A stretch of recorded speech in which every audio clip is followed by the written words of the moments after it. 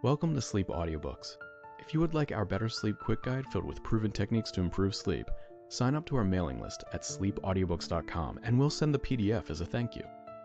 Subscribing and leaving a comment helps this channel more than you know, so please feel free to offer suggestions for future audiobooks or to just say hi. Thank you for listening. We hope you have an excellent night's sleep. This is Sleep Audiobooks.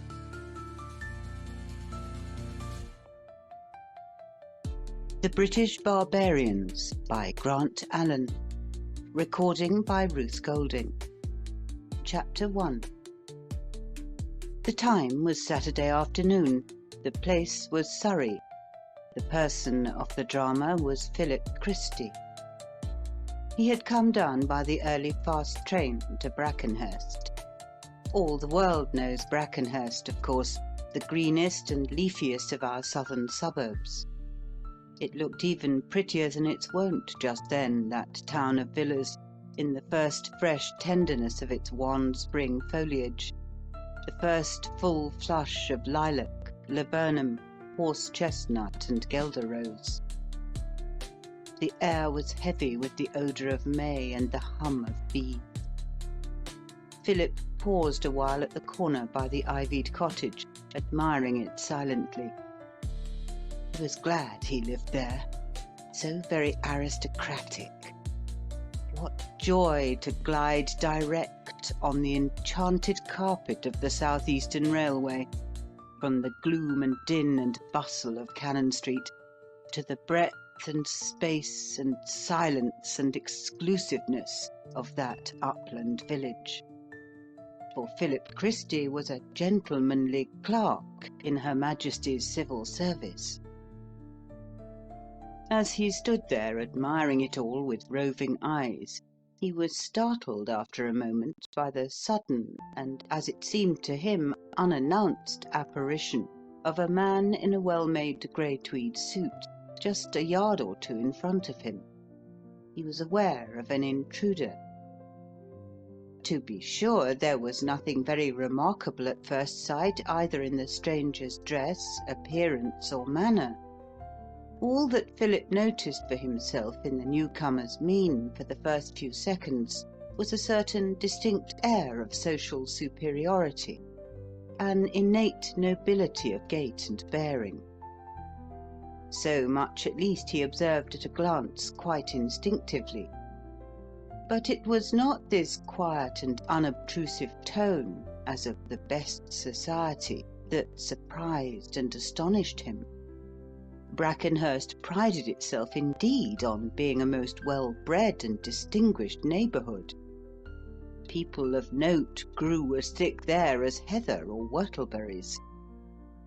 What puzzled him more was the abstruser question where on earth the stranger could have come from so suddenly.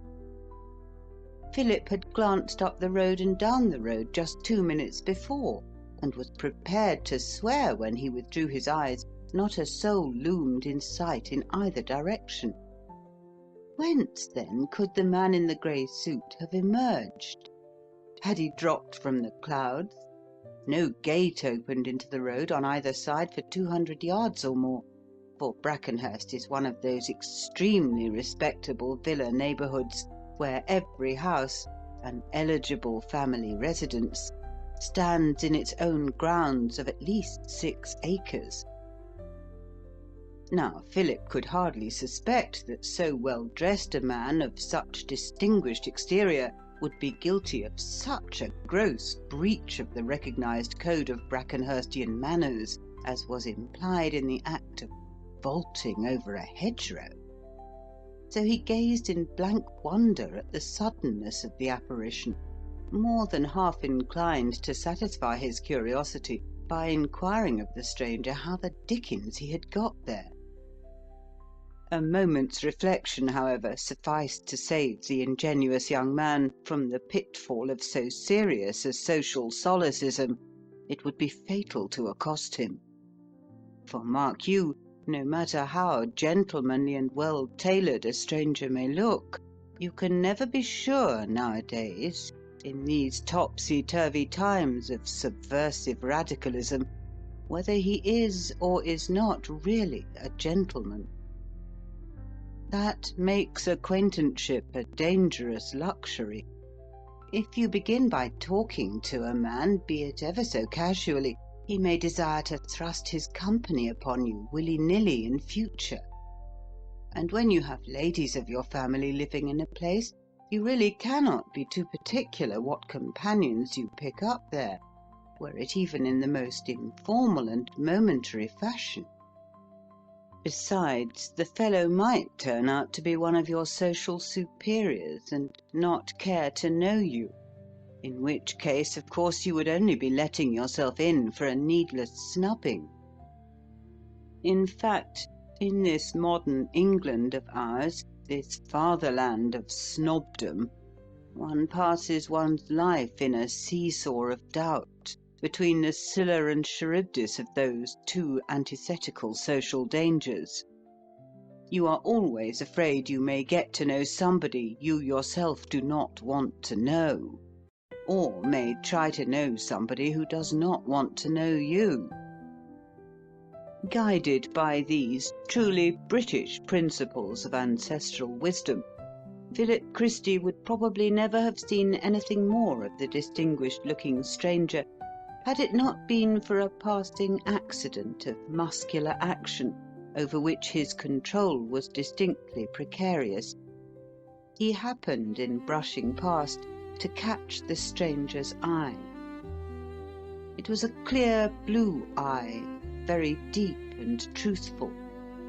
It somehow succeeded in riveting for a second Philip's attention, and it was plain the stranger was less afraid of speaking than Philip himself was, for he advanced with a pleasant smile on his open countenance, and waved one gloveless hand in a sort of impalpable or half-checked salute, which impressed his new acquaintance as a vaguely polite, continental gesture. This affected Philip favourably. The newcomer was a somebody then, and knew his place. For just in proportion as Philip felt afraid to begin conversation himself with an unplaced stranger, did he respect any other man who felt so perfectly sure of his own position that he shared no such middle-class doubts or misgivings. A duke is never afraid of accosting anybody. Philip was strengthened, therefore, in his first idea that the man in the grey suit was a person of no small distinction in society, else surely he would not have come up and spoken with such engaging frankness and ease of manner. "I beg your pardon," the stranger said, addressing him in pure and limpid English, which sounded to Philip like the dialect of the very best circles, yet with some nameless difference of intonation or accent, which certainly was not foreign, still less provincial or Scotch or Irish. It seemed rather like the very purest well of English undefiled Philip had ever heard, only, if anything, a little more so. "I beg your pardon, but I'm a stranger hereabouts, and I should be so very much obliged if you could kindly direct me to any good lodgings." His voice and accent attracted Philip even more now he stood near at hand than his appearance had done from a little distance. It was impossible, indeed, to say definitely in set terms what there was about the man that made his personality and his words so charming. But from that very first minute, Philip freely admitted to himself that the stranger in the grey suit was a perfect gentleman. Nay, so much did he feel it in his ingenuous way, that he threw off at once his accustomed cloak of dubious reserve, and, standing still to think, answered after a short pause, "Well, we've a great many very nice furnished houses about here to let, but not many lodgings. Brackenhurst's a cut above lodgings, don't you know? It's a residential quarter. but I should think Miss Blake's at Heathercliff House would perhaps be just the sort of thing to suit you."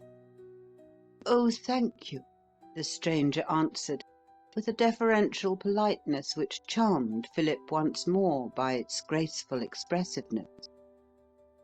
"And could you kindly direct me to them? I don't know my way about at all, you see, as yet, in this country." "With pleasure," Philip replied, quite delighted at the chance of solving the mystery of where the stranger had dropped from. "I'm going that way myself, and can take you past her door. It's only a few steps." "Then you're a stranger in England?" The newcomer smiled a curious self-restrained smile. He was both young and handsome. "Yes, I'm a stranger in your England," he answered gravely, in the tone of one who wishes to avoid an awkward discussion. "In fact, an alien. I only arrived here this very morning." "From the Continent?" Philip inquired, arching his eyebrows slightly. The stranger smiled again. "No, not from the Continent," he replied, with provoking evasiveness. "I thought you weren't a foreigner," Philip continued in a blandly suggestive voice. "That is to say," he went on, after a second's pause, during which the stranger volunteered no further statement, "you speak English like an Englishman." "Do I?" the stranger answered. "Well, I'm glad of that. It'll make intercourse with your Englishmen so much more easy." By this time Philip's curiosity was thoroughly whetted. "But you're not an Englishman, you say?" he asked, with a little natural hesitation. "No, not exactly what you call an Englishman," the stranger replied, as if he didn't quite care for such clumsy attempts to examine his antecedents. "As I tell you, I'm an alien. But we always spoke English at home," he added with an afterthought, as if ready to vouchsafe all the other information that lay in his power. "You can't be an American, I'm sure," Philip went on unabashed, his eagerness to solve the question at issue, once raised, getting the better for the moment of both reserve and politeness. "No, I'm certainly not an American," the stranger answered, with a gentle courtesy in his tone that made Philip feel ashamed of his rudeness in questioning him. "Nor a colonist?" Philip asked once more, unable to take the hint. "Nor a colonist either," the alien replied curtly. And then he relapsed into a momentary silence, which threw upon Philip the difficult task of continuing the conversation. The member of Her Britannic Majesty's Civil Service would have given anything just that minute to say to him frankly, "Well, if you're not an Englishman, and you're not an American, and you're not a colonist, and you are an alien, and yet you talk English like a native, and have always talked it, why, what in the name of goodness do you want us to take you for?" But he restrained himself with difficulty. There was something about the stranger that made him feel by instinct it would be more a breach of etiquette to question him closely than to question anyone he had ever met with. They walked on along the road for some minutes together, the stranger admiring all the way the golden tresses of the laburnum and the rich perfume of the lilac, and talking much as he went of the quaintness and prettiness of the suburban houses. Philip thought them pretty too, or rather important, but failed to see for his own part where the quaintness came in. Nay, he took the imputation as rather a slur on so respectable a neighbourhood, for to be quaint is to be picturesque, and to be picturesque is to be old-fashioned. But the stranger's voice and manner were so pleasant, almost so ingratiating, that Philip did not care to differ from him on the abstract question of a qualifying epithet. After all, there's nothing positively insulting in calling a house quaint, though Philip would certainly have preferred himself to hear the eligible family residences of that aristocratic neighbourhood described in auctioneering phrase as imposing, noble, handsome, or important-looking. Just before they reached Miss Blake's door, the alien paused for a second.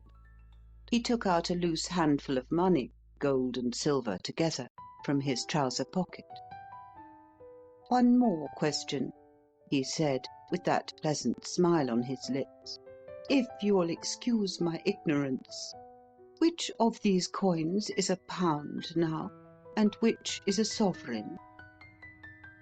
"Why, a pound is a sovereign, of course," Philip answered briskly, smiling the genuine British smile of unfeigned astonishment that anybody should be ignorant of a minor detail in the kind of life he had always lived among. To be sure, he would have asked himself with equal simplicity what was the difference between a 20-franc piece, a Napoleon, and a Louis, or would have debated as to the precise numerical relation between 25 cents and $0.25. But then, those are mere foreign coins, you see, which no fellow can be expected to understand unless he happens to have lived in the country they are used in. The others are British and necessary to salvation. That feeling is instinctive in the thoroughly provincial English nature. No Englishman ever really grasps for himself the simple fact that England is a foreign country to foreigners. If strangers happen to show themselves ignorant of any petty matter in English life, he regards their ignorance as silly and childish, not to be compared for a moment to his own natural unfamiliarity with the absurd practices of foreign nations. The alien, indeed, seemed to have learned beforehand this curious peculiarity of the limited English intellect, for he blushed slightly as he replied, "I know your currency as a matter of arithmetic, of course. 12 pence make 1 shilling, 20 shillings make 1 pound." "Of course," Philip echoed, in a tone of perfect conviction. It would never have occurred to him to doubt for a moment that everybody knew intuitively those beggarly elements of the inspired British monetary system. Though they are singularly awkward units of value for anyone accustomed to a decimal coinage, so unreasonable and illogical, the stranger continued blandly, turning over the various pieces with a dubious air of distrust and uncertainty. "I beg your pardon," Philip said, drawing himself up very stiff and scarcely able to believe his ears. He was an official of Her Britannic Majesty's government and unused to such blasphemy. "Do I understand you to say you consider pounds, shillings, and pence unreasonable?" He put an emphasis on the last word that might fairly have struck terror to the stranger's breast, but somehow it did not. "Why, yes," the alien went on with imperturbable gentleness. "No order or principle, you know, no rational connection, a mere survival from barbaric use, a score and a dozen. The score is 1 man, 10 fingers and 10 toes. The dozen is 1 man with shoes on, fingers and feet together. 12 pence make 1 shilling, 20 shillings 1 pound. How very confusing! And then the nomenclature's so absurdly difficult. Which of these is half a crown, if you please, and which is a florin? And what are their respective values in pence and shillings?" Philip picked out the coins and explained them to him separately. The alien, meanwhile, received the information with evident interest, as a traveller in that vast tract that is called abroad might note the habits and manners of some savage tribe that dwells within its confines, and solemnly wrapped each coin up in paper, as his instructor named it for him, writing the designation and value outside in a peculiarly beautiful and legible hand. "It's so puzzling, you see," he said in explanation, as Philip smiled another superior and condescending British smile at this infantile proceeding. "The currency itself has no congruity or order, and then even these queer unrelated coins haven't for the most part their values marked in words or figures upon them." "Everybody knows what they are," Philip answered lightly, though for a moment, taken aback by the novelty of the idea, he almost admitted in his own mind that to people who had the misfortune to be born foreigners, there was perhaps a slight initial difficulty in this unlettered system. But then you cannot expect England to be regulated throughout for the benefit of foreigners. Though, to be sure, on the one occasion when Philip had visited the Rhine and Switzerland, he had grumbled most consumedly from Ostend to Grindelwald at those very decimal coins which the stranger seemed to admire so much, and had wondered why the deuce Belgium, Germany, Holland, and Switzerland could not agree among themselves upon a uniform coinage. It would be so much more convenient to the British tourist. For the British tourist, of course, is not a foreigner. On the doorstep of Miss Blake's furnished apartments for families and gentlemen, the stranger stopped again. "One more question," he interposed in that same suave voice, "if I'm not trespassing too much on your time and patience. For what sort of term, by the day, month, year, does one usually take lodgings?"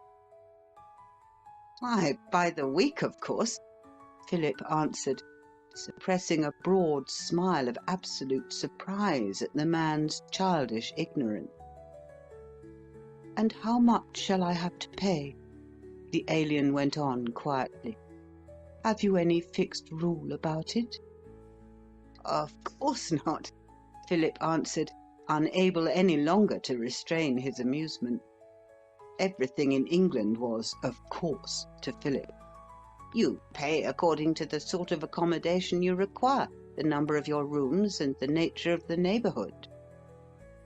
"I see," the alien replied, imperturbably polite, in spite of Philip's condescending manner. "And what do I pay per room in this latitude and longitude?" For 20 seconds Philip half suspected his new acquaintance of a desire to chaff him. But as at the same time the alien drew from his pocket a sort of combined compass and chronometer, which he gravely consulted for his geographical bearings, Philip came to the conclusion he must be either a seafaring man or an escaped lunatic. So he answered him to the point. "I should think," he said quietly, "as Miss Blake's are extremely respectable lodgings in a first-rate quarter and with a splendid view, you'll probably have to pay somewhere about 3 guineas. "3 what?" the stranger interposed, with an inquiring glance at the little heap of coins he still held before him. Philip misinterpreted his glance. "Perhaps that's too much for you," he suggested, looking severe, for if people cannot afford to pay for decent rooms, they have no right to invade an aristocratic suburb and bespeak the attention of its regular residents. "Oh, that's not it," the alien put in, reading his tone aright. "The money doesn't matter to me. As long as I can get a tidy room with sun and air, I don't mind what I pay. It's the guinea I can't quite remember about for the moment. I looked it up, I know, in a dictionary at home, but I'm afraid I've forgotten it. Let me see. It's £21 to the guinea, isn't it? Then I'm to pay about £63 a week for my lodgings. This was the right spirit. He said it so simply, so seriously, so innocently, that Philip was quite sure he really meant it. He was prepared, if necessary, to pay £60-odd a week in rent. Now, a man like that is the proper kind of man for a respectable neighbourhood. He'll keep a good saddle-horse, join the club, and play billiards freely. Philip briefly explained to him the nature of his mistake, pointing out to him that a guinea was an imaginary coin, unrepresented in metal, but reckoned by prescription at 21 shillings. The stranger received the slight correction with such perfect nonchalance that Philip at once conceived a high opinion of his wealth and solvency, and therefore of his respectability and moral character. It was clear that pounds and shillings were all one to him. Philip had been right, no doubt, in his first diagnosis of his queer acquaintance as a man of distinction, for wealth and distinction are practically synonyms in England for one and the same quality, possession of the wherewithal. As they parted, the stranger spoke again, still more at sea. "And are there any special ceremonies to be gone through on taking up lodgings?" he asked quite gravely. "Any religious rites, I mean to say, any puja or so forth? That is," he went on as Philip's smile broadened, "is there any taboo to be removed or appeased before I can take up residence in the apartments?" By this time Philip was really convinced he had to do with a madman, perhaps a dangerous lunatic, so he answered rather testily, "No, certainly not. Absurd! You must see that's ridiculous. You're in a civilized country, not among Australian savages. All you'll have to do is to take the rooms and pay for them. I'm sorry I can't be of any further use to you, but I'm pressed for time today. So now, good morning." As for the stranger, he turned up the path through the lodging-house garden with curious misgivings. His heart failed him. It was 3:30 by mean solar time for that particular longitude. Then why had this young man said so briskly, "Good morning," at 3:30 p.m., as if on purpose to deceive him? Was he laying a trap? Was this some wile and guile of the English medicine men? End of Chapter 1. Chapter 2. Next day was, not unnaturally, Sunday. At 10:30 in the morning, according to his wont, Philip Christy was seated in the drawing-room at his sister's house, smooth silk hat in gloved hand, waiting for Frida and her husband, Robert Monteith, to go to church with him. As he sat there twiddling his thumbs, or beating the devils to two on the red Japanese table, the housemaid entered. "A gentleman to see you, sir," she said, handing Philip a card. The young man glanced at it curiously. A visitor to call at such an early hour, and on Sunday morning, too. How extremely odd. This was really most irregular. So he looked down at the card with a certain vague sense of inarticulate disapproval. But he noticed at the same time it was finer and clearer and more delicately engraved than any other card he had ever yet come across. It bore, in simple, unobtrusive letters, the unknown name, Mr. Bertram Ingledew. Though he had never heard it before, Name and engraving both tended to mollify Philip's nascent dislike.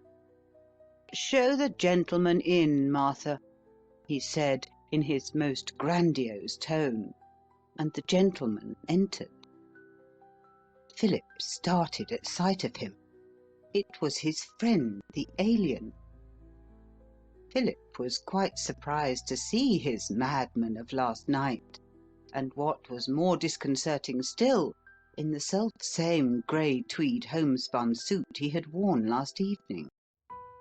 Now, nothing can be more gentlemanly, don't you know, than a grey homespun, in its proper place. But its proper place, Philip Christy felt, was certainly not in a respectable suburb on a Sunday morning. "I beg your pardon," he said frigidly, rising from his seat with his sternest official air, the air he was wont to assume in the anteroom at the office, when outsiders called and wished to interview his chief on important public business. "To what may I owe the honour of this visit?" For he did not care to be hunted up in his sister's house at a moment's notice by a most casual acquaintance, whom he suspected of being an escaped lunatic. Bertram Ingledew, for his part, however, advanced towards his companion of last night with the frank smile and easy bearing of a cultivated gentleman. He was blissfully unaware of the slight he was putting upon the respectability of Brackenhurst by appearing on Sunday in his grey tweed suit. So he only held out his hand as to an ordinary friend, with the simple words, "You were so extremely kind to me last night, Mr. Christy, that as I happen to know nobody here in England, I ventured to come round and ask your advice in unexpected circumstances that have since arisen." When Bertram Ingledew looked at him, Philip once more relented. The man's eye was so captivating. To say the truth, there was something taking about the mysterious stranger, a curious air of unconscious superiority, so that the moment he came near, Philip felt himself fascinated.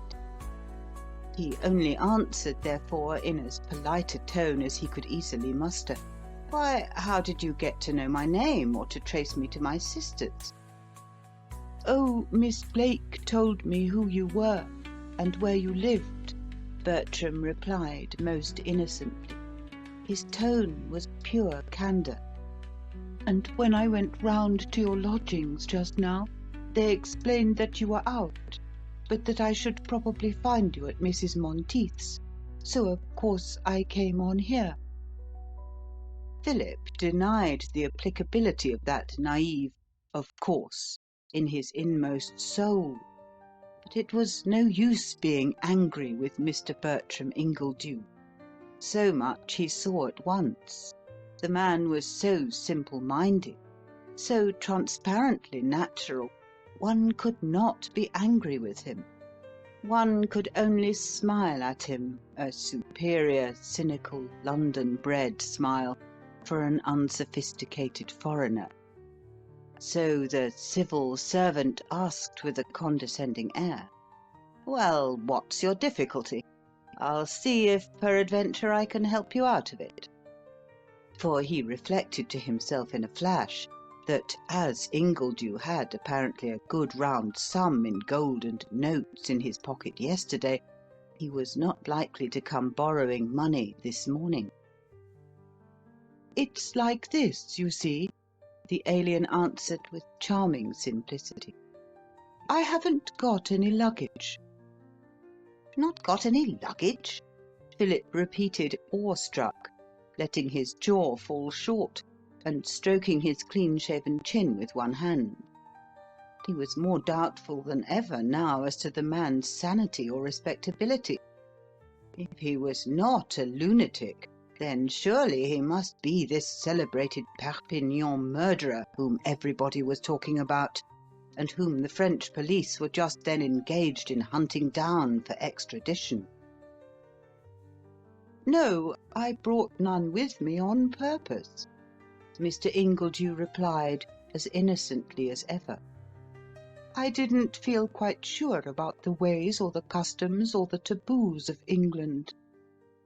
So I had just this one suit of clothes made, after an English pattern of the present fashion, which I was lucky enough to secure from a collector at home. And I thought I'd buy everything else I wanted when I got to London. I brought nothing at all in the way of luggage with me. Not even brush and comb? Philip interposed, horrified.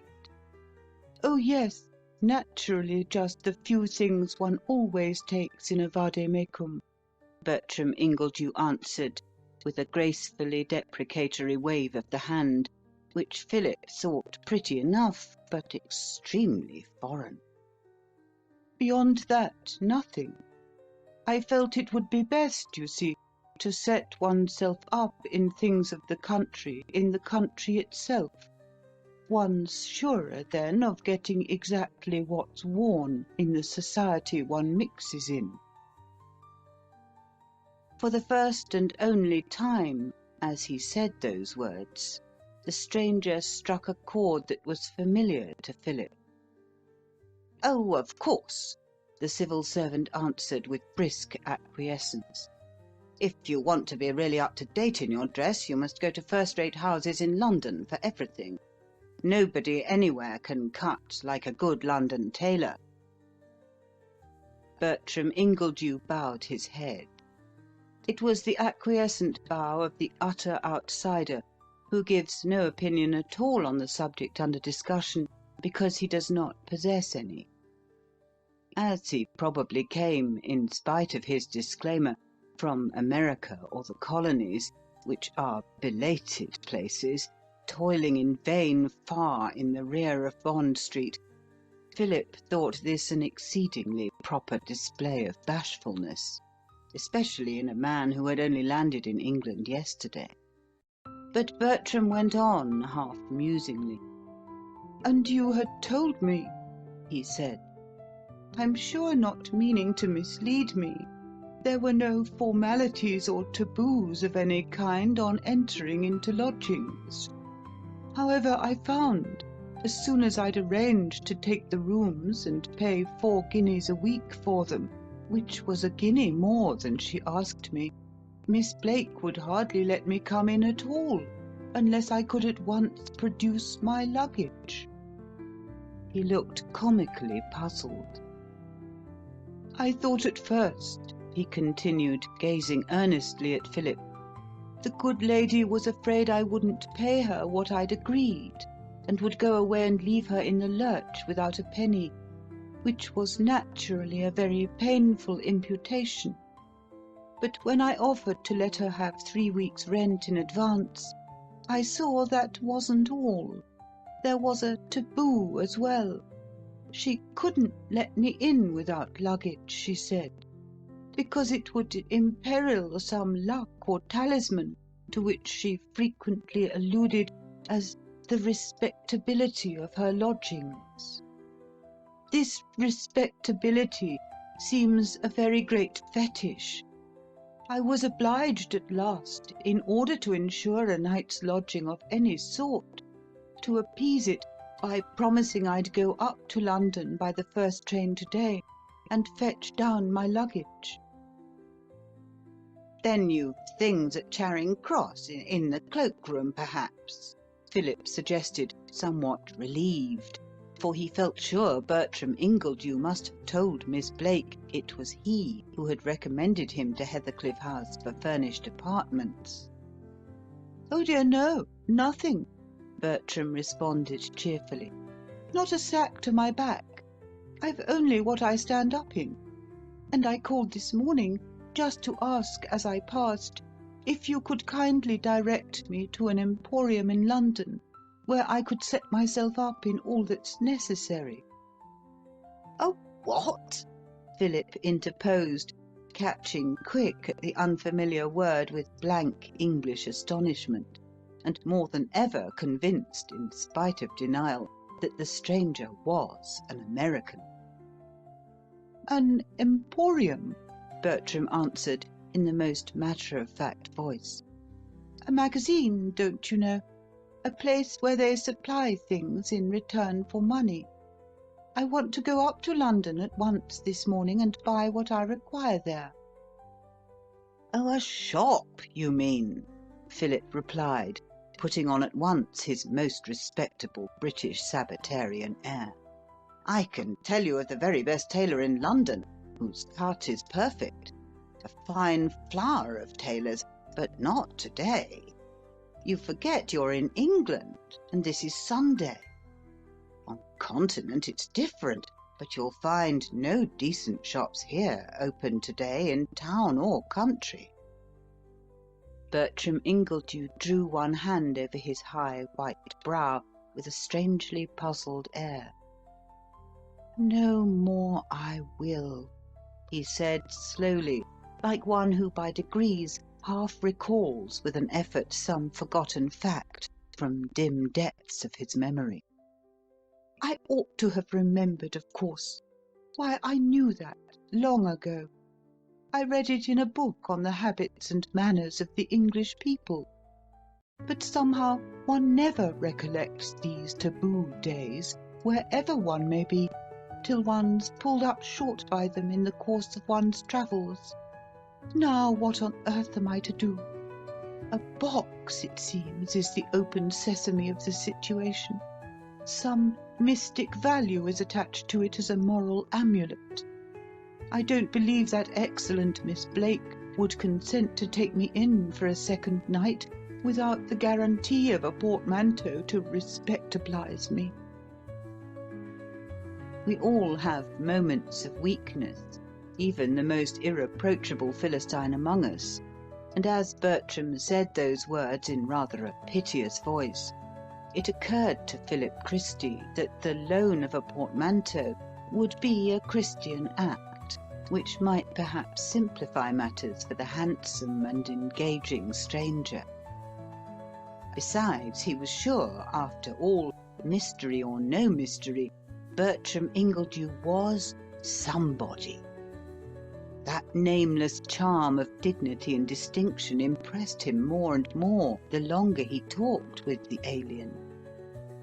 "Well, I think perhaps I could help you," he hazarded after a moment in a dubious tone, though to be sure, if he lent the portmanteau it would be like cementing the friendship for good or for evil, which Philip, being a prudent young man, felt to be in some ways a trifle dangerous. For who borrows a portmanteau must needs bring it back again, which opens the door to endless contingencies.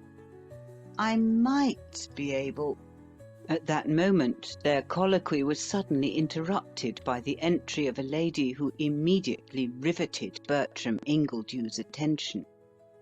She was tall and dark, a beautiful woman, of that riper and truer beauty in face and form that only declares itself as character develops.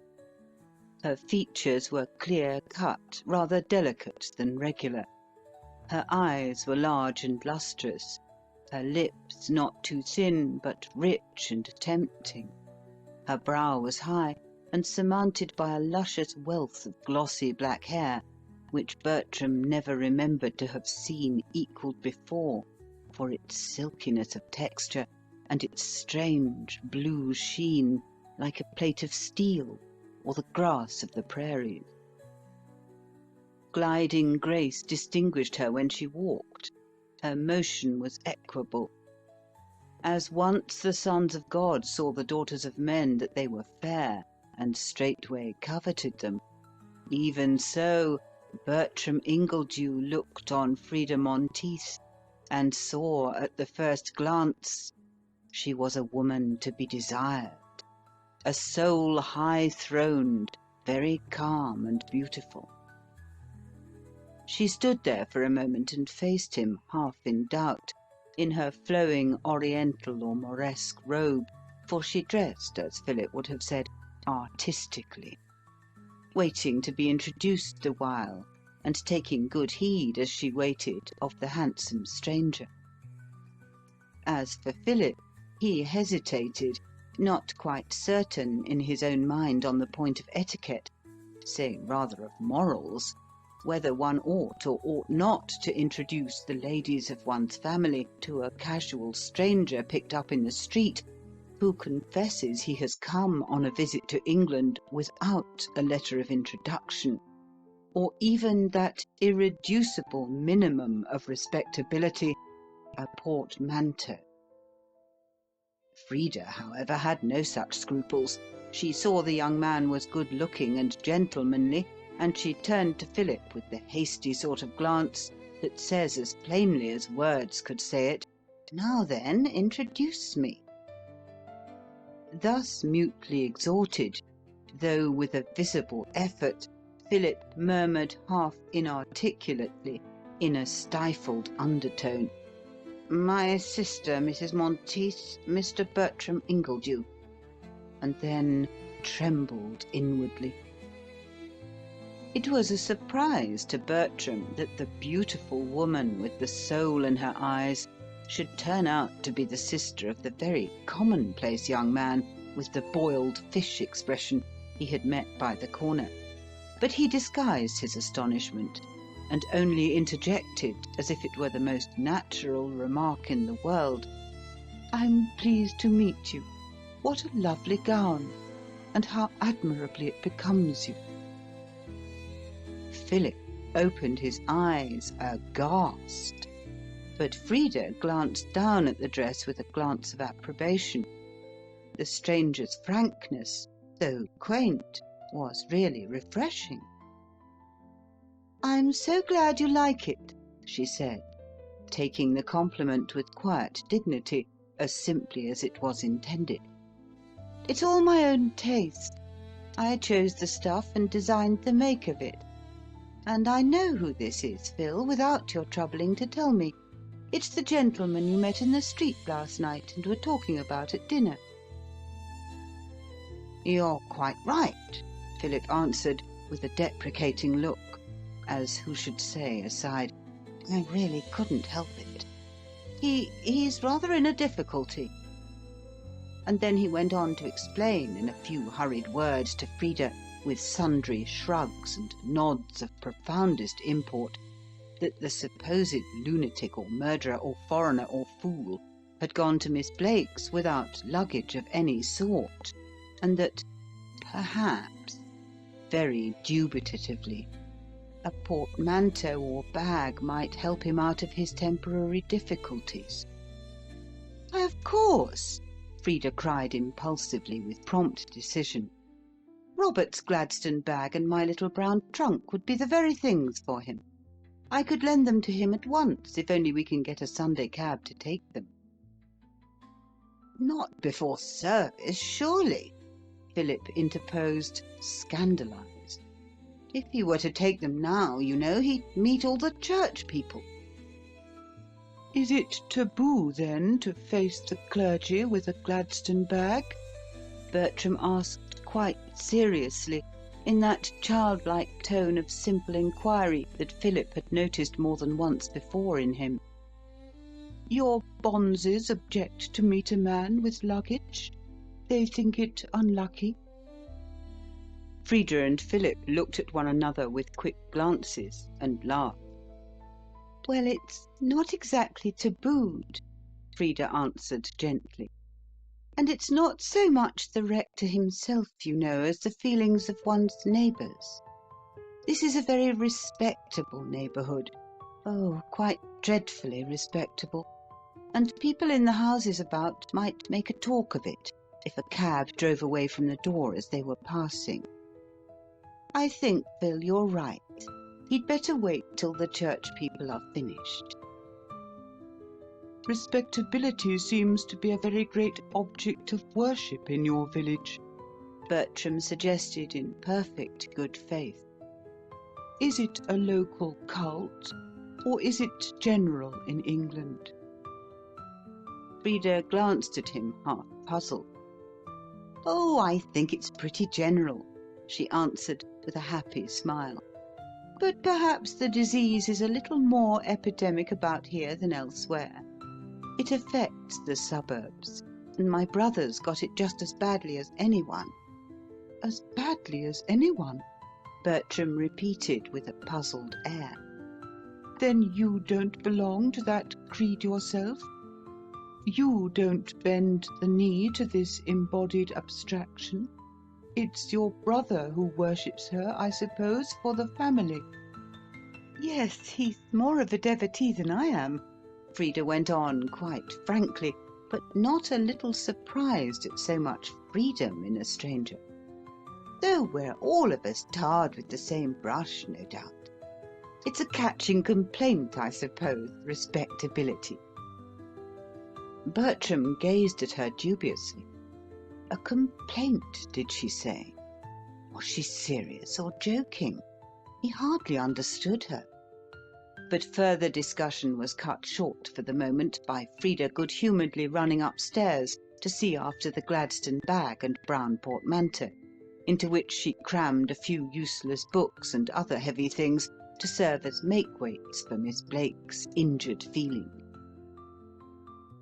"You'd better wait a quarter of an hour after we go to church," she said, as the servant brought these necessaries into the room where Bertram and Philip were seated. "By that time, nearly all the church people will be safe in their seats, and Phil's conscience will be satisfied. You can tell Miss Blake you've brought a little of your luggage to do for today, and the rest will follow from town tomorrow morning." "Oh, how very kind you are!" Bertram exclaimed, looking down at her gratefully. "I'm sure I don't know what I should ever have done in this crisis without you." He said it with a warmth which was certainly unconventional. Frida coloured and looked embarrassed.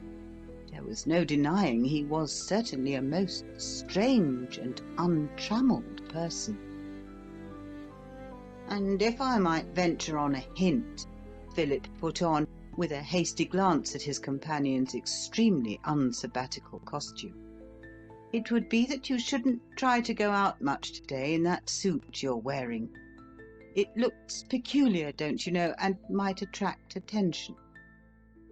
"Oh, is that a taboo, too?" the stranger put in quickly, with an anxious air. "Now, that's awfully kind of you, but it's curious as well, for 2 or 3 people passed my window last night, all Englishmen, as I judged, and all with suits almost exactly like this one, which was copied, as I told you, from an English model." "Last night? Oh, yes," Philip answered. "Last night was Saturday. That makes all the difference. The suit's right enough in its way, of course, very neat and gentlemanly, but not for Sunday. You're expected on Sundays to put on a black coat and waistcoat, you know, like the ones I'm wearing." Bertram's countenance fell. "And if I'm seen in the street like this," he asked, "will they do anything to me? Will the guardians of the peace, the police, I mean, arrest me?" Frida laughed a bright little laugh of genuine amusement.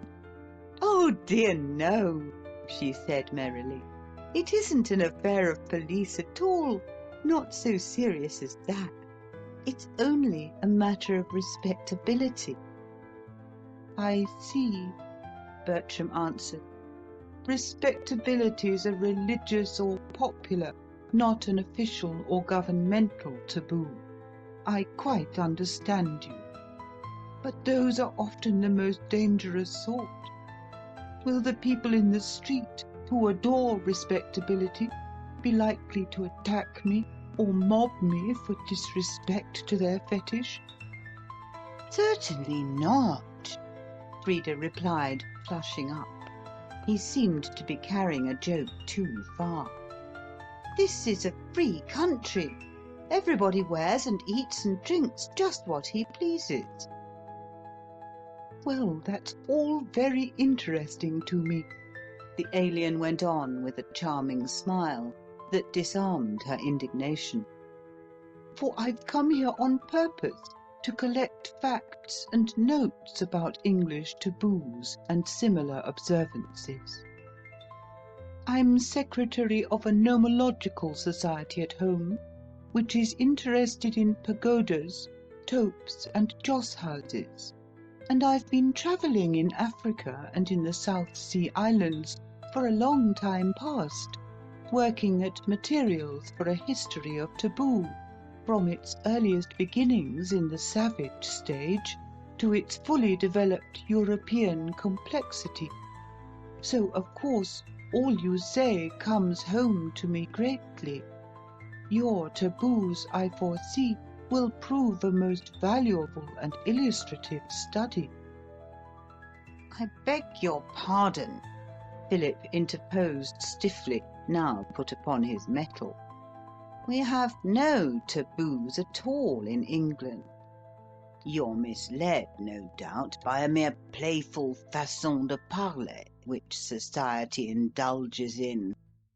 England, you must remember, is a civilized country, and taboos are institutions that belong to the lowest and most degraded savages. But Bertram Ingledew gazed at him in the blankest astonishment. No taboos? He exclaimed, taken aback. Why, I've read of hundreds.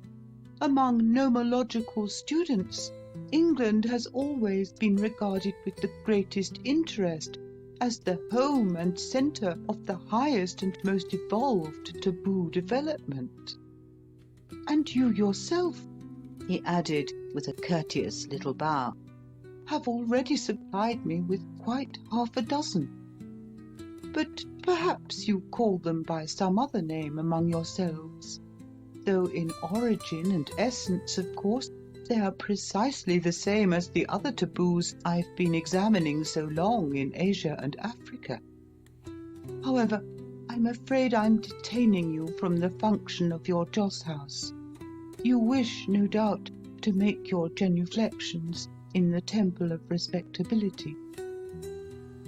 And he reflected silently on the curious fact that the English give themselves by law 52 weekly holidays a year, and compel themselves by custom to waste them entirely in ceremonial observances. End of Chapter 2. Chapter 3. On the way to church, the Monteiths sifted out their new acquaintance. "Well, what do you make of him, Frida?" Philip asked, leaning back in his place with a luxurious air as soon as the carriage had turned the corner. "Lunatic or sharper?" Frida gave an impatient gesture with her neatly gloved hand. "For my part," she answered without a second's hesitation, "I make him neither. I find him simply charming." "That's because he praised your dress," Philip replied, looking wise. "Did ever you know anything so cool in your life? Was it ignorance now, or insolence?" "It was perfect simplicity and naturalness," Frida answered with confidence. "He looked at the dress and admired it, and being transparently naïf, he didn't see why he shouldn't say so. It wasn't at all rude, I thought, and it gave me pleasure." "He certainly has in some ways charming manners," Philip went on more slowly. "He manages to impress one. If he's a madman, which I rather more than half suspect, it's at least a gentlemanly form of madness." "His manners are more than merely charming," Frida answered, quite enthusiastic, for she had taken a great fancy at first sight to the mysterious stranger. "They've such absolute freedom. That's what strikes me most in them. They're like the best English aristocratic manners without the insolence, or the freest American manners without the roughness. He's extremely distinguished. And, oh, isn't he handsome?" "He is good-looking," Philip assented grudgingly. Philip owned a looking-glass, and was therefore accustomed to a very high standard of manly beauty. As for Robert Monteith, he smiled the grim smile of the wholly unfascinated. He was a dour businessman of Scotch descent, who had made his money in palm oil in the city of London, and having married Frida as a remarkably fine woman with a splendid figure to preside at his table, he had very small sympathy with what he considered her high-flown fads and nonsensical fancies. He had seen but little of the stranger, too, having come in from his weekly stroll, or tour of inspection, round the garden and stables, just as they were on the very point of starting for St. Barnabas, and his opinion of the man was in no way enhanced by Frida's enthusiasm. "As far as I'm concerned," he said, with his slow Scotch drawl, inherited from his father, for though London-born and bred, he was still in all essentials a pure Caledonian. "As far as I'm concerned, I haven't the slightest doubt but the man's a swindler. I wonder at you, Frida, that you should leave him alone in the house just now with all that silver. I stepped round before I left, and warned Martha privately not to move from the hall till the fellow was gone, and to call up Cook and James if he tried to get out of the house with any of our property. But you never seemed to suspect him, and to supply him with a bag, too, to carry it all off in. Well, women are reckless. Hallo there, policeman. Stop, Price, one moment. I wish you'd keep an eye on my house this morning. There's a man in there I don't half like the look of. When he drives away in a cab that my boy's going to call for him, just see where he stops, and take care he hasn't got anything my servants don't know about." In the drawing-room, meanwhile, Bertram Ingledew was reflecting, as he waited for the church people to clear away, how interesting these English clothes taboos and day taboos promised to prove, besides some similar customs he had met with or read of in his investigations elsewhere. He remembered how on a certain morning of the year the high priest of the Zapotecs was obliged to get drunk, an act which on any other day in the calendar would have been regarded by all as a terrible sin in him. He reflected how in Guinea and Tonquin, at a particular period once a 12-month, nothing is considered wrong and everything lawful, so that the worst crimes and misdemeanours go unnoticed and unpunished. He smiled to think how some days are tabooed in certain countries, so that whatever you do on them, were it only a game of tennis, is accounted wicked, while some days are periods of absolute licence, so that whatever you do on them, were it murder itself, becomes fit and holy. To him and his people at home, of course, it was the intrinsic character of the act itself that made it right or wrong, not the particular day or week or month on which one happened to do it. What was wicked in June was wicked still in October. But not so among the unreasoning devotees of taboo in Africa or in England. There, what was right in May became wicked in September, and what was wrong on Sunday became harmless or even obligatory on Wednesday or Thursday. It was all very hard for a rational being to understand and explain. But he meant to fathom it all the same to the very bottom, to find out why, for example, in Uganda, whoever appears before the king must appear stark naked, while in England, whoever appears before the Queen must wear a tailor's sword, or a long silk train and a headdress of ostrich feathers.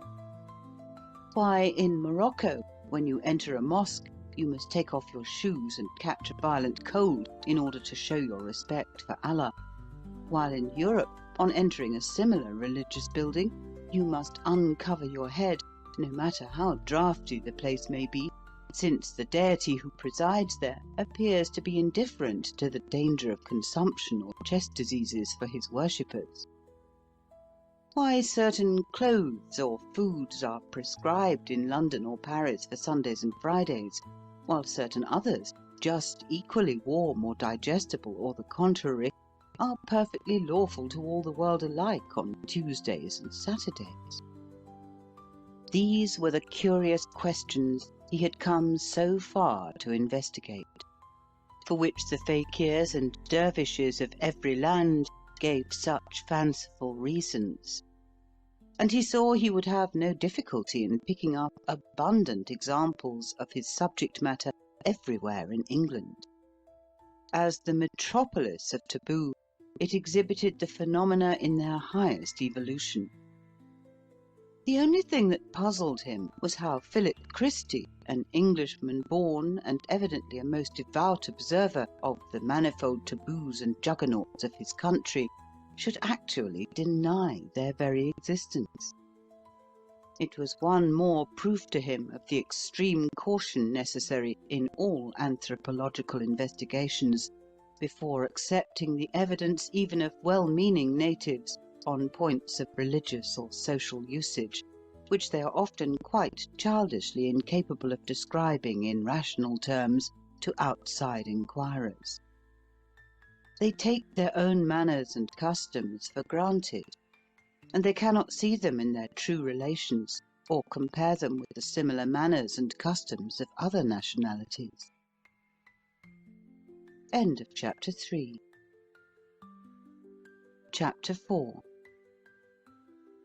Whether Philip Christy liked it or not, the Monteiths and he were soon fairly committed to a tolerably close acquaintance with Bertram Ingledew, for, as chance would have it, on the Monday morning Bertram went up to town in the very same carriage with Philip and his brother-in-law, to set himself up in necessaries of life for a 6 or 8 months' stay in England.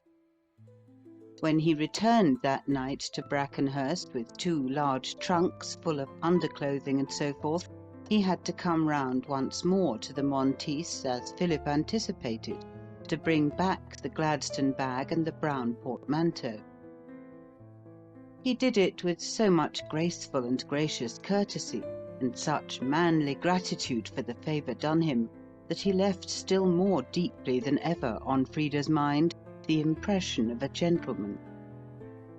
He had found out all the right shops to go to in London, he said, and he had ordered everything necessary to social salvation at the very best tailors, so strictly in accordance with Philip's instructions that he thought he should now transgress no more the sumptuary rules in that matter made and established, as long as he remained in this realm of England.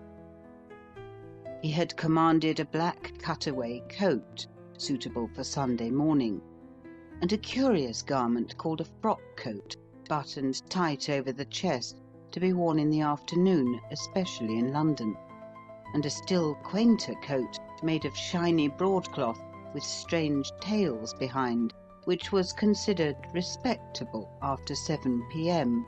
for a certain restricted class of citizens, those who paid a particular impost known as income tax, as far as he could gather from what the tailor told him, though the classes who really did any good in the state, the working men and so forth, seemed exempted by general consent from wearing it. Their dress, indeed, he observed, was, strange to say, the least cared for and evidently the least costly of anybody's.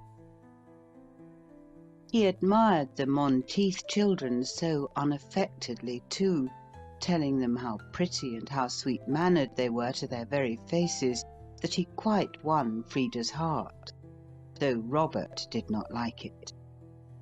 Robert had evidently some deep-seated superstition about the matter, for he sent Mamie, the eldest girl, out of the room at once. She was 4 years old, and he took little Archie, the 2-year-old, on his knee, as if to guard him from some moral or social contagion.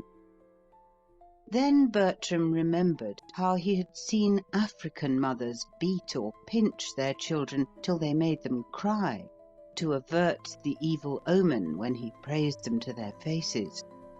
And he recollected, too, that most fetishistic races believe in nemesis, that is to say, in jealous gods, who, if they see you love a child too much, or admire it too greatly, will take it from you or do it some grievous bodily harm, such as blinding it or maiming it, in order to pay you out for thinking yourself too fortunate.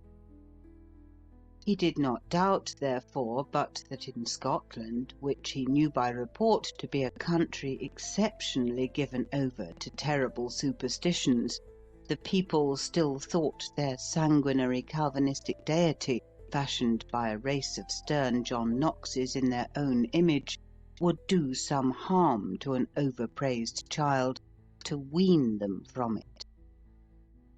He was glad to see, however, that Frida at least did not share this degrading and hateful belief, handed down from the most fiendish of savage conceptions. On the contrary, she seemed delighted that Bertram should pat little Mamie on the head, and praise her sunny smile and her lovely hair, just like her mother's. To Philip, this was all a rather serious matter. He felt he was responsible for having introduced the mysterious alien, however unwillingly, into the bosom of Robert Monteith's family. Now, Philip was not rich, and Frida was supposed to have made a good match of it. That is to say, she had married a man a great deal wealthier than her own upbringing. So Philip, after his kind, thought much of the Monteith connection.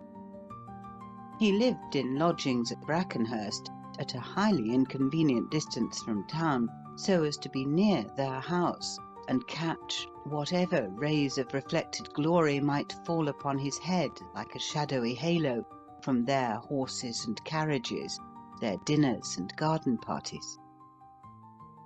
He did not like, therefore, to introduce into his sister's house anybody that Robert Monteith, that moneyed man of oil in the West African trade, might consider an undesirable acquaintance.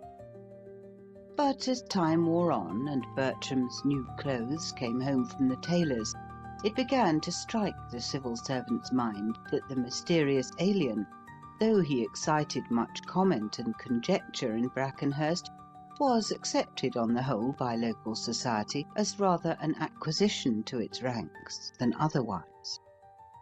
He was well off, he was well dressed, he had no trade or profession, and Brackenhurst, undermanned, hailed him as a godsend for afternoon teas and informal tennis parties. That ineffable air of distinction, as of one royal born, which Philip had noticed at once the first evening they met, seemed to strike and impress almost everybody who saw him. People felt he was mysterious, but at any rate he was someone. And then he had been everywhere except in Europe, and had seen everything except their own society. And he talked agreeably when he was not on to booze. And in suburban towns, don't you know, an outsider who brings fresh blood into the field, who has anything to say we do not all know beforehand, is always welcome. So Brackenhurst accepted Bertram Ingledew before long as an eccentric but interesting and romantic person. Not that he stopped much in Brackenhurst itself. He went up to town every day almost as regularly as Robert Monteith and Philip Christy. He had things he wanted to observe there, he said, for the work he was engaged upon. And the work clearly occupied the best part of his energies. Every night he came down to Brackenhurst with his notebook crammed full of modern facts and illustrative instances. He worked most of all in the East End, he told Frida confidentially. There he could see best the remote results of certain painful English customs and usages he was anxious to study. Still, he often went west, too, for the West End taboos, though not in some cases so distressing as the East End ones, were at times much more curiously illustrative and ridiculous. He must master all branches of the subject alike. He spoke so seriously that after a time Frida, who was just at first inclined to laugh at his odd way of putting things, began to take it all in the end quite as seriously as he did. He felt more at home with her than with anybody else at Brackenhurst. She had sympathetic eyes, and he lived on sympathy. He came to her so often for help in his difficulties that she soon saw he really meant all he said, and was genuinely puzzled, in a very queer way, by many varied aspects of English society. In time the two grew quite intimate together, but on one point Bertram would never give his new friend the slightest information, and that was the whereabouts of that mysterious home he so often referred to. Oddly enough, no one ever questioned him closely on the subject. A certain singular reserve of his, which alternated curiously with his perfect frankness, prevented them from trespassing so far on his individuality. People felt they must not. Somehow, when Bertram Ingledew let it once be felt he did not wish to be questioned on any particular point, even women managed to restrain their curiosity, and he would have been either a very bold or a very insensitive man who would have ventured to continue questioning him any further. So, though many people hazarded guesses as to where he had come from, nobody ever asked him the point-blank question, "Who are you, if you please, and what do you want here?" The alien went out a great deal with the Monteiths. Robert himself did not like the fellow, he said. One never quite knew what the deuce he was driving at. But Frida found him always more and more charming, so full of information, while Philip admitted he was excellent form and such a capital tennis player.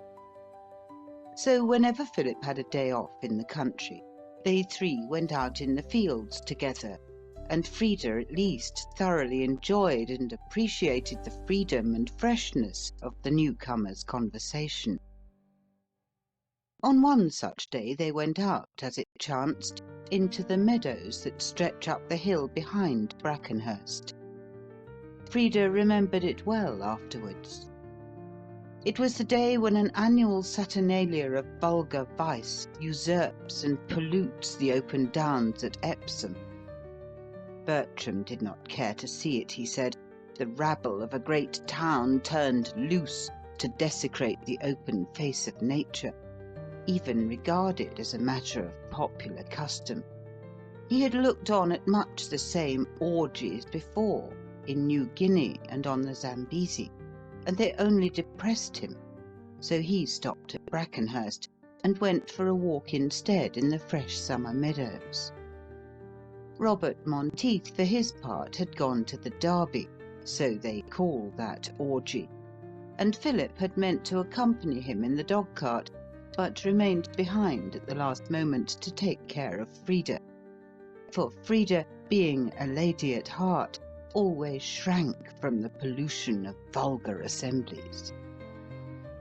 As they walked together across the lush green fields, thick with campion and yellow rattle, they came to a dense copse with a rustic gate, above which a threatening notice-board frowned them straight in the face, bearing the usual selfish and anti-social inscription, "Trespassers will be prosecuted." "Let's go in here and pick orchids," Bertram suggested, leaning over the gate. "Just see how pretty they are. The scented white butterfly. It loves moist bogland. Now, Mrs. Monteith, wouldn't a few long sprays of that lovely thing look charming on your dinner table?" "But it's preserved," Philip interposed with an awe-struck face. "You can't go in there. It's Sir Lionel Longden's, and he's awfully particular." "Can't go in there? Oh, nonsense!"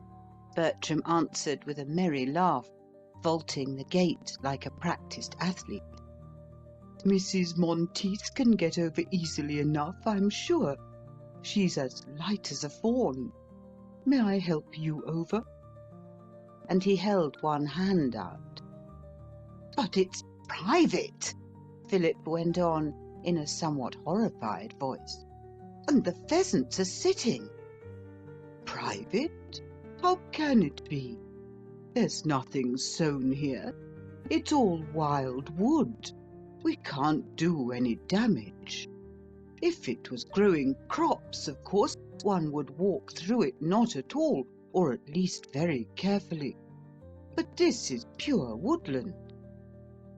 Are the pheasants tabooed, then? Or why mayn't we go near them?"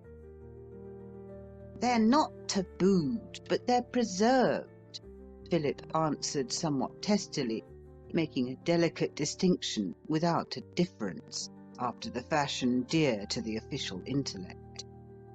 "This land belongs to Sir Lionel Longden, I tell you, and he chooses to lay it all down in pheasants. He bought it and paid for it, so he has a right, I suppose, to do as he likes with it." "That's the funniest thing of all about these taboos," Bertram mused as if half to himself. "The very people whom they injure and inconvenience the most, the people whom they hamper and cramp and debar, don't seem to object to them, but believe in them and are afraid of them. In Samoa, I remember, certain fruits and fish and animals and so forth were tabooed to the chiefs, and nobody else ever dared to eat them. They thought it was wrong, and said if they did, some nameless evil would at once overtake them.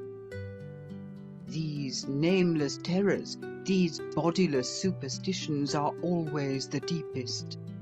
People fight hardest to preserve their bogies. They fancy some appalling unknown dissolution would at once result from reasonable action.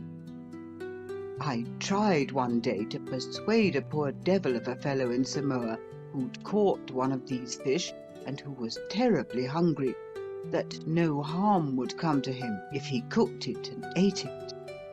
But he was too slavishly frightened to follow my advice. He said it was taboo to the god-descended chiefs.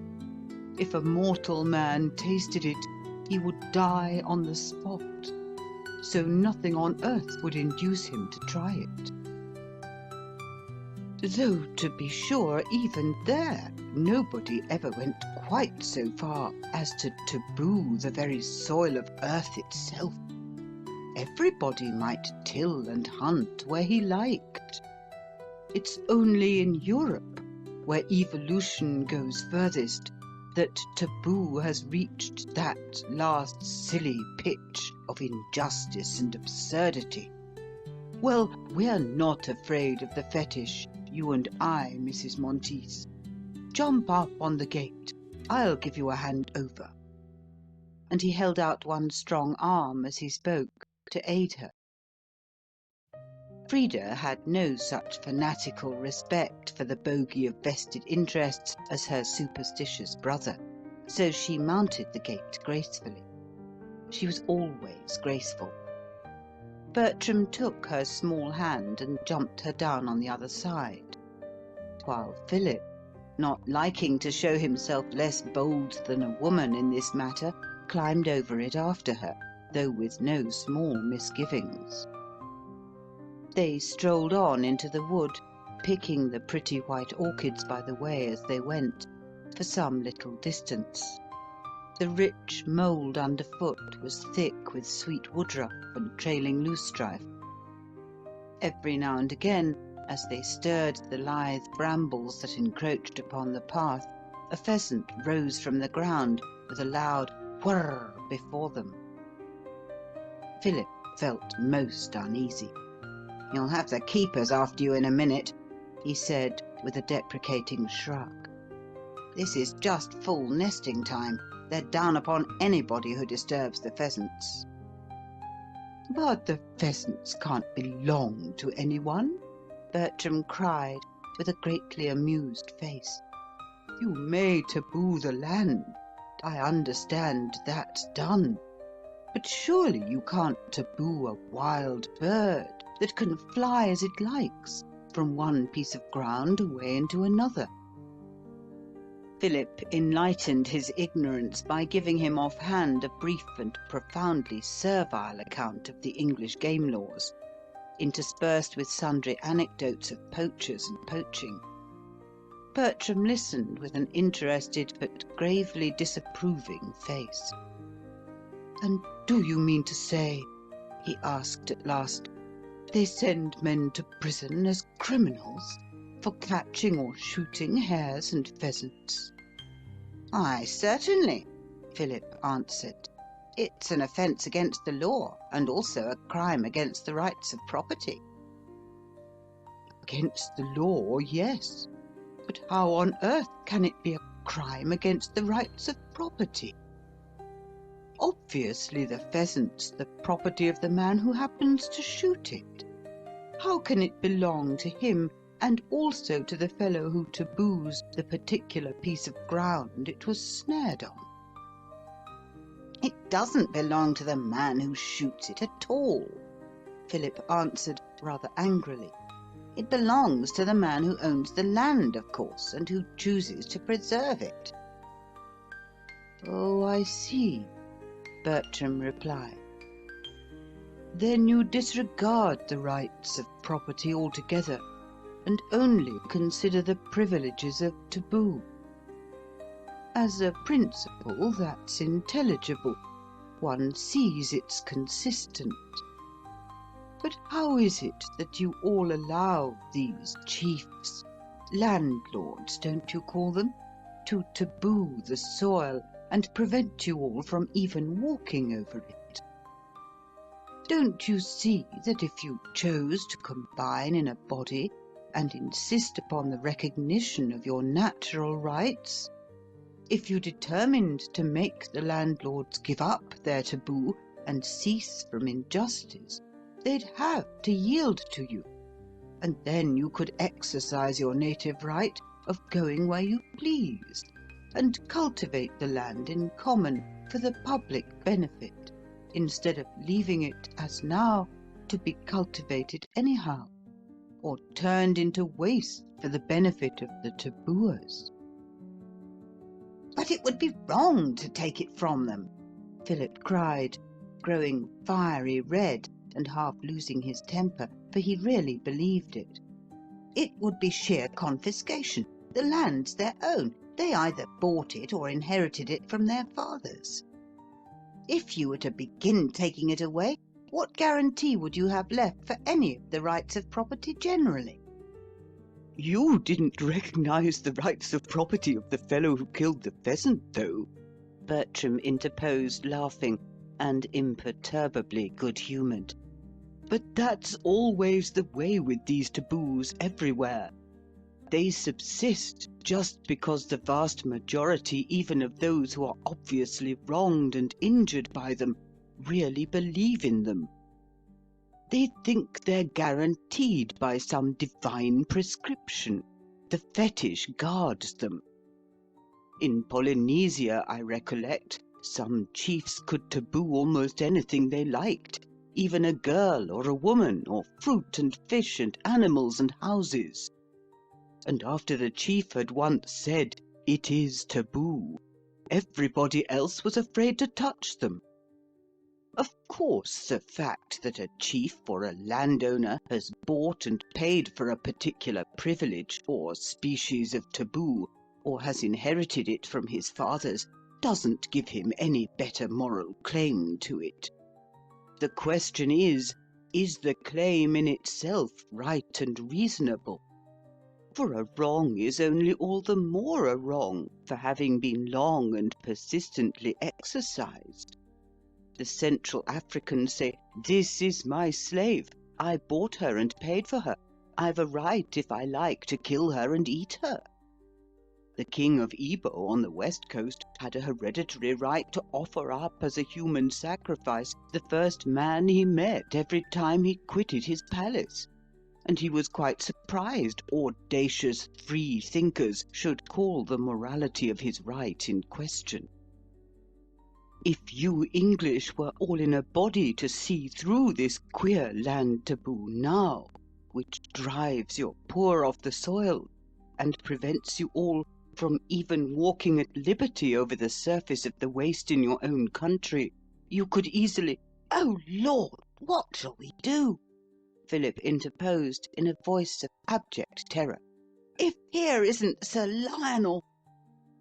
And sure enough, right across the narrow path in front of them stood a short, fat, stumpy, unimpressive little man with a very red face and a Norfolk jacket, boiling over with anger. "What are you people doing here?" he cried, undeterred by the presence of a lady, and speaking in the insolent, supercilious voice of the English landlord in defence of his pheasant preserves. "This is private property. You must have seen the notice at the gate. Trespassers will be prosecuted." "Yes, we did see it," Bertram answered with his unruffled smile, "and thinking it an uncalled-for piece of aggressive churlishness, both in form and substance, why, we took the liberty to disregard it." Sir Lionel glared at him. In that servile neighbourhood, almost entirely inhabited by the flunkies of villadom, it was a complete novelty to him to be thus bearded in his den. He gasped with anger. Do you mean to say," he gurgled out, growing purple to the neck, "you came in here deliberately to disturb my pheasants, and then brazen it out to my face like this, sir? Go back the way you came, or I'll call my keepers." "No, I will not go back the way I came," Bertram responded deliberately, with perfect self-control and with a side glance at Frida. "Every human being has a natural right to walk across this copse, which is all waste ground and has no crops sown in it. The pheasants can't be yours. They're common property. Besides, there's a lady. We mean to make our way across the copse at our leisure, picking flowers as we go, and come out into the road on the other side of the spinney. It's a universal right, of which no country and no law can possibly deprive us." Sir Lionel was livid with rage. Strange as it may appear to any reasoning mind, the man really believed he had a natural right to prevent people from crossing that strip of wood where his pheasants were sitting. His ancestors had assumed it from time immemorial, and by dint of never being questioned, had come to regard the absurd usurpation as quite fair and proper. He placed himself straight across the narrow path, blocking it up with his short and stumpy figure. "Now look here, young man," he said, with all the insolence of his caste. "If you try to go on, I'll stand here in your way. And if you dare to touch me, it's a common assault, and by George, you'll have to answer at law for the consequences." Bertram Ingledew, for his part, was all sweet reasonableness. He raised one deprecating hand. "Now, before we come to open hostilities," he said in a gentle voice, with that unfailing smile of his, "let's talk the matter over like rational beings. Let's try to be logical. This copse is considered yours by the actual law of the country you live in. Your tribe permits it to you. You're allowed to taboo it. Very well, then. I make all possible allowances for your strange hallucination. You've been brought up to think you had some mystic and intangible claim to this corner of earth more than other people. You're even Christians. That claim, of course, you can't logically defend, but failing arguments, you want to fight for it. Wouldn't it be more reasonable now to show you had some right or justice in the matter? I'm always reasonable. If you can convince me of the propriety and equity of your claim, I'll go back as you wish by the way I entered. If not, well, there's a lady here, and I'm bound, as a man, to help her safely over. Sir Lionel almost choked. I see what you are, He gasped out with difficulty. I've heard this sort of rubbish more than once before. You're one of these even nationalizing radical. On the contrary, Bertram answered, urbane as ever, with charming politeness of tone and manner. I'm a born conservative. I'm tenacious to an almost foolishly sentimental degree of every old custom or practice or idea, unless, indeed, it's either wicked or silly, like most of your English ones. He raised his hat and made as if he would pass on. Now, nothing annoys an angry savage or an uneducated person so much as the perfect coolness of a civilized and cultivated man when he himself is boiling with indignation. He feels its superiority an affront on his barbarism. So, with a vulgar oath, Sir Lionel flung himself point blank in the way. Damn it all, no you won't, he cried. I'll soon put a stop to all that, I can tell you. You shan't go on one step without committing an assault upon me. And he drew himself up, 4 square, as if for battle. Oh, just as you like, Bertram answered coolly, never losing his temper. I'm not afraid of taboos. I've seen too many of them. And he gazed at the fat, little angry man with a gentle expression of mingled contempt and amusement. For a minute, Frida thought they were really going to fight, and drew back in horror to await the contest. But such a warlike notion never entered the man of peace's head. He took a step backward for a second, and calmly surveyed his antagonist with a critical scrutiny. Sir Lionel was short and stout and puffy. Bertram Ingledew was tall and strong and well-knit and athletic. After an instant's pause, during which the doughty baronet stood doubling his fat fists and glaring silent wrath at his lither opponent, Bertram made a sudden dart forward, seized the little stout man bodily in his stalwart arms, and lifting him like a baby, in spite of kicks and struggles, carried him 100 paces to one side of the path, where he laid him down gingerly, without unnecessary violence, on a bed of young bracken. Then he returned quite calmly, as if nothing had happened, to Frida's side, with that quiet little smile on his unruffled countenance. Frida had not quite approved of all this small episode, for she too believed in the righteousness of taboo, like most other English women, and devoutly accepted the common priestly doctrine that the earth is the landlord's and the fullness thereof. But still, being a woman, and therefore an admirer of physical strength in men, she could not help applauding to herself the masterly way in which her squire had carried his antagonist captive. When he returned, she beamed upon him with friendly confidence, but Philip was very much frightened indeed.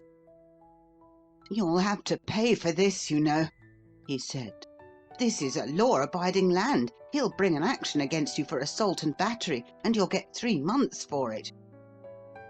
I don't think so, Bertram answered, still placid and unruffled. There were 3 of us who saw him, and it was a very ignominious position indeed for a person who sets up to be a great chief in the country.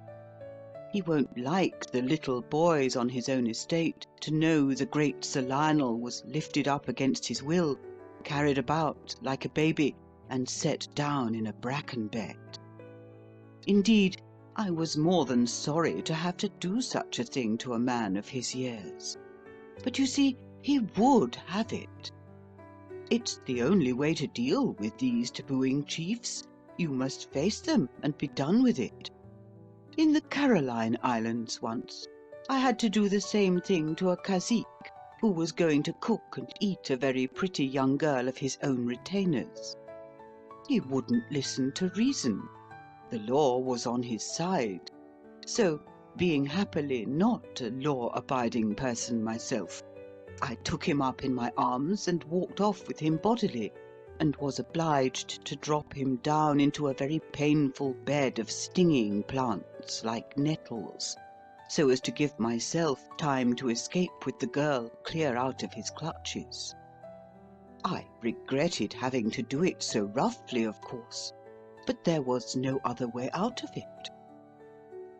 As he spoke, for the first time it really came home to Frida's mind that Bertram Ingledew, standing there before her, regarded in very truth the Polynesian chief and Sir Lionel Longden as much about the same sort of unreasoning people, savages to be argued with and cajoled if possible, but if not, then to be treated with calm firmness and force, as an English officer on an exploring expedition might treat a wrathful Central African kinglet.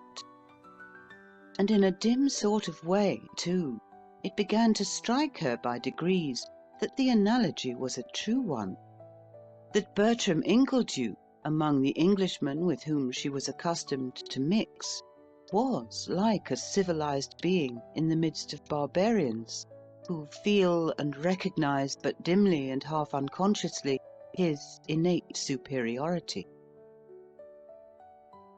By the time they had reached the gate on the other side of the hangar, Sir Lionel overtook them, boiling over with indignation. "Your card, sir," he gasped out inarticulately to the calmly innocent alien. "You must answer for all this. Your card, I say, instantly." Bertram looked at him with a fixed gaze. Sir Lionel, having had good proof of his antagonist's strength, kept his distance cautiously. "Certainly not, my good friend," Bertram replied in a firm tone.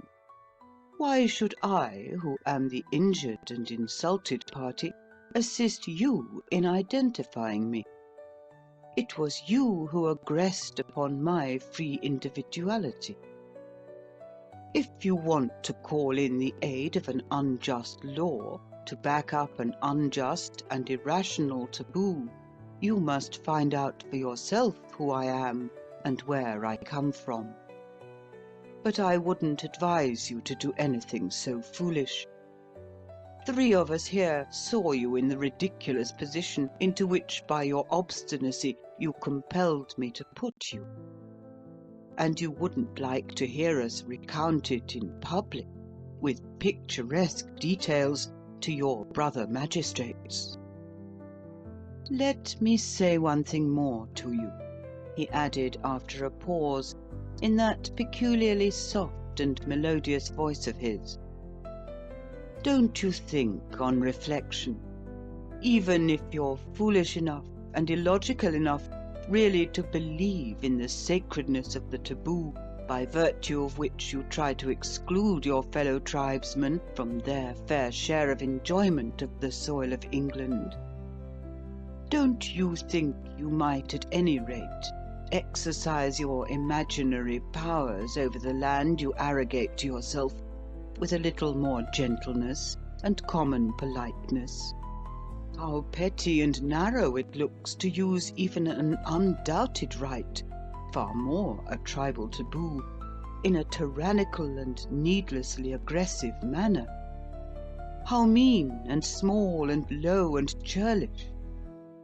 The damage we did your land, as you call it, if we did any at all, was certainly not a halfpenny worth. Was it consonant with your dignity as a chief in the tribe to get so hot and angry about so small a value? How grotesque to make so much fuss and noise about a matter of a halfpenny.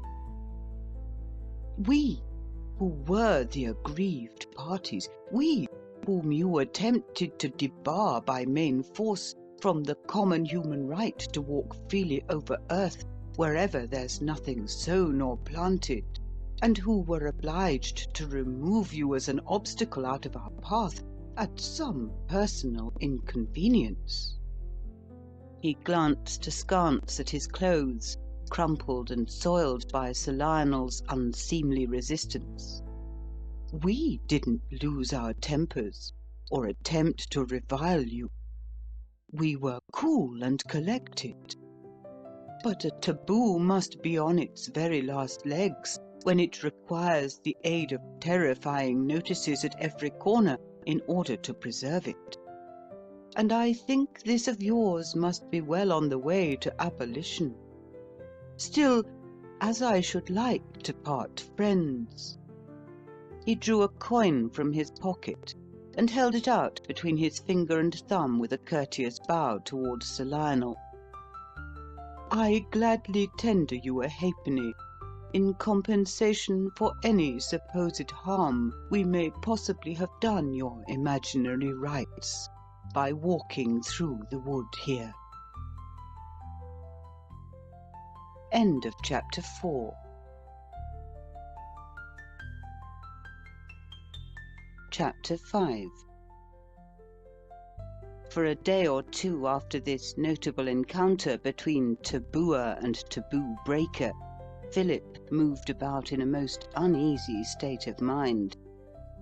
He lived in constant dread of receiving a summons as a party to an assault upon a most respectable and respected landed proprietor who preserved more pheasants and owned more ruinous cottages than anybody else, except the Duke, round about Brackenhurst. Indeed, so deeply did he regret his involuntary part in this painful escapade that he never mentioned a word of it to Robert Monteith, nor did Frida either. To say the truth, husband and wife were seldom confidential one with the other.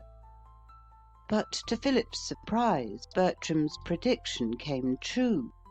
They never heard another word about the action for trespass or the threatened prosecution for assault and battery.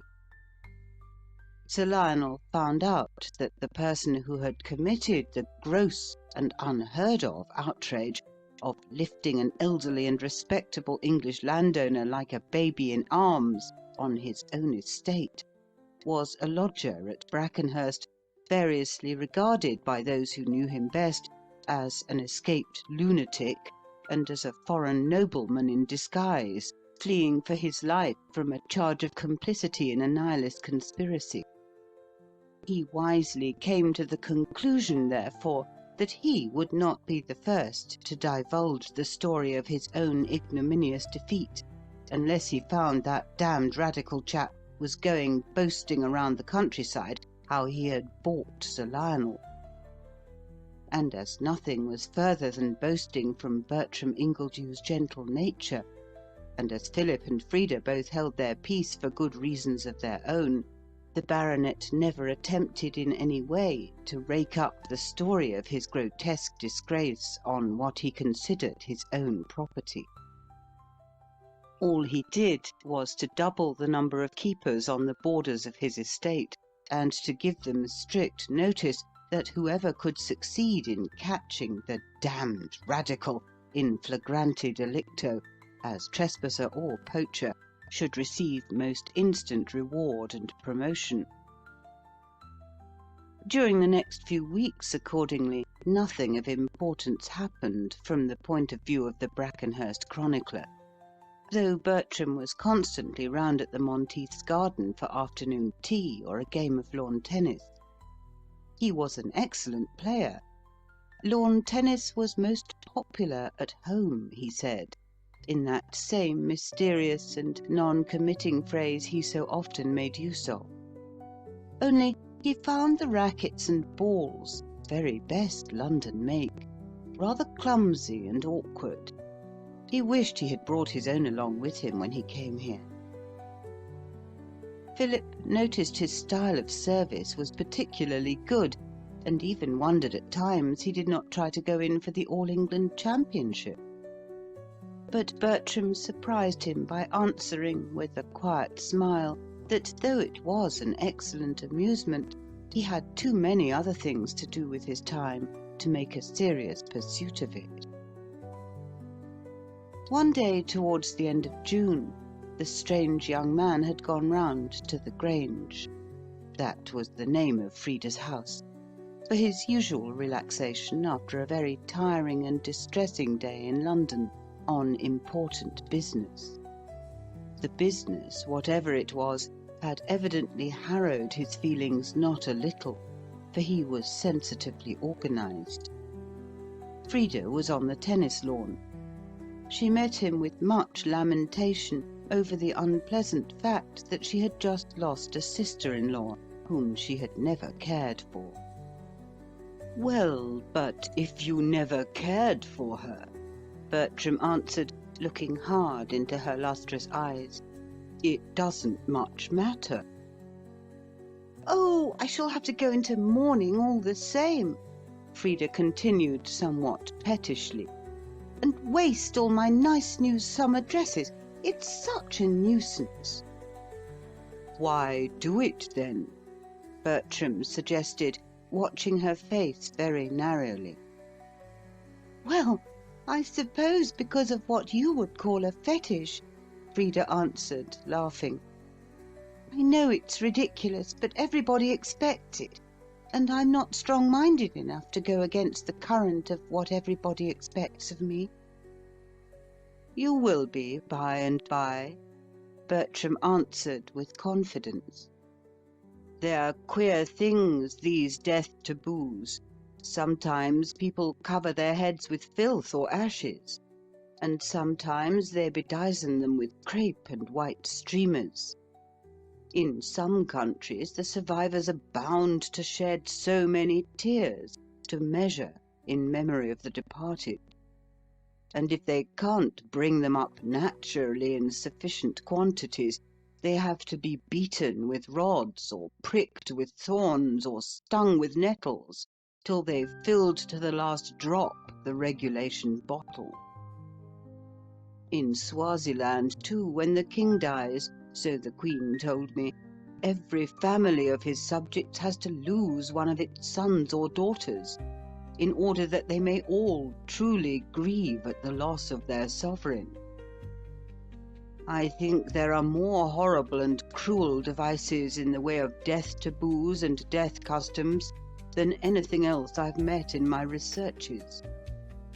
Indeed, most of our nomologists at home believe that all taboos originally arose out of ancestral ghost worship, and sprang from the craven fear of dead kings or dead relatives. They think fetishes and gods and other imaginary supernatural beings were all in the last resort developed out of ghosts, hostile or friendly. And from what I see abroad, I incline to agree with them.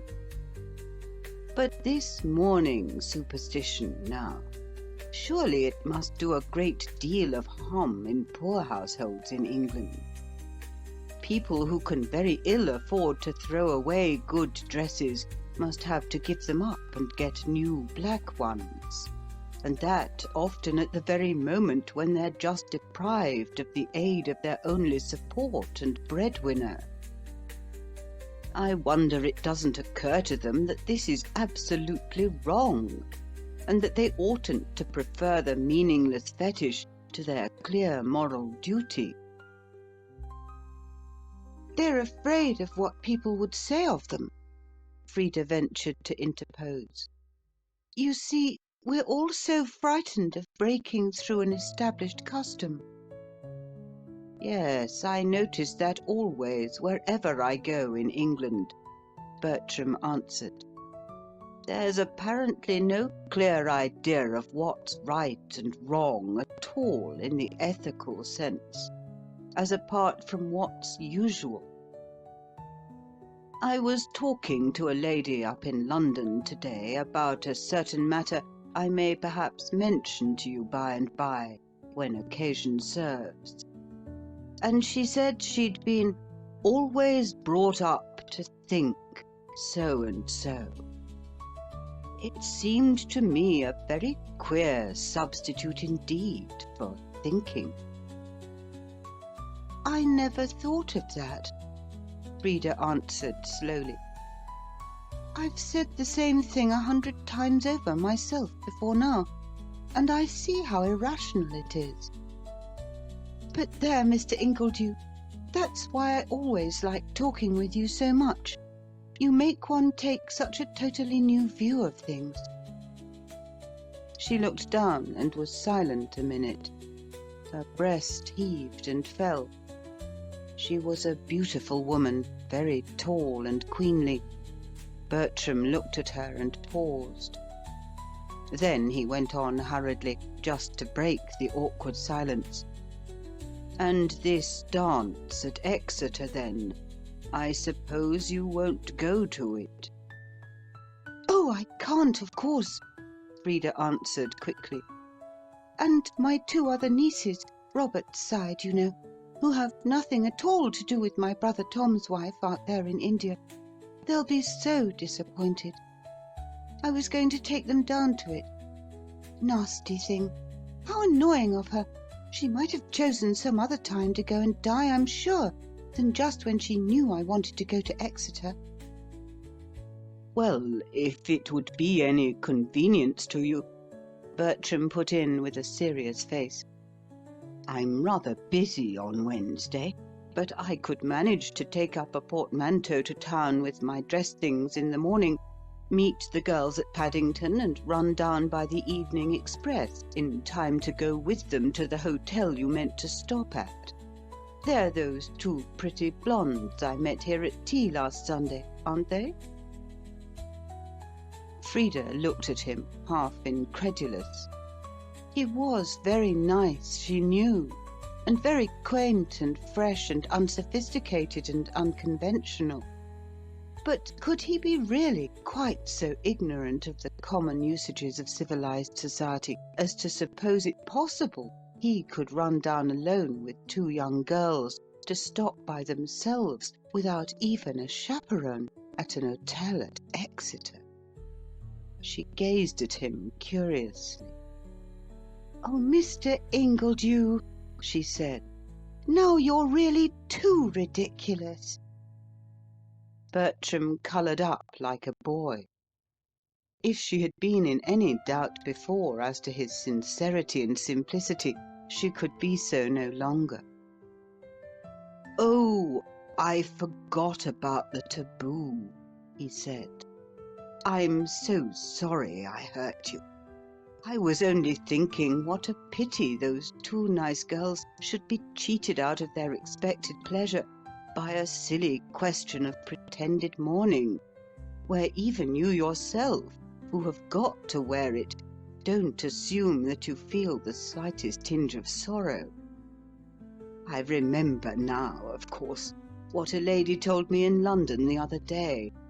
Your young girls aren't even allowed to go out travelling alone without their mother or brothers, in order to taboo them absolutely beforehand for the possible husband who may some day marry them. It was a pitiful tale. I thought it almost painful and shocking. But you don't mean to say, Frida cried, equally shocked and astonished in her turn, that you'd let young girls go out alone anywhere with unmarried men? Goodness gracious, how dreadful! Why not? Bertram asked, with transparent simplicity. Why, just consider the consequences, Frida exclaimed with a blush after a moment's hesitation. there couldn't be any consequences unless they both liked and respected one another, Bertram answered in the most matter-of-course voice in the world. and if they do that, we think at home it's nobody's business to interfere in any way with the free expression of their individuality in this, the most sacred and personal matter of human intercourse. It's the one point of private conduct about which we're all at home most sensitively anxious not to meddle, to interfere, or even to criticize. We think such affairs should be left entirely to the hearts and consciences of the two persons concerned, who must surely know best how they feel towards one another. But I remember having met lots of taboos among other barbarians in much the same way, to preserve the mere material purity of their women, a thing we at home wouldn't dream of even questioning. In New Ireland, for instance, I saw poor girls confined for 4 or 5 years in small wickerwork cages where they're kept in the dark and not even allowed to set foot on the ground on any pretext. They're shut up in these prisons when they're about 14, and there they're kept, strictly tabooed, till they're just going to be married. I went to see them myself. It was a horrid sight. The poor creatures were confined in a dark, close hut, without air or ventilation, in that stifling climate, which is as unendurable from heat as this one is from cold and damp and fogginess. And there they sat in cages, coarsely woven from broad leaves of the pandanus trees, so that no light could enter, for the people believed that light would kill them. No man might see them because it was close taboo, but at last, with great difficulty, I persuaded the chief and the old lady who guarded them to let them come out for a minute to look at me. A lot of beads and cloth overcame these people's scruples, and with great reluctance they opened the cages. But only the old woman looked. The chief was afraid and turned his head the other way, mumbling charms to his fetish. Out they stole one by one, poor souls, ashamed and frightened, hiding their faces in their hands, thinking I was going to hurt them or eat them, just as your nieces would do if I proposed today to take them to Exeter. And a dreadful sight they were, cramped with long sitting in one close position, and their eyes all blinded by the glare of the sunlight after the long darkness. I've seen women shut up in pretty much the same way in other countries, but I never saw quite so bad a case as this of New Ireland. Well, you can't say we've anything answering to that in England, Frida put in, looking across at him with her frank, open countenance. No, not quite like that in detail, perhaps, but pretty much the same in general principle, Bertram answered warmly. Your girls here are not cooped up in actual cages, but they're confined in barrack schools as like prisons as possible, and they're repressed at every turn in every natural instinct of play or society. They mustn't go here or they mustn't go there. They mustn't talk to this one or to that one. They mustn't do this or that or the other. Their whole life is bound round, I'm told, by a closely woven web of restrictions and restraints, which have no other object or end in view than the interests of a purely hypothetical husband.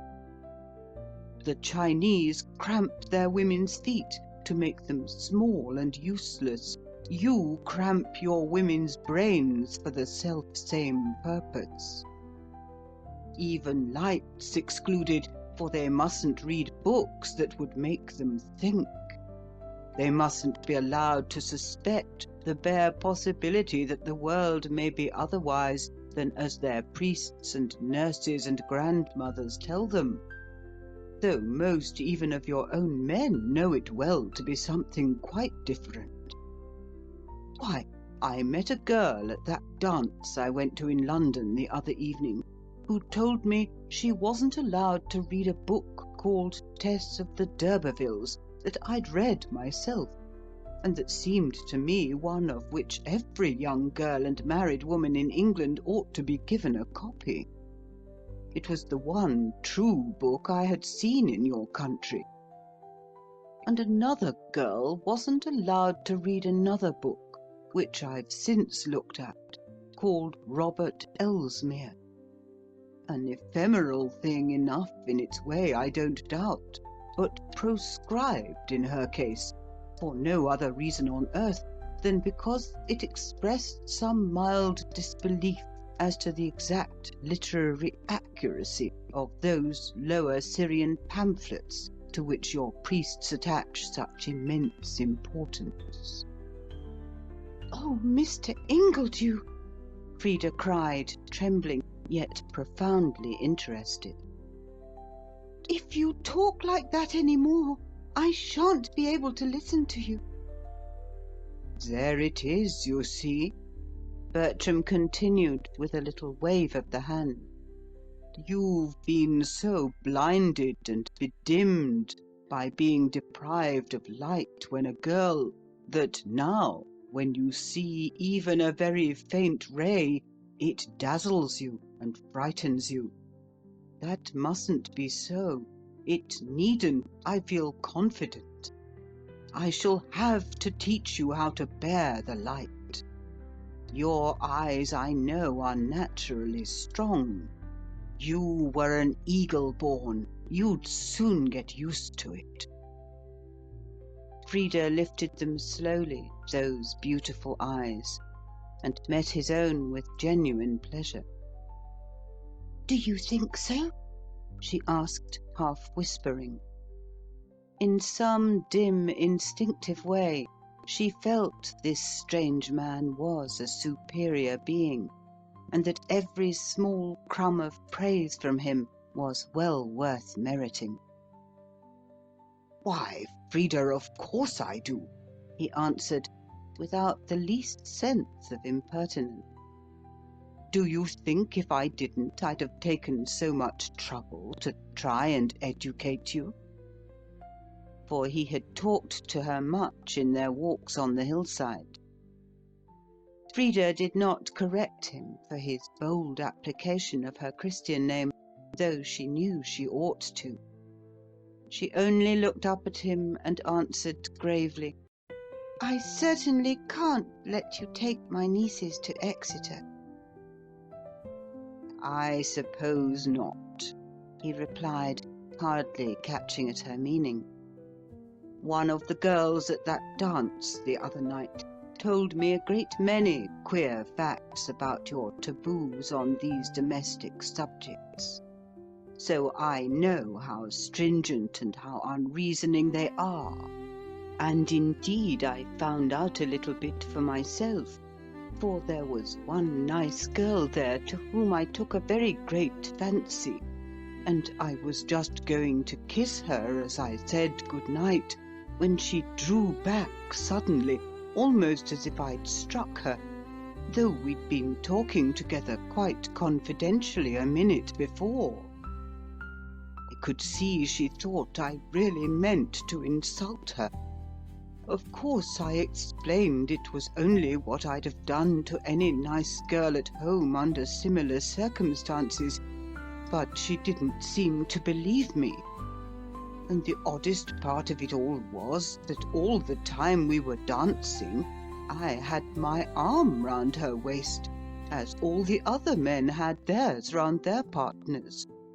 And at home We consider it a much greater proof of confidence and affection to be allowed to place your arm round a lady's waist than merely to kiss her." Frida felt the conversation was beginning to travel beyond her ideas of propriety, so she checked its excursions by answering gravely, "Oh, Mr. Ingledew, you don't understand our code of morals. But I'm sure you don't find your East End young ladies so fearfully particular?" "They certainly haven't quite so many taboos," Bertram answered quietly. "But that's always the way in tabooing societies. These things are naturally worst among the chiefs and great people. I remember when I was stopping among the Ot Danoms of Borneo, the daughters of chiefs and great sun-descended families were shut up at 8 or 10 years old in a little cell or room as a religious duty, and cut off from all intercourse with the outside world for many years together. The cells dimly lit by a single small window placed high in the wall, so that the unhappy girl never sees anybody or anything, but passes her life in almost total darkness. She mayn't leave the room on any pretext whatever, not even for the most pressing and necessary purposes. None of her family may see her face, but a single slave woman's appointed to accompany her and wait upon her. Long want of exercise stunts her bodily growth, and when at last she becomes a woman and emerges from her prison, her complexion has grown wan and pale and wax-like. They take her out in solemn guise, and show her the sun, the sky, the land, the water, the trees, the flowers, and tell her all their names, as if to a new-born creature. Then a great feast is made, a poor crouching slave is killed with a blow of the sword, and the girl is solemnly smeared with his reeking blood, by way of initiation. But this is only done, of course, with the daughters of wealthy and powerful families. And I find it pretty much the same in England. In all these matters, your poorer classes are relatively pure and simple and natural. It's your richer and worse and more selfish classes among whom sex taboos are strongest and most unnatural." Frida looked up at him a little pleadingly.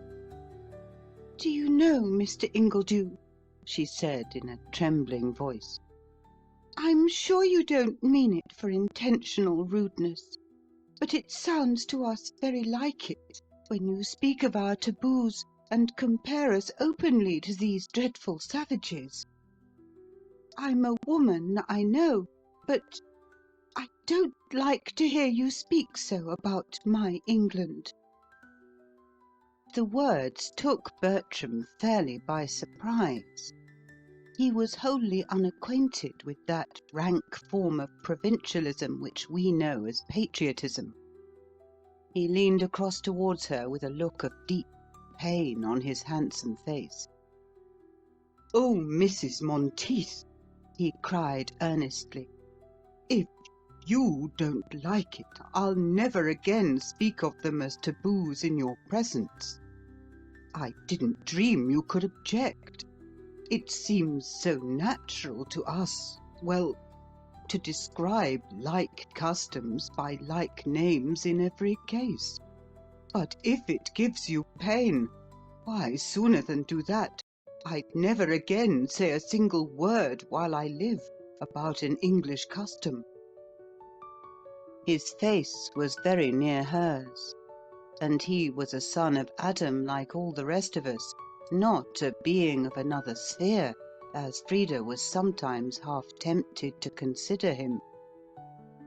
What might next have happened he himself hardly knew, for he was an impulsive creature, and Frida's rich lips were full and crimson, had not Philip's arrival with the two Miss Hardys to make up a set diverted for the moment the nascent possibility of a leading incident. End of Chapter 5. Chapter 6. It was a Sunday afternoon in full July, and a small party was seated under the spreading mulberry tree on the Monteiths' lawn. General Claviger was of the number, that well-known constructor of scientific frontiers in India or Africa, and so was Dean Chalmers, the popular preacher, who had come down for the day from his London house to deliver a sermon on behalf of the Society for superseding the existing superstitions of China and Japan by the dying ones of Europe. Philip was there too, enjoying himself thoroughly in the midst of such good company. And so was Robert Monteith, bleak and grim as usual, but deeply interested for the moment in dividing metaphysical and theological cobwebs with his friend the Dean, who, as a brother Scotsman, loved a good discussion better almost than he loved a good discourse. General Claviger, for his part, was congenially engaged in describing to Bertram his pet idea for a campaign against the Mahdi and his men in the interior of the Sudan. Bertram rather yawned through that technical talk. He was a man of peace, and schemes of organized bloodshed interested him no more than the details of a projected human sacrifice given by a Central African chief with native gusto would interest an average European gentleman. At last, however, the General happened to say casually, "I forget the exact name of the place I mean. I think it's Malolo, but I have a very good map of all the district at my house down at Wanborough." What? Wanborough in Northamptonshire? Bertram exclaimed with sudden interest. Do you really live there? "I'm lord of the manor," General Claviger answered, with a little access of dignity. "The Clavigers or Clavigeros were a Spanish family of Andalusian origin, who settled down at Wanborough under Philip and Mary, and retained the manor, no doubt by conversion to the Protestant side, after the accession of Elizabeth." That's interesting to me, Bertram answered, with his frank and fearless truthfulness. because my people came originally from Wanborough before they emigrated. Philip, listening askance, pricked up his ears eagerly at the telltale phrase. After all, then, a colonist. But they weren't anybody distinguished. Certainly not lords of the manor, he added hastily, as the General turned a keen eye on him.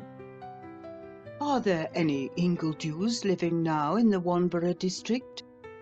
One likes, as a matter of scientific heredity, to know all one can about one's ancestors and one's county and one's collateral relatives. "Well, there are some Ingledews just now at Wanborough," the General answered, with some natural hesitation, surveying the tall, handsome young man from head to foot, not without a faint touch of soldierly approbation. "But they can hardly be your relatives, however remote. They're people in a most humble sphere of life. Unless, indeed... Well, we know the vicissitudes of families. Perhaps your ancestors and the Ingledews that I know drifted apart a long time ago." Is he a cobbler? Bertram inquired, without a trace of mauvaise honte. The General nodded. "Well, yes," he said politely. "That's exactly what he is. Though, as you seem to be asking about presumed relations, I didn't like to mention it." "Oh, then, he's my ancestor," Bertram put in, quite pleased at the discovery. That is to say," he added after a curious pause, "my ancestors' descendant. Almost all my people, a little way back, you see, were shoemakers or cobblers." He said it with dignity, exactly as he might have said they were dukes or Lord Chancellors. But Philip could not help pitying him, not so much for being descended from so mean a lot, as for being fool enough to acknowledge it on a gentleman's lawn at Brackenhurst. Why, with manners like his, if he had not given himself away, one might easily have taken him for a descendant of the Plantagenets. So the General seemed to think too, for he added quickly, "But you're very like the Duke and the Duke, Sir Bertram. Is he also a relative?" The young man coloured slightly. "Yes," he answered, hesitating, "but we're not very proud of the Bertram connection. They never did much good in the world, the Bertrams. I bear the name, one may almost say, by accident, because it was handed down to me by my grandfather Ingledew, who had Bertram blood, but was a vast deal a better man than any other member of the Bertram family." "I'll be seeing the Duke on Wednesday," the General put in with marked politeness. "And I'll ask him, if you like, about your grandfather's relationship. Who was he, exactly? And what was his connection with the present man or his predecessor?" "Oh, don't, please," Bertram put in, half pleadingly, it is true, but still with that same ineffable and indefinable air of a great gentleman that never for a moment deserted him. "The Duke would never have heard of my ancestors, I'm sure, and I particularly don't want to be mixed up with the existing Bertrams in any way." He was happily innocent and ignorant of the natural interpretation the others would put upon his reticence, after the true English manner. But still he was vaguely aware, from the silence that ensued for a moment after he ceased, that he must have broken once more some important taboo, or offended once more some much revered fetish. To get rid of the awkwardness, he turned quietly to Frida. "What do you say, Mrs. Monteith," he suggested, "to a game of tennis?" As bad luck would have it, he had floundered from one taboo headlong into another. The Dean looked up, open-mouthed, with a sharp glance of inquiry. Did Mrs. Monteith, then, permit such frivolities on the Sunday? "You forget what day it is, I think," Frida interposed gently, with a look of warning. Bertram took the hint at once. "So I did," he answered quickly. "At home, you see, we let no man judge us of days and of weeks and of times and of seasons. It puzzles us so much. With us, what's wrong today can never be right and proper tomorrow." "But surely," the Dean said, bristling up, "some day is set apart in every civilized land for religious exercises." "Oh, no," Bertram replied, falling incautiously into the trap. "We do right every day of the week alike, and never do puja of any sort at any time." "Then where do you come from?" the Dean asked severely, pouncing down upon him like a hawk. "I've always understood the very lowest savages have at least some outer form or shadow of religion." "Yes, perhaps so, but we're not savages, either low or otherwise," Bertram answered cautiously, perceiving his error. "And as to your other point, for reasons of my own, I prefer for the present not to say where I come from. You wouldn't believe me if I told you, as you didn't, I saw, about my remote connection with the Duke of East Anglia's family. And we're not accustomed, where I live, to be disbelieved or doubted. It's perhaps the one thing that really almost makes us lose our tempers. So, if you please, I won't go any further at present into the debatable matter of my place of origin.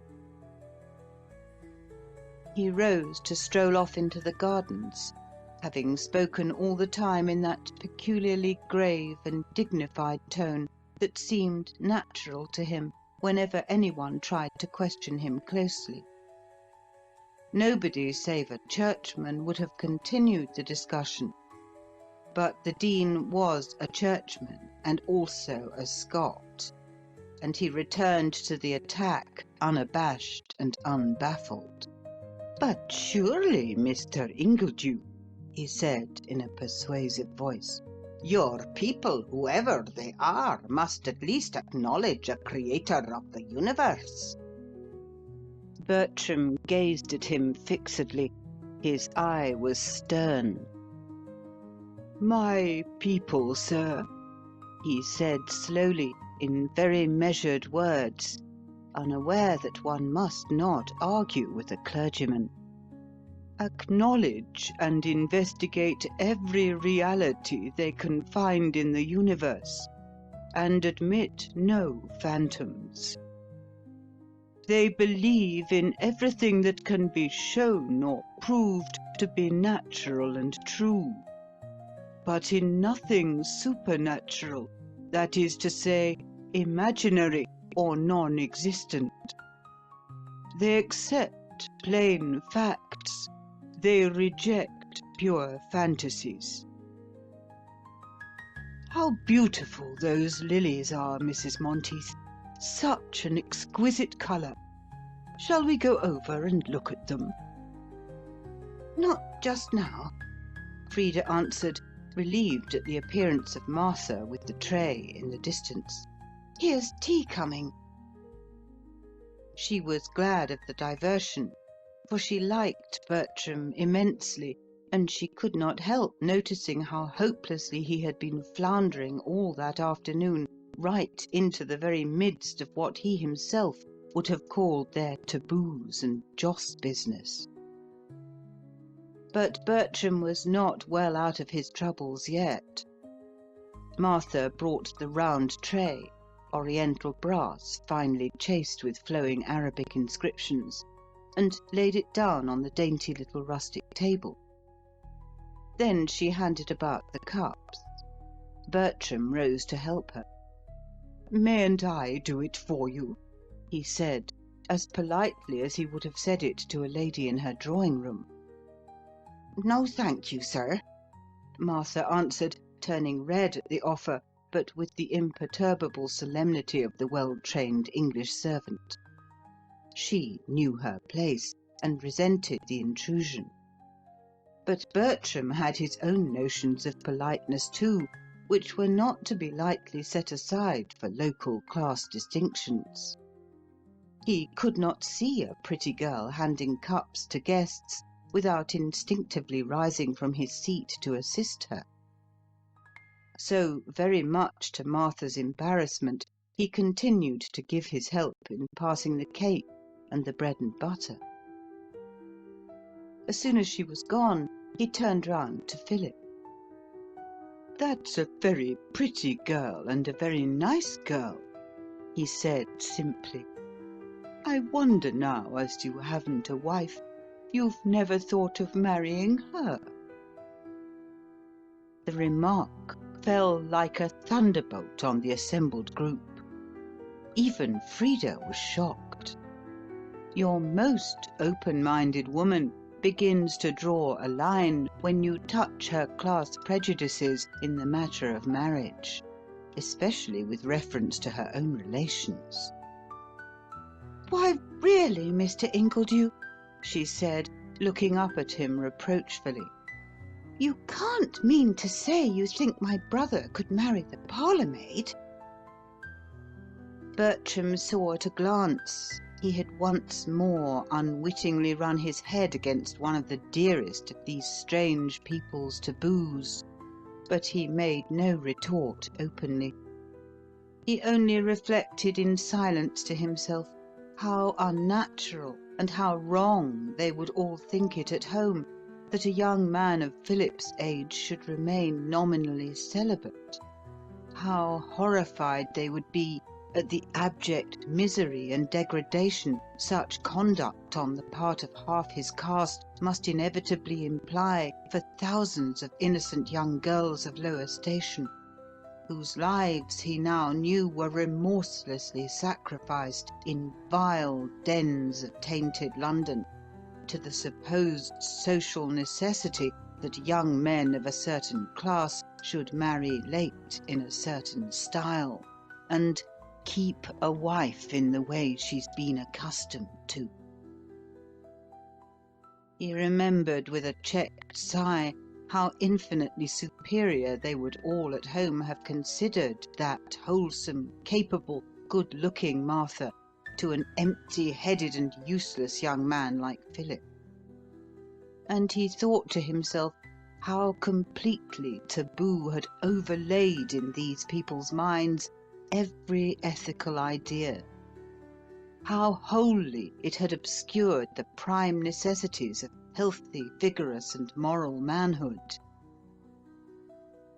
He recollected the similar, though less hideous taboos he had met with elsewhere, the castes of India, and the horrible pollution that would result from disregarding them, the vile Egyptian rule by which the divine king, in order to keep up the so-called purity of his royal and God-descended blood, must marry his own sister, and so foully pollute with monstrous abortions the very stock he believed himself to be preserving intact from common or unclean influences. His mind ran back to the strange and complicated forbidden degrees of the Australian blackfellows, who are divided into cross classes, each of which must necessarily marry into a certain other, and into that other only, regardless of individual tastes or preferences. He remembered the profound belief of all these people that if they were to act in any other way than the one prescribed, some nameless misfortune or terrible evil would surely overtake them. Yet nowhere, he thought to himself, had he seen any system which entailed in the end so much misery on both sexes, though more particularly on the women, as that system of closely tabooed marriage, founded upon a broad basis of prostitution and infanticide, which has reached its most appalling height of development in hypocritical and Puritan England. The ghastly levity with which all Englishmen treated this most serious subject, and the fatal readiness with which even Frida herself seemed to acquiesce in the most inhuman slavery ever devised for women on the face of this earth, shocked and saddened Bertram's profoundly moral and sympathetic nature. He could sit there no longer to listen to their talk. He bethought him at once of the sickening sights he had seen the evening before in a London music hall, of the corrupting mass of filth underneath, by which alone this abomination of iniquity could be kept externally decent, and this vile system of false celibacy whitened outwardly to the eye like oriental sepulchres. And he strolled off by himself into the shrubbery, very heavy in heart, to hide his real feelings from the priest and the soldier, whose coarser-grained minds could never have understood the enthusiasm of humanity which inspired and informed him. Frida rose and followed him, moved by some unconscious wave of instinctive sympathy. The four children of this world were left together on the lawn by the rustic table, to exchange views by themselves on the extraordinary behaviour and novel demeanour of the mysterious alien. End of Chapter 6. Chapter 7. As soon as he was gone, a sigh of relief ran half unawares through the little square party. They felt some unearthly presence had been removed from their midst. General Claviger turned to Monteith. "That's a curious sort of chap," he said slowly, in his military way. "Who is he, and where does he come from?" "Ah, where does he come from? That's just the question," Monteith answered, lighting a cigar and puffing away dubiously. "Nobody knows. He's a mystery. He poses in the role. You'd better ask Philip. It was he who brought him here." "I met him accidentally in the street," Philip answered with an apologetic shrug, by no means well pleased at being thus held responsible for all the stranger's moral and social vagaries. "It's the merest chance acquaintance. I know nothing of his antecedents. I lent him a bag, and he's fastened himself upon me ever since like a leech, and come constantly to my sister's. But I haven't the remotest idea who he is or where he hails from. He keeps his business wrapped up from all of us in the profoundest mystery." "He's a gentleman, anyhow," the General put in with military decisiveness. "How manly of him to acknowledge at once about the cobbler being probably a near relation. Most men, you know, Christy, would have tried to hide it. He didn't for a second. He admitted his ancestors had all been cobblers, till quite a recent period." Philip was astonished at this verdict of the General's, for he himself, on the contrary, had noted with silent scorn that very remark as a piece of supreme and hopeless stupidity on Bertram's part. No fellow can help having a cobbler for a grandfather, of course, but he need not be such a fool as to volunteer any mention of the fact spontaneously. "Yes, I thought it bold of him," Monteith answered. "Almost bolder than was necessary, for he didn't seem to think we should be at all surprised at it." The General mused to himself. "He's a fine soldierly fellow," he said, gazing after the tall retreating figure. "I should like to make a dragoon of him. He's the very man for a saddle. He'd dash across country in the face of heavy guns any day with the best of them." "He rides well," Philip answered, "and has a wonderful seat. I saw him on that bay mare of Wilder's in town the other afternoon, and I must say he rode much more like a gentleman than a cobbler." "Oh, he's a gentleman," the General repeated with unshaken conviction. "A thoroughbred gentleman." And he scanned Philip up and down with his keen grey eye, as if internally reflecting that Philip's own right to criticise and classify that particular species of humanity was a trifle doubtful. "I should much like to make a captain of hussars of him. He'd be splendid as a leader of irregular horse, the very man for a scrimmage." For the General's one idea when he saw a fine specimen of our common race was the Zulus or the Red Indians. What an admirable person he would be to employ in killing and maiming his fellow creatures. "He'd be better engaged so," the Dean murmured reflectively, "than in diffusing these horrid revolutionary and atheistical doctrines." For the Church was, as usual, in accord with the sword. Theoretically all peace, practically all bloodshed and rapine and aggression. And anything that was not his own opinion envisaged itself always to the Dean's crystallised mind as revolutionary and atheistic. "He's very like the Duke, though," General Claviger went on, after a moment's pause, during which everybody watched Bertram and Frida disappearing down the walk round a clump of syringas. "Very like the Duke. And you saw he admitted some sort of relationship, though he didn't like to dwell upon it. You may be sure he's a by-blow of the family somehow. One of the Bertrams, perhaps the old Duke who was out in the Crimea, may have formed an attachment for one of these Ingledew girls, the cobbler's sisters. I dare say they were no better in their conduct than they ought to be, and this may be the consequence." "I'm afraid the old Duke was a man of loose life and doubtful conversation," the Dean put in, with a tone of professional disapprobation for the inevitable transgressions of the great and the high-placed. "He didn't seem to set the example he ought to have done to his poorer brethren."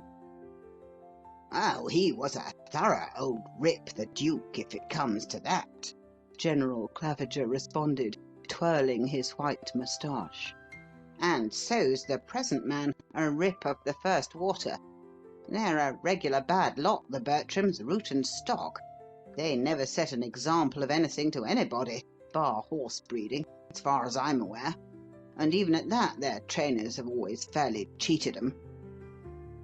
"The present Duke's a most exemplary churchman," the Dean interposed, with Christian charity for a nobleman of position.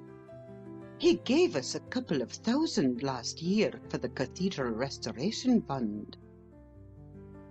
"And that would account," Philip put in, returning abruptly to the previous question, which had been exercising him meanwhile, "for the peculiarly distinguished air of birth and breeding this man has about him." For Philip respected a duke from the bottom of his heart, and cherished the common Britannic delusion that a man who has been elevated to that highest degree in our barbaric rank system must acquire at the same time a nobler type of physique and countenance, exactly as a Jew changes his Semitic features for the European shape on conversion and baptism. "Oh dear, no," the General answered in his most decided voice. "The Bertrams were never much to look at in any way, and as for the old Duke, he was as insignificant a little monster of red-haired ugliness as ever you'd see in a day's march anywhere. If he hadn't been a Duke, with a rent roll of 40-odd thousand a year, he'd never have got that beautiful Lady Camilla to consent to marry him. But, bless you, women'll do anything for the strawberry leaves. It isn't from the Bertrams this man gets his good looks. It isn't from the Bertrams. Old Ingledew's daughters are pretty enough girls. If their aunts were like him, it's there your young friend got his air of distinction." "We never know who's who nowadays," the Dean murmured softly.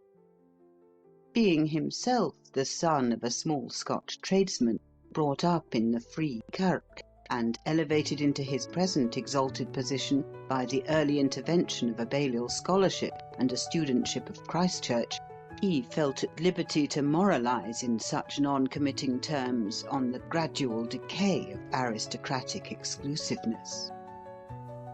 "I don't see it much matters what a man's family was," the General said stoutly, "so long as he's a fine, well-made, soldierly fellow like this Ingledew body, capable of fighting for his queen and country.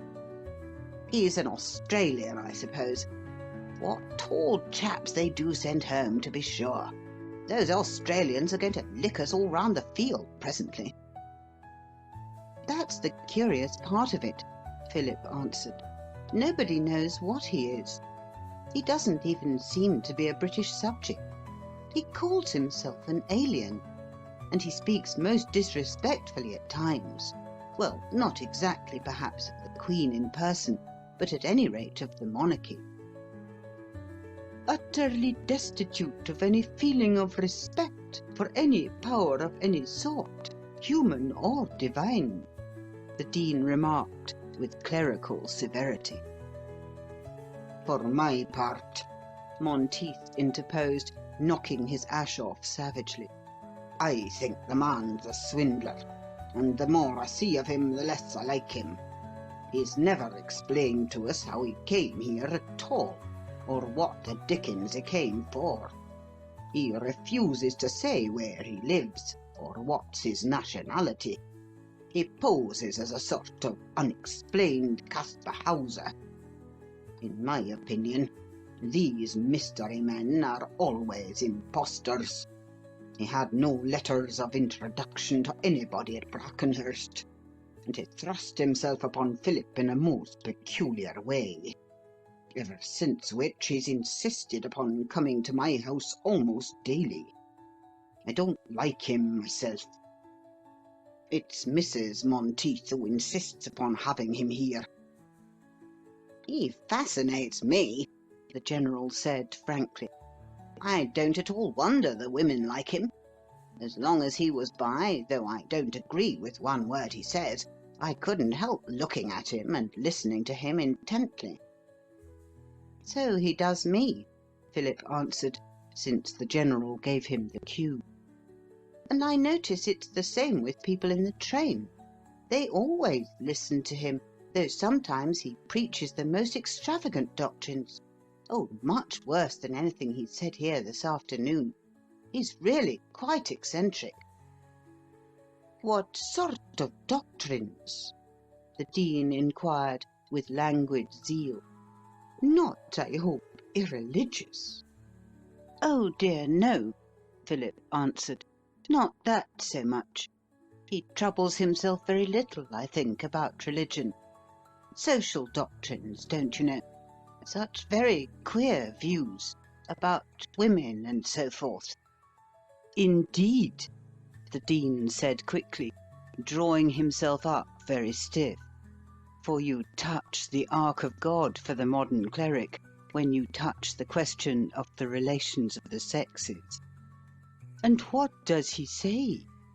It's highly undesirable men should go about the country inciting to rebellion on such fundamental points of moral order in public railway carriages. For it is a peculiarity of minds constituted like the Dean's, say 99% of the population, to hold that the more important a subject is to our general happiness, the less ought we all to think about it and discuss it. Why, he has very queer ideas, Philip went on, slightly hesitating. For he shared the common vulgar inability to phrase exposition of a certain class of subjects in any but the crudest and ugliest phraseology. He seems to think, don't you know, that recognized forms of vice, well, what all young men do. You know what I mean. Of course it's not right, but still they do them. The Dean nodded a cautious acquiescence. He thinks they're horribly wrong and distressing, but he makes nothing at all of the virtue of decent girls and the peace of families. If I found a man preaching that sort of doctrine to my wife or my daughters, Monteith said savagely, I know what I'd do. I'd put a bullet through him. And quite right, too, the General murmured approvingly. Professional considerations made the Dean refrain from endorsing this open expression of murderous sentiment in its fullest form. A clergyman ought always to keep up some decent semblance of respect for the Gospel and the 10 Commandments, or at least the greater part of them. So he placed the tips of his fingers and thumbs together in the usual deliberative clerical way, gazed blankly through the gap, and answered with mild and perfunctory disapprobation, "A bullet would perhaps be an unnecessarily severe form of punishment to mete out. But I confess I would excuse the man who was so far carried away by his righteous indignation as to duck the fellow in the nearest horse-pond."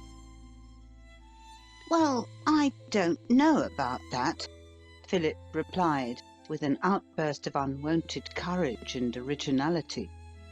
For he was beginning to like, and he had always from the first respected, Bertram. "There's something about the man that makes me feel, even when I differ from him most, that he believes it all, and is thoroughly in earnest.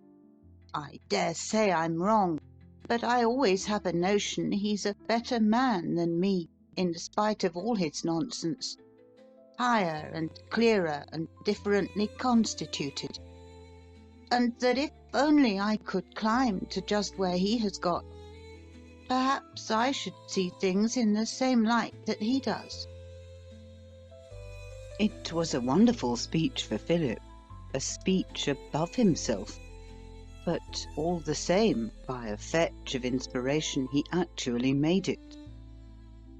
Intercourse with Bertram had profoundly impressed his feeble nature. But the Dean shook his head. "A very undesirable young man for you to see too much of, I'm sure, Mr. Christy," he said, with marked disapprobation. For in the Dean's opinion, it was a most dangerous thing for a man to think, especially when he's young. Thinking is, of course, so likely to unsettle him. The General, on the other hand, nodded his stern grey head once or twice, reflectively. "He's a remarkable young fellow," he said after a pause. "A most remarkable young fellow. As I said before, he somehow fascinates me. I'd immensely like to put that young fellow into a smart hussar uniform, mount him on a good charger of the Punjab breed, and send him helter-skelter, pull-devil, pull-baker, among my old friends the Duranis on the northwest frontier." End of Chapter 7. Chapter 8. While the men talked thus, Bertram Ingledew's ears ought to have burned behind the bushes, but, to say the truth, he cared little for their conversation, for had he not turned aside down one of the retired gravel paths in the garden, alone with Frida? "That's General Claviger of Herat, I suppose," he said in a low tone, as they retreated out of earshot beside the clump of syringas.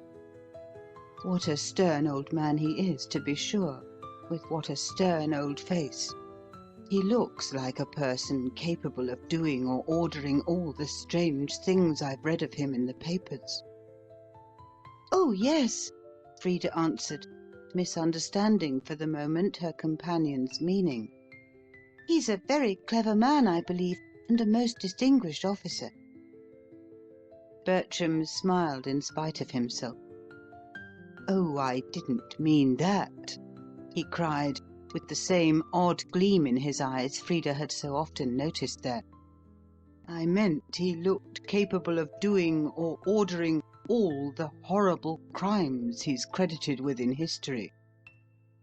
You remember it was he who was employed in massacring the poor savage Zulus in their last stand at bay, and in driving the Afghan women and children to die of cold and starvation on the mountain-tops after the taking of Kabul. A terrible fighter indeed, a terrible history." "But I believe he's a very good man in private life," Frida put in apologetically, feeling compelled to say the best she could for her husband's guest. "I don't care for him much myself, to be sure, but Robert likes him, and he's awfully nice, everyone says, to his wife and stepchildren." "How can he be very good?" Bertram answered in his gentlest voice. "If he hires himself out indiscriminately to kill or maim whoever he's told to, irrespective even of the rights and wrongs of the private or public quarrel he happens to be employed upon. It's an appalling thing to take a fellow creature's life, even if you're quite sure it's just and necessary. But fancy contracting to take anybody's and everybody's life you're told to, without any chance even of inquiring whether they may not be in the right after all, and your own particular king or people most unjust and cruel and blood-stained aggressors. Why, it's horrible to contemplate. Do you know, Mrs. Monteith," he went on with his far-away air, "it's that makes society here in England so difficult to me. It's so hard to mix on equal terms with your paid high priests and your hired slaughterers, and never display openly the feelings you entertain towards them. Fancy if you had to mix so yourself with the men who flogged women to death in Hungary, or with the governors and jailers of some Siberian prison. That's the worst of travel. When I was in Central Africa, I sometimes saw a poor black woman tortured, killed before my very eyes. And if I'd tried to interfere in her favour, to save or protect her, I'd only have got killed myself, and probably have made things all the worse in the end for her. And yet it's hard indeed to have to look on at or listen to such horrors as these without openly displaying one's disgust and disapprobation. Whenever I meet your famous generals, or your judges and your bishops, I burn to tell them how their acts affect me. Yet I'm obliged to refrain, because I know my words could do no good and might do harm, for they could only anger them. My sole hope of doing anything to mitigate the rigour of your cruel customs is to take as little notice of them as possible in any way, whenever I find myself in unsympathetic society." "Then you don't think me unsympathetic?" Frida murmured, with a glow of pleasure. "Oh, Frida!" the young man cried, bending forward and looking at her. "You know very well you are the only person here I care for in the least, or have the slightest sympathy with." Frida was pleased he should say so. He was so nice and gentle.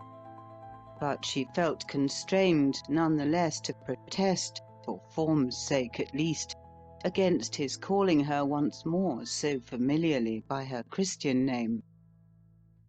"Not Frida to you, if you please, Mr. Ingledew," she said as stiffly as she could manage. "You know it isn't right. Mrs. Monteith, you must call me."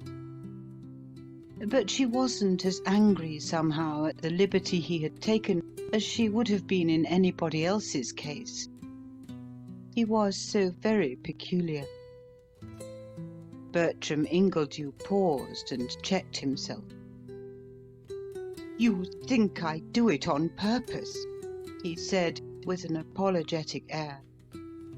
"I know you do, of course, but I assure you I don't. It's all pure forgetfulness.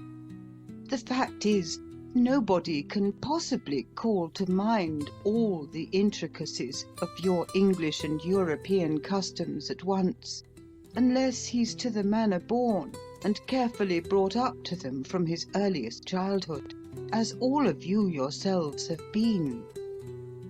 He may recollect them after an effort, when he thinks of them seriously, but he can't possibly bear them all in mind at once, every hour of the day and night, by a pure tour de force of mental concentration.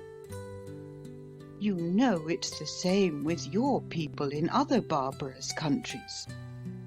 Your own travellers say it themselves about the customs of Islam. They can't learn them and remember them all at every moment of their lives as the Mohammedans do, and to make one slip there is instant death to them. Frida looked at him earnestly. "But I hope," she said, with an air of deprecation, pulling a rose to pieces, petal by petal, nervously as she spoke, "you don't put us on quite the same level as Mohammedans. We are so much more civilized, so much better in every way. Do you know, Mr. Ingledew," and she hesitated for a minute, "I can't bear to differ from you or blame you in anything, because you always appear to me so wise and good and kind-hearted and reasonable. But it often surprises me and even hurts me when you seem to talk of us all as if we were just so many savages. You're always speaking about taboo and castes and puja and fetishes, as if we weren't civilized people at all, but utter barbarians. Now, don't you admit yourself, it's a wee bit unreasonable, or at any rate impolite of you?" Bertram drew back with a really pained expression on his handsome features. "Oh, Mrs. Monteith," he cried. "Frida, I'm so sorry if I've seemed rude to you.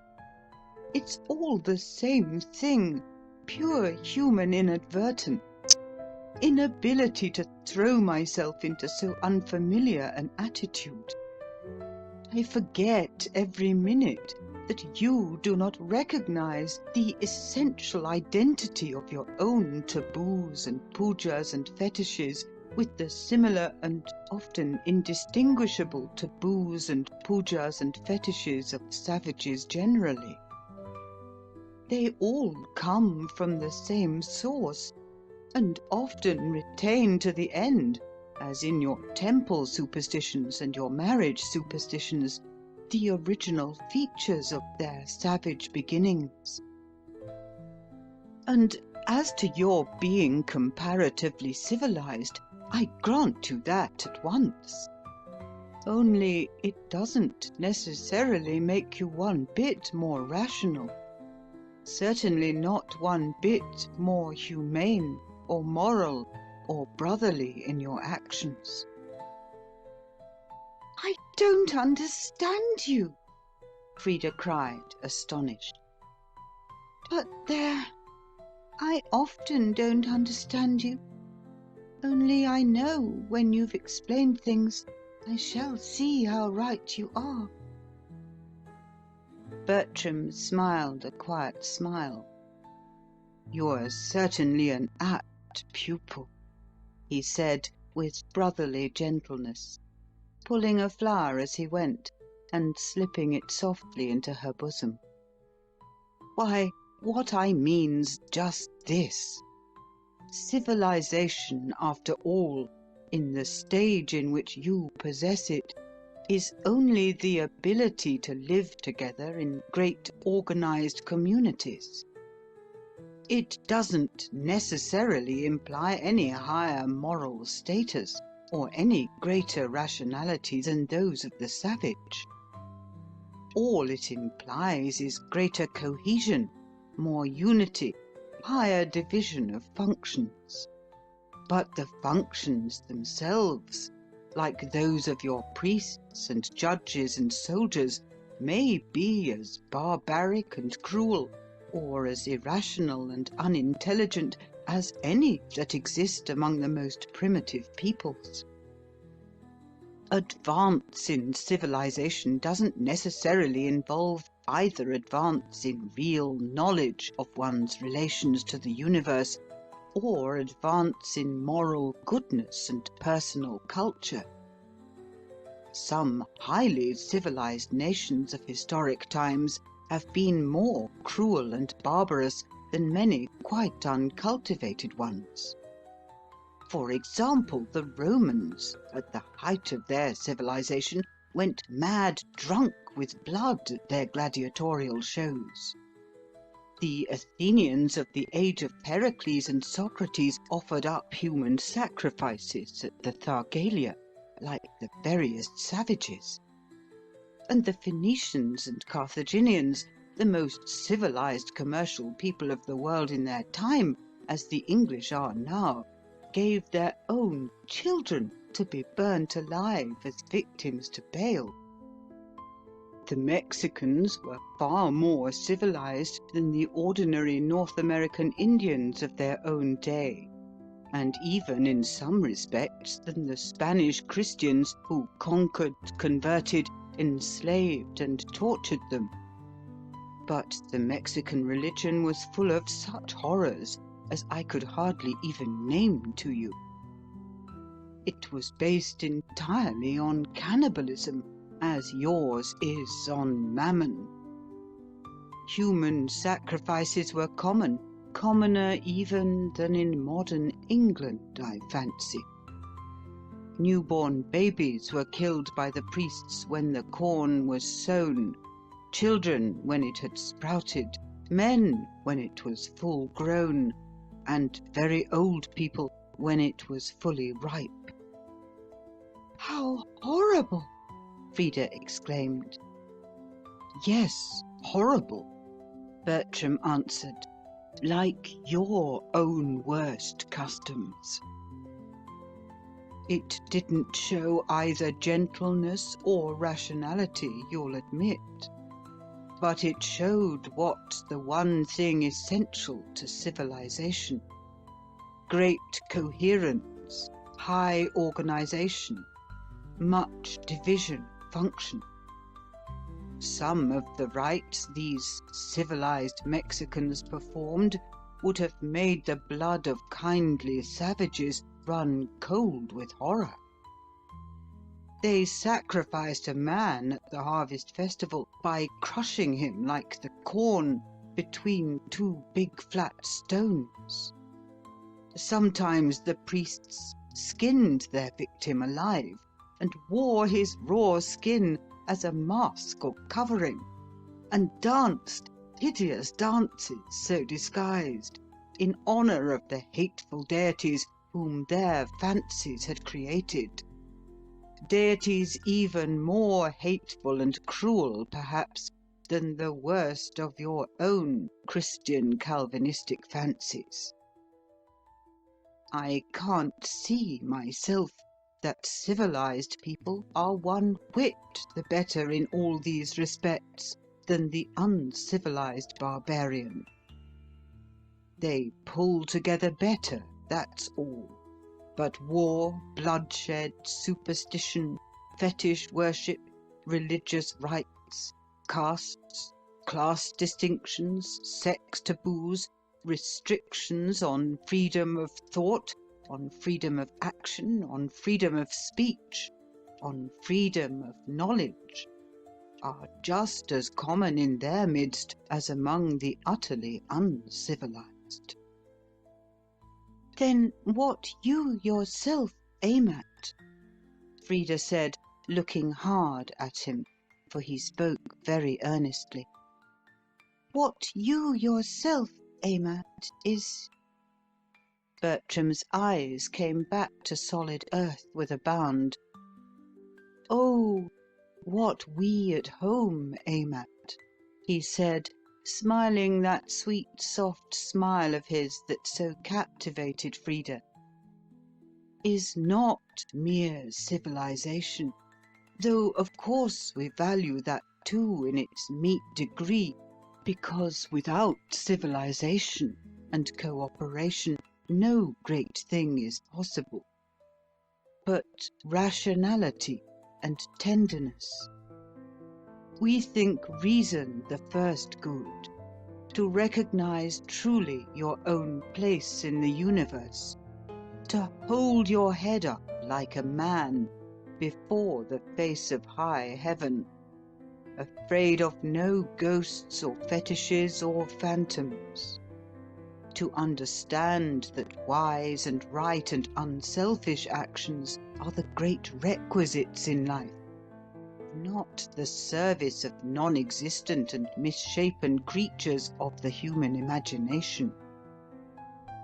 Knowledge of facts, knowledge of nature, knowledge of the true aspects of the world we live in, these seem to us of first importance. After that, we prize next reasonable and reasoning goodness.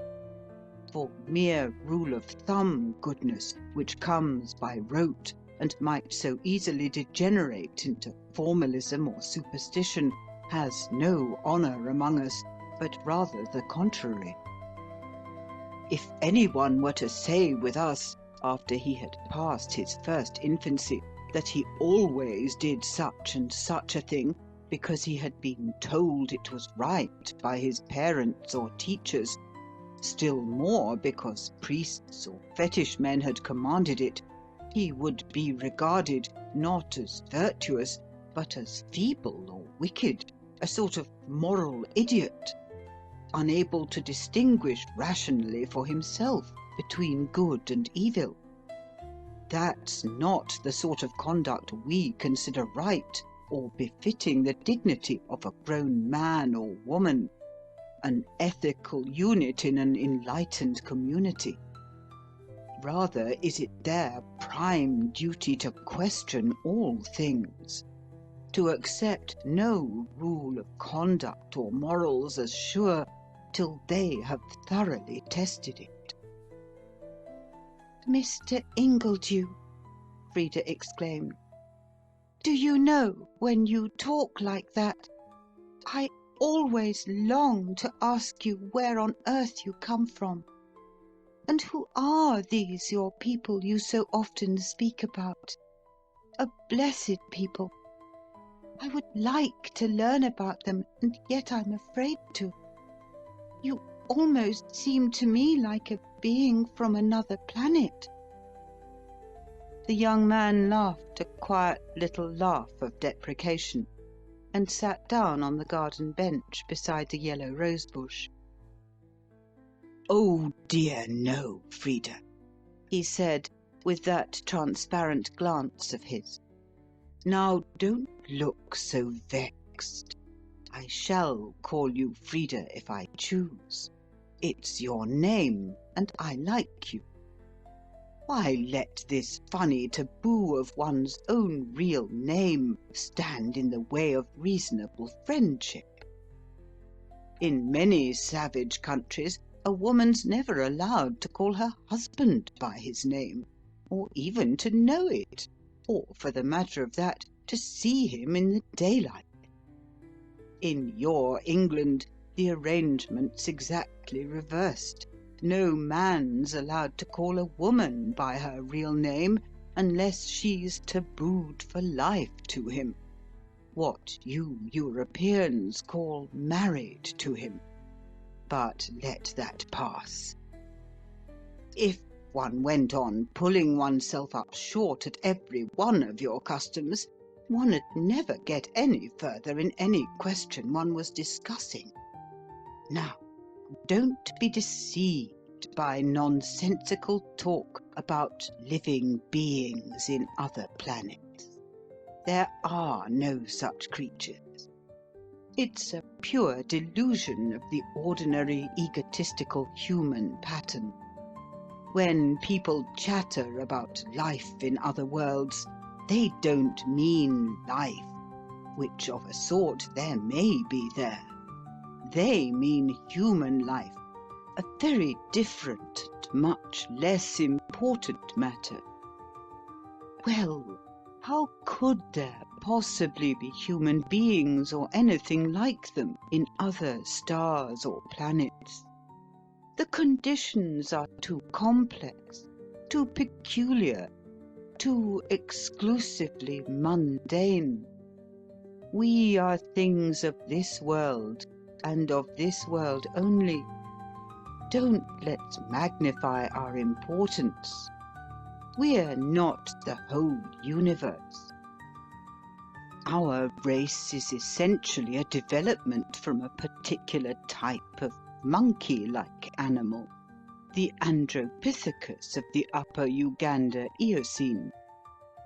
This monkey-like animal itself, again, is the product of special antecedent causes, filling a particular place in a particular tertiary fauna and flora, and impossible even in the fauna and flora of our own Earth and our own tropics before the evolution of those succulent fruits and grain-like seeds, for feeding on which it was specially adapted.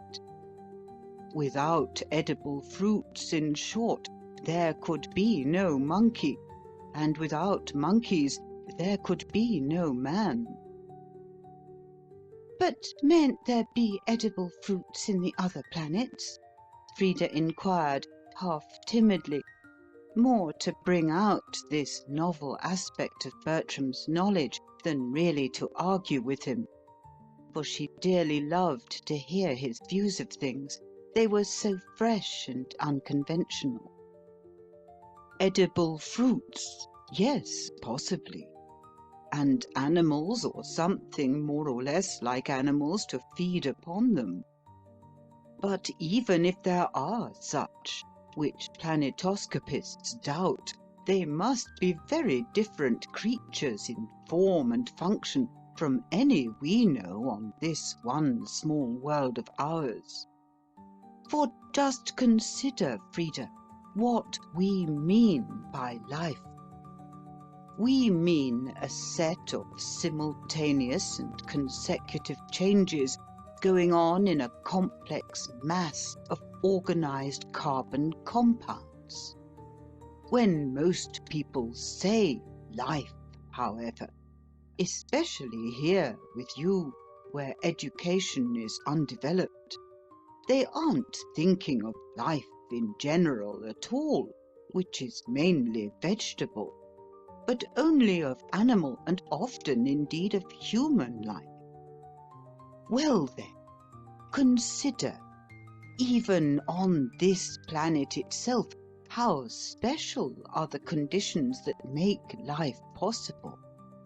There must be water in some form, for there's no life in the desert.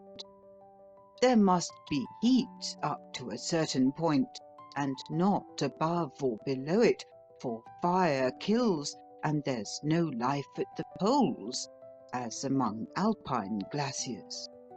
Or what little there is depends upon the intervention of other life, wafted from elsewhere, from the lands or seas, in fact, where it can really originate. In order to have life at all as we know it at least, and I can't say whether anything else could be fairly called life by any true analogy until I've seen and examined it, you must have carbon and oxygen and hydrogen and nitrogen and many other things under certain fixed conditions. You must have liquid water, not steam or ice. You must have a certain restricted range of temperature, neither very much higher nor very much lower than the average of the tropics. Now look, even with all these conditions fulfilled, how diverse is life on this earth itself, the one place we really know, varying as much as from the oak to the cuttlefish, from the palm to the tiger, from man to the fern, the seaweed, or the jelly speck. Every one of these creatures is a complex result of very complex conditions, among which you must never forget to reckon the previous existence and interaction of all the antecedent ones. Is it probable, then, even a priori, that if life or anything like it exists on any other planet, it would exist in forms at all as near our own as a buttercup is to a human being, or a sea anemone is to a cat or a pine tree? Well, it doesn't look likely, now you come to put it so, Frida answered thoughtfully, for though English, she was not wholly impervious to logic. Likely? Of course not, Bertram went on with conviction. Planetoscopists are agreed upon it.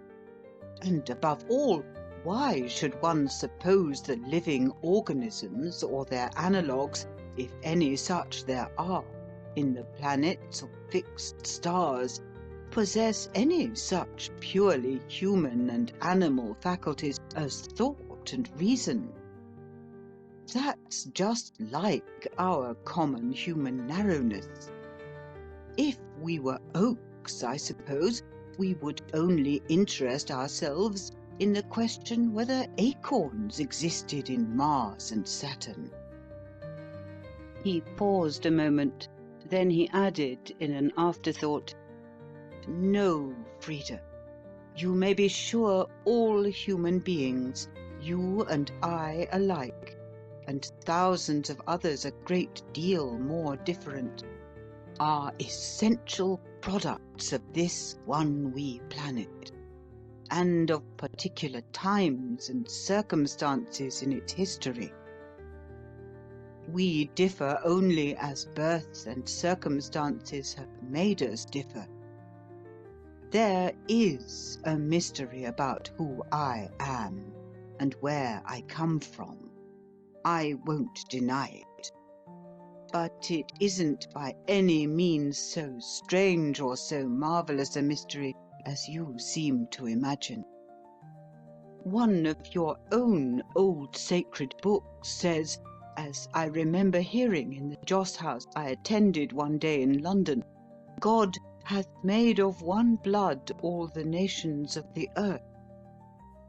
If for God in that passage we substitute common descent, it's perfectly true.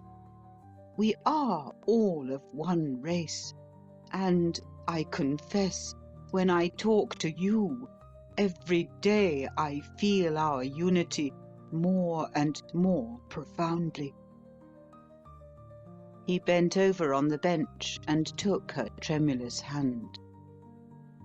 Frida, he said, looking deep into her speaking dark eyes, don't you yourself feel it? He was so strange, so simple-minded, so different in every way from all other men, that for a moment Frida almost half forgot to be angry with him. In point of fact, in her heart, she was not angry at all. She liked to feel the soft pressure of his strong man's hand on her dainty fingers. She liked to feel the gentle way he was stroking her smooth arm with that delicate white palm of his. It gave her a certain immediate and unthinking pleasure to sit still by his side and know he was full of her. Then suddenly, with a start, she remembered her duty. She was a married woman, and she ought not to do it. Quickly, with a startled air, she withdrew her hand. Bertram gazed down at her for a second, half taken aback by her hurried withdrawal. "Then you don't like me," he cried in a pained tone. "After all, you don't like me." One moment later, a ray of recognition broke slowly over his face. "Oh, I forgot," he said, leaning away. "I didn't mean to annoy you. A year or two ago, of course, I might have held your hand in mine as long as ever I liked. You were still a free being. But what was right then is wrong now, according to the kaleidoscopic etiquette of your countrywomen. I forgot all that in the heat of the moment. I recollected only we were two human beings of the same race and blood, with hearts that beat and hands that lay together. I remember now. You must hide and stifle your native impulses in future. You're tabooed for life to Robert Monteith. I must needs respect his seal set upon you. And he drew a deep sigh of enforced resignation. Frida sighed in return. "These problems are so hard," she said. Bertram smiled a strange smile. "There are no problems," he answered confidently. "You make them yourselves. You surround life with taboos, and then you talk despairingly of the problems with which your own taboos alone have saddled you." End of Chapter 8. Chapter 9. At 9:30 one evening that week, Bertram was seated in his sitting room at Miss Blake's lodgings, making entries as usual on the subject of taboo in his big black notebook. It was a large bare room, furnished with the customary round rosewood centre table, and decorated by a pair of green china vases, a set of wax flowers under a big glass shade, and a picture representing two mythical beings with women's faces and birds' wings hovering over the figure of a sleeping baby. Suddenly, a hurried knock at the door attracted his attention. "Come in," he said softly, in that gentle and almost deferential voice which he used alike to his equals and to the lodging-house servant. The door opened at once, and Frida entered. She was pale as a ghost, and she stepped light with a terrified tread. Bertram could see at a glance she was profoundly agitated. For a moment he could hardly imagine the reason why. Then he remembered all at once the strict harem rules by which married women in England are hemmed in and circumvented. To visit an unmarried man alone by night is contrary to tribal usage. He rose and advanced towards his visitor with outstretched arms. "Why, Frida!" he cried. "Mrs. Monteith! No, Frida! What's the matter? What has happened since I left? You look so pale and startled." Frida closed the door cautiously, flung herself down into a chair in a despairing attitude, and buried her face in her hands for some moments in silence. "Oh, Mr. Ingledew!" she cried at last, looking up in an agony of shame and doubt. "Bertram, I know it's wrong. I know it's wicked. I ought never to have come. Robert would kill me if he found out. But it's my one last chance, and I couldn't bear not to say goodbye to you, just this once, forever." Bertram gazed at her in astonishment. Long and intimately as he had lived among the various devotees of divine taboos the whole world over, it was with difficulty still he could recall each time each particular restriction of the various systems. Then it came home to him with a rush. He removed the poor girl's hands gently from her face which she had buried once more in them for pure shame, and held them in his own. "Dear Frida," he said tenderly, stroking them as he spoke. "why? What does all this mean? What's this sudden thunderbolt? You've come here tonight without your husband's leave, and you are afraid he'll discover you?" Frida spoke under her breath, in a voice half choked with frequent sobs. "Don't talk too loud," she whispered. "Miss Blake doesn't know I'm here. If she did, she'd tell on me. I slipped in quietly through the open back door, but I felt I must. I really, really must. I couldn't stop away. I couldn't help it." Bertram gazed at her, distressed. Her tone was distressing. Horror and indignation for a moment overcame him. She had had to slip in there like a fugitive or a criminal. She had had to crawl away by stealth from that man, her keeper. She, a grown woman and a moral agent, with a will of her own and a heart and a conscience, was held so absolutely in serfdom as a particular man's thrall and chattel, that she could not even go out to visit a friend without these degrading subterfuges of creeping in unperceived by a back entrance, and talking low under her breath, lest a lodging-house crone should find out what she was doing.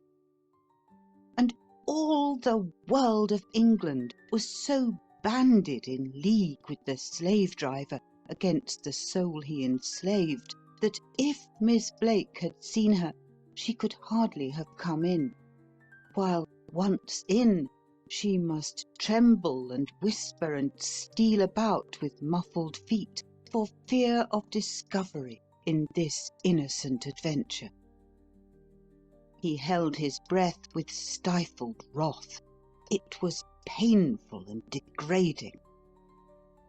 But he had no time just then to think much of all this, for there sat Frida, tremulous and shivering before his very eyes, trying hard to hide her beautiful white face in her quivering hands, and murmuring over and over again in a very low voice, like an agonized creature, "I couldn't bear not to be allowed to say good-bye to you forever." Bertram smoothed her cheek gently. She tried to prevent him, but he went on in spite of her, with a man's strong persistence. Notwithstanding his gentleness, he was always virile. "Good-bye!" he cried. "Good-bye! Why on earth good-bye, Frida? When I left you before dinner, you never said one word of it to me." "Oh, no!" Frida cried, sobbing. "It's all Robert. Robert. As soon as ever you were gone, he called me into the library, which always means he's going to talk over some dreadful business with me. And he said to me, 'Frida, I've just heard from Phil that this man Ingledew, who's chosen to voice himself upon us, holds opinions and sentiments which entirely unfit him from being proper company for any lady. Now, he's been coming here a great deal too often of late. Next time he calls, I wish you to tell Martha you're not at home to him.'" Bertram looked across at her with a melting look in his honest blue eyes. "And you came round to tell me of it, you dear thing!" he cried, seizing her hand and grasping it hard. "Oh, Frida, how kind of you!" Frida trembled from head to foot. The blood throbbed in her pulse. "Then you're not vexed with me?" she sobbed out, all tremulous with gladness. "Vexed with you? Oh, Frida, how could I be vexed? You poor child! I'm so pleased, so glad, so grateful." Frida let her hand rest unresisting in his. "Bertram," she murmured. "I must call you Bertram.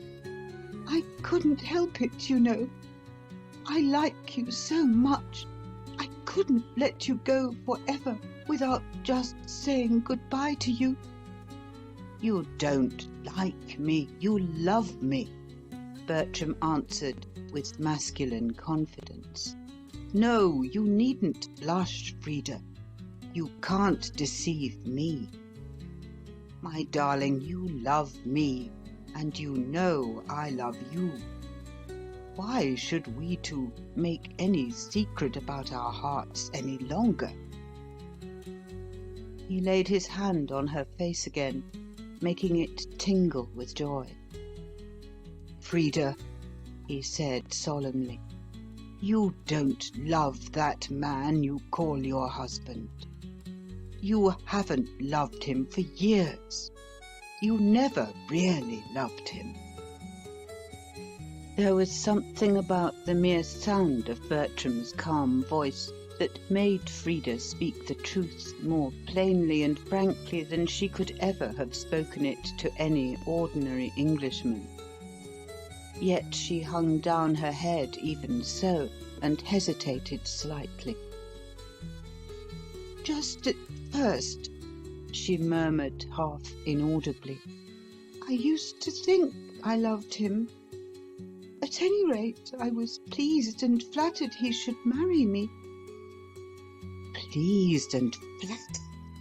Bertram exclaimed, more to himself than to her. "Great heavens, how incredible! Pleased and flattered by that man! One can hardly conceive it. But you've never loved him since, Frida. You can't look me in the face and tell me you love him." "No, not since the first few months," Frida answered, still hanging her head. "But, Bertram, he's my husband, and of course I must obey him." "You must do nothing of the sort," Bertram cried authoritatively. "You don't love him at all, and you mustn't pretend to. It's wrong. It's wicked. Sooner or later—" He checked himself. "Frida," he went on after a moment's pause, "I won't speak to you of what I was going to say just now. I'll wait a bit till you're stronger and better able to understand it. But there must be no more silly talk of farewells between us. I won't allow it.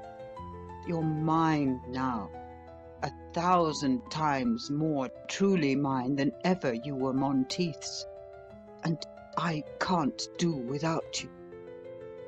You must go back to your husband for the present, I suppose.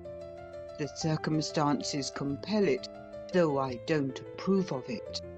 But you must see me again, and soon, and often, just the same as usual.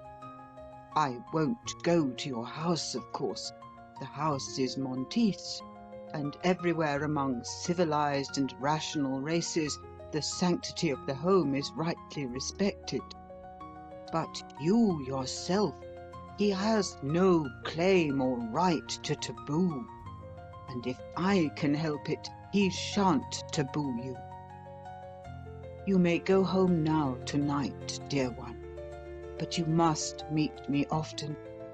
If you can't come round to my rooms for fear of Miss Blake's fetish, the respectability of her house, we must meet elsewhere till I can make fresh arrangements."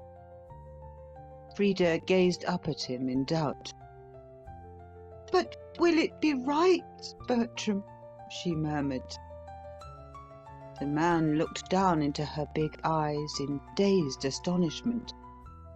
"Why, Frida," he cried, half pained at the question, "do you think if it were wrong I'd advise you to do it?"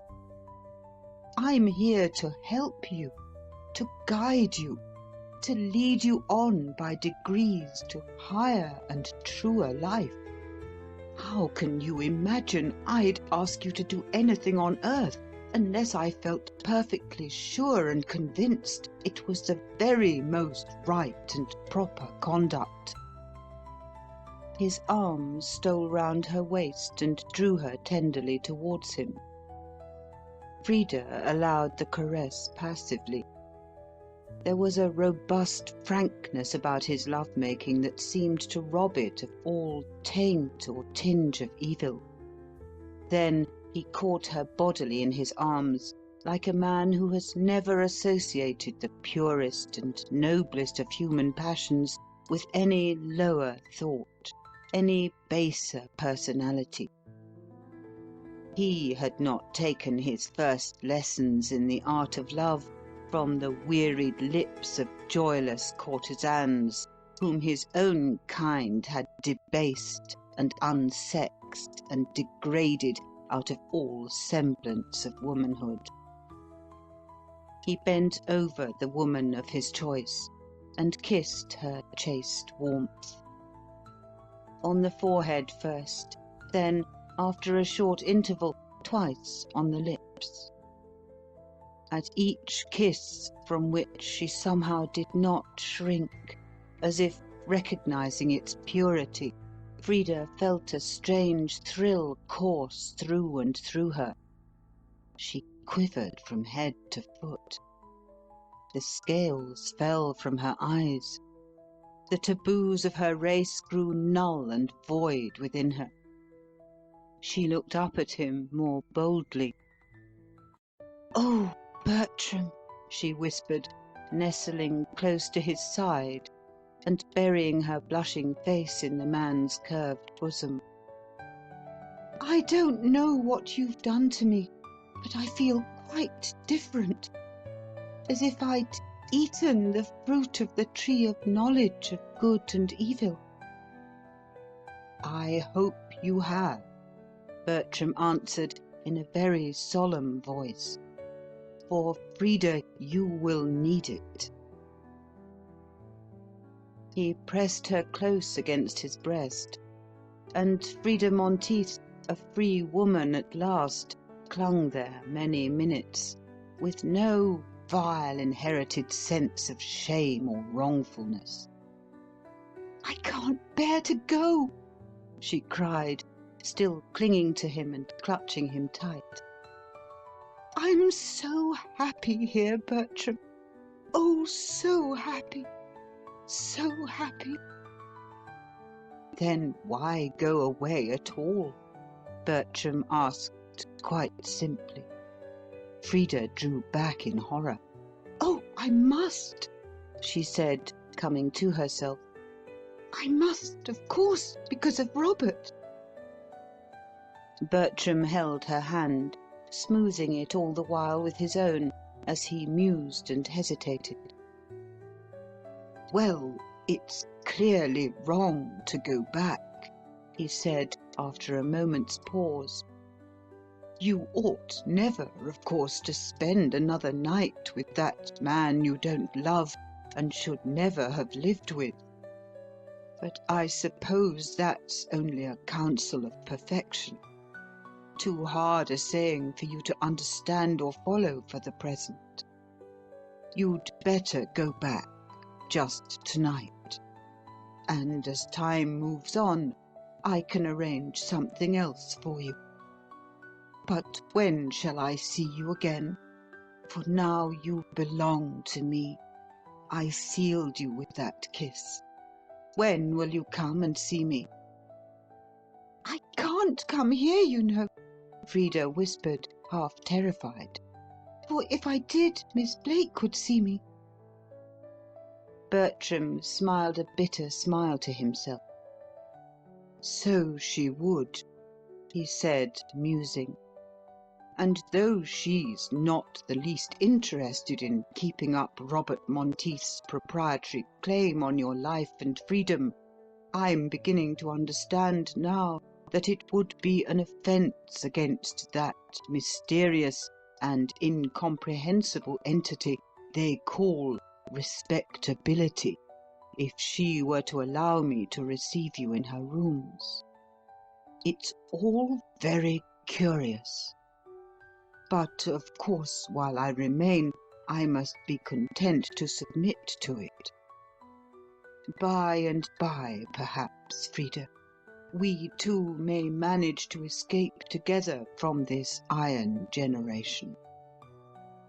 Meanwhile, I shall go up to London less often for the present, and you can come and meet me, dear, in the Middle Mill Fields at 2 o'clock on Monday.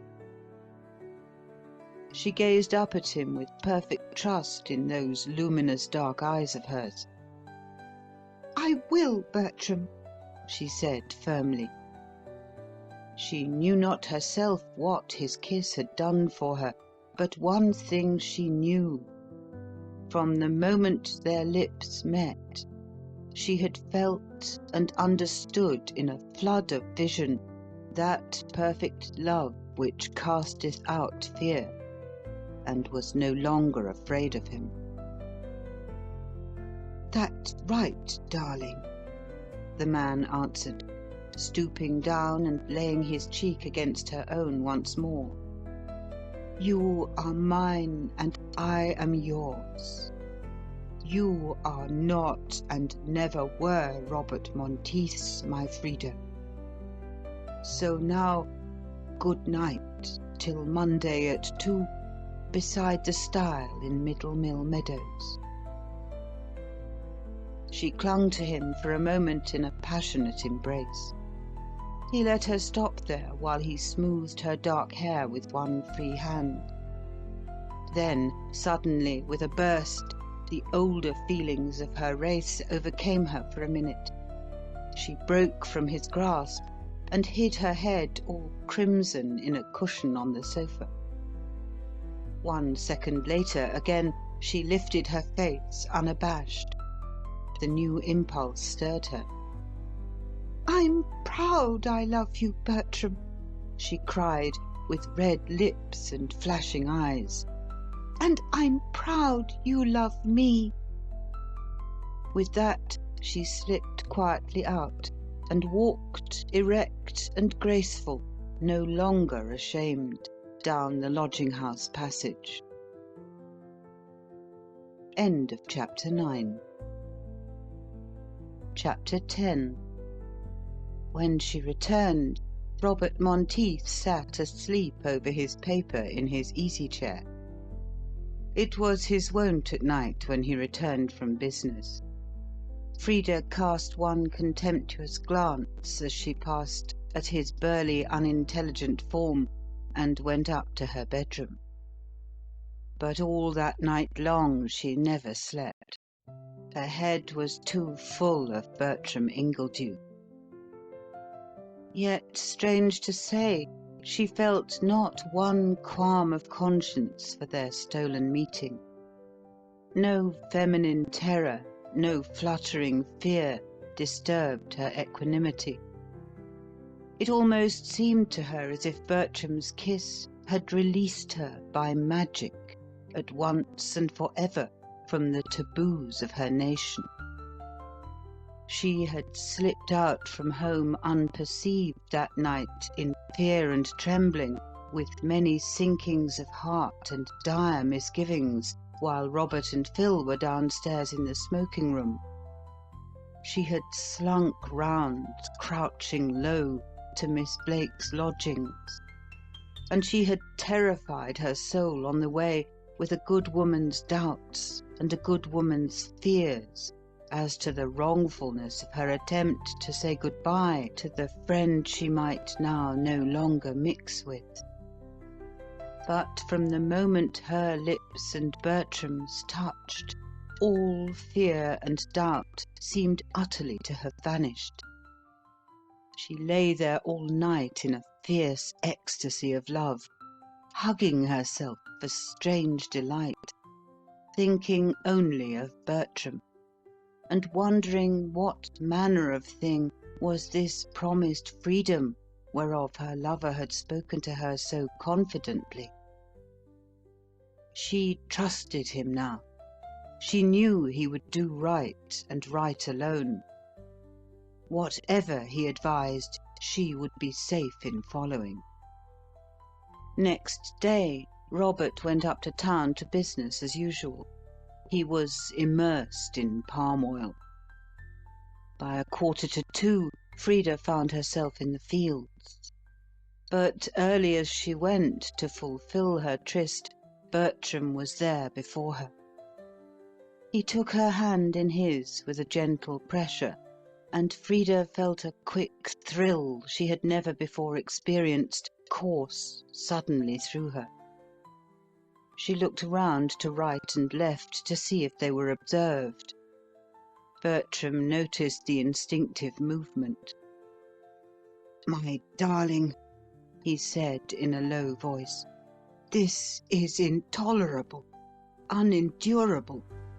It's an insult not to be borne that you and I can't walk together in the fields of England without being subjected thus to such a many-headed espionage.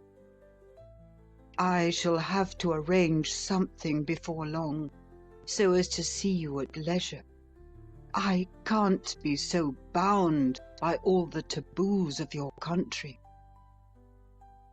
She looked up at him trustfully.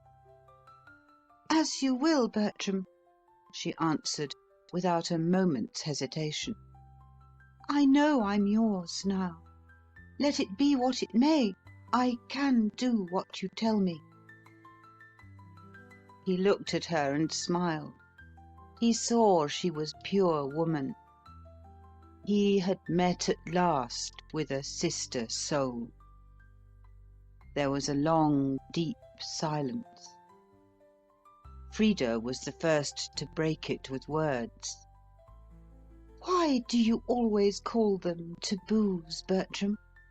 she asked at last, sighing. "Why, Frida, don't you see?" he said, walking on through the deep grass. "Because they are taboos. That's the only reason. Why not give them their true name? We call them nothing else among my own people. All taboos are the same in origin and spirit, whether savage or civilized, Eastern or Western. You must see that now, for I know you are emancipated. They begin with belief in some fetish or bogey or other non-existent supernatural being, and they mostly go on to regard certain absolutely harmless, nay, sometimes even praiseworthy or morally obligatory acts as proscribed by him and sure to be visited with his condign displeasure. So South Sea Islanders think if they eat some particular luscious fruit tabooed for the chiefs, they'll be instantly struck dead by the mere power of the taboo in it. And English people think if they go out in the country for a picnic on a tabooed day, or use certain harmless tabooed names and words, or inquire into the historical validity of certain incredible ancient documents accounted sacred, or even dare to think certain things that no reasonable man can prevent himself from thinking, they'll be burned forever in eternal fire for it. The common element is the dread of an unreal sanction. So in Japan and West Africa, the people believe the whole existence of the world and the universe is bound up with the health of their own particular king, or the safety of their own particular royal family. And therefore they won't allow their Mikado or their chief to go outside his palace, lest he should knock his royal foot against a stone, and so prevent the sun from shining and the rain from falling. In other places it's a tree or a shrub, with which the stability and persistence of the world is bound up. Whenever that tree or shrub begins to droop or wither, the whole population rushes out in bodily fear and awe, bearing water to pour upon it, and crying aloud with wild cries, as if their lives were in danger. If any man were to injure the tree, which of course is no more valuable than any other bush of its sort, they'd tear him to pieces on the spot, and kill or torture every member of his family. And so too in England most people believe, without a shadow of reason, that if men and women were allowed to manage their own personal relations, free from tribal interference, all life and order would go to rack and ruin. The world would become one vast, horrible orgy, and society would dissolve in some incredible fashion. To prevent this imaginary and impossible result, they insist upon regulating one another's lives from outside with the strictest taboos, like those which hem round the West African kings, and punish with cruel and relentless heartlessness every man, and still more every woman, who dares to transgress them. I think I see what you mean, Frida answered, blushing. And I mean it in the very simplest and most literal sense, Bertram went on quite seriously.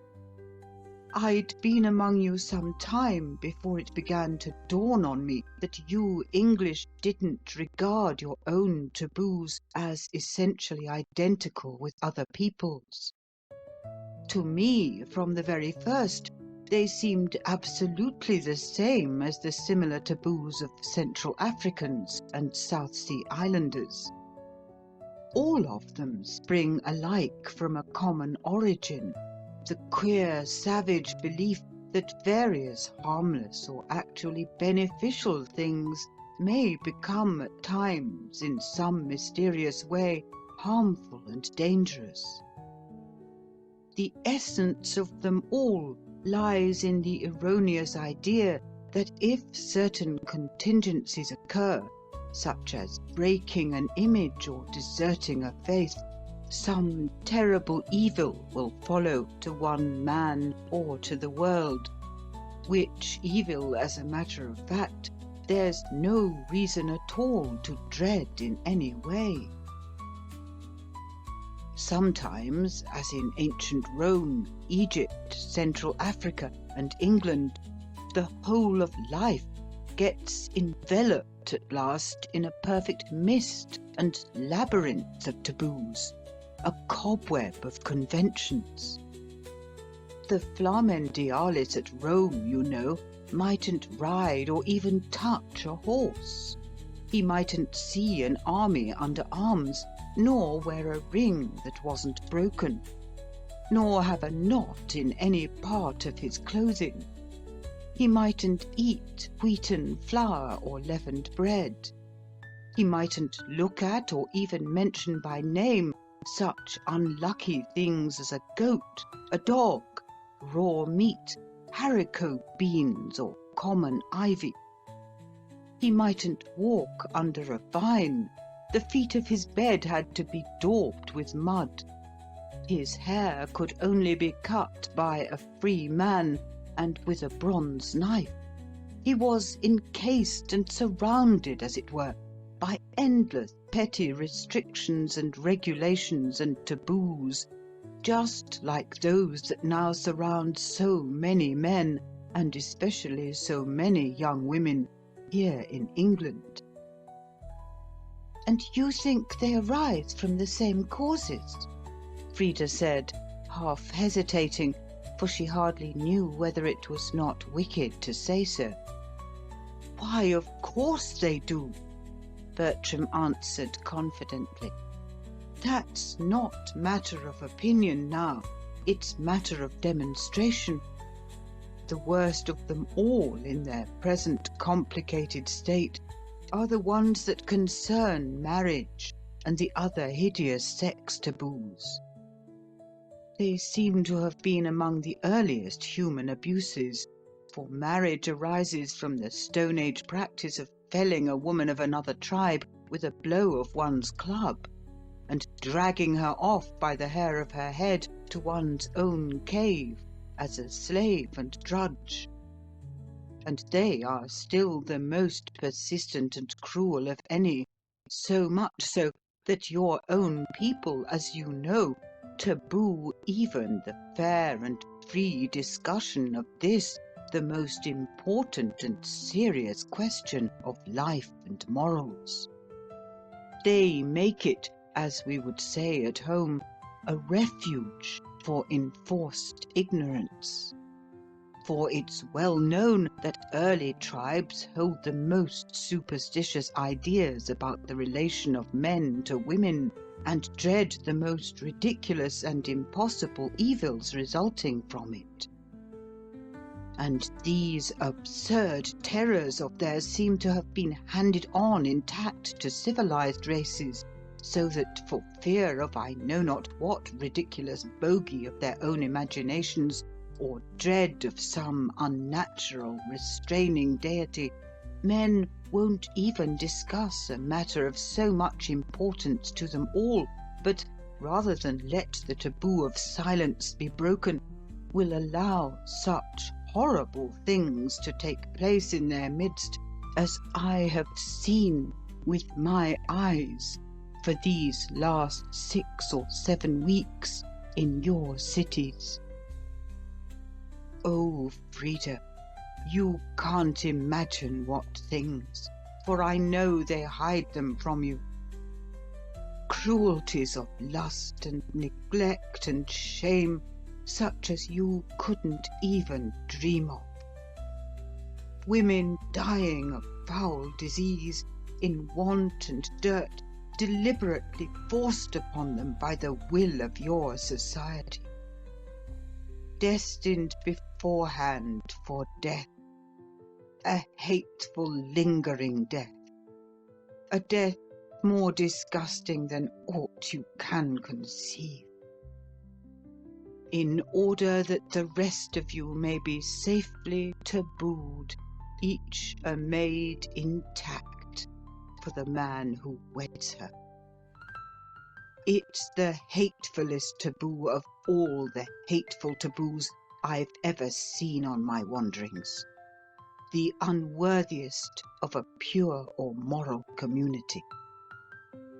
He shut his eyes as if to forget the horrors of which he spoke. They were fresh and real to him. Frida did not like to question him further. She knew to what he referred, and in a dim, vague way, for she was less wise than he, she knew, she thought she could imagine why he found it all so terrible. They walked on in silence a while through the deep, lush grass of the July meadow. At last Bertram spoke again. "Frida," he said with a trembling quiver, "I didn't sleep last night. I was thinking this thing over, this question of our relations." "Nor did I," Frida answered, thrilling through, responsive. "I was thinking the same thing. And, Bertram, 'twas the happiest night I ever remember." Bertram's face flushed rosy red, that native colour of triumphant love, but he answered nothing. He only looked at her with a look more eloquent by far than 1,000 speeches. "Frida," he went on at last, "I've been thinking it all over, and I feel if only you can come away with me for just 7 days, I could arrange at the end of that time to take you home with me." Frida's face in turn waxed rosy red, but she answered only in a very low voice, "Thank you, Bertram." "Would you go with me?"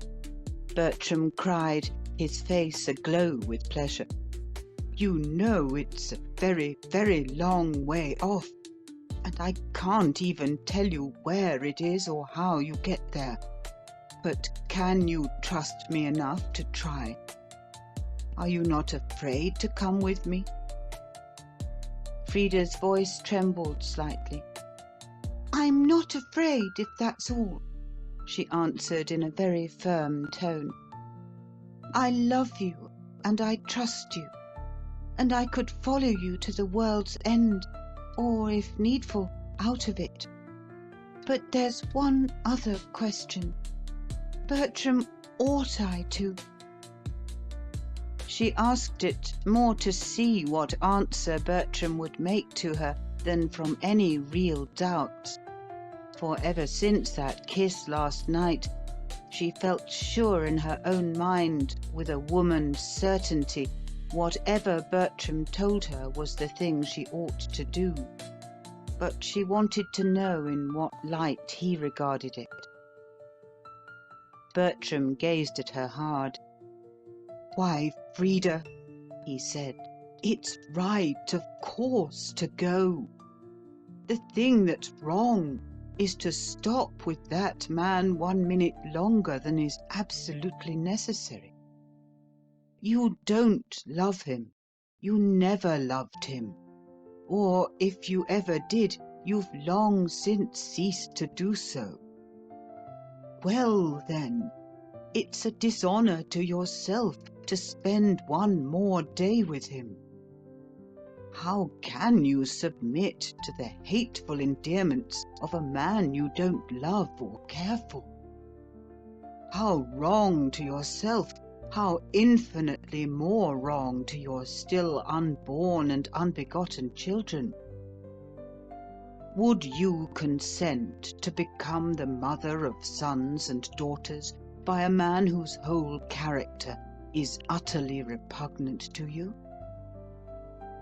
Nature has given us this divine instinct of love within to tell us with what persons we should spontaneously unite.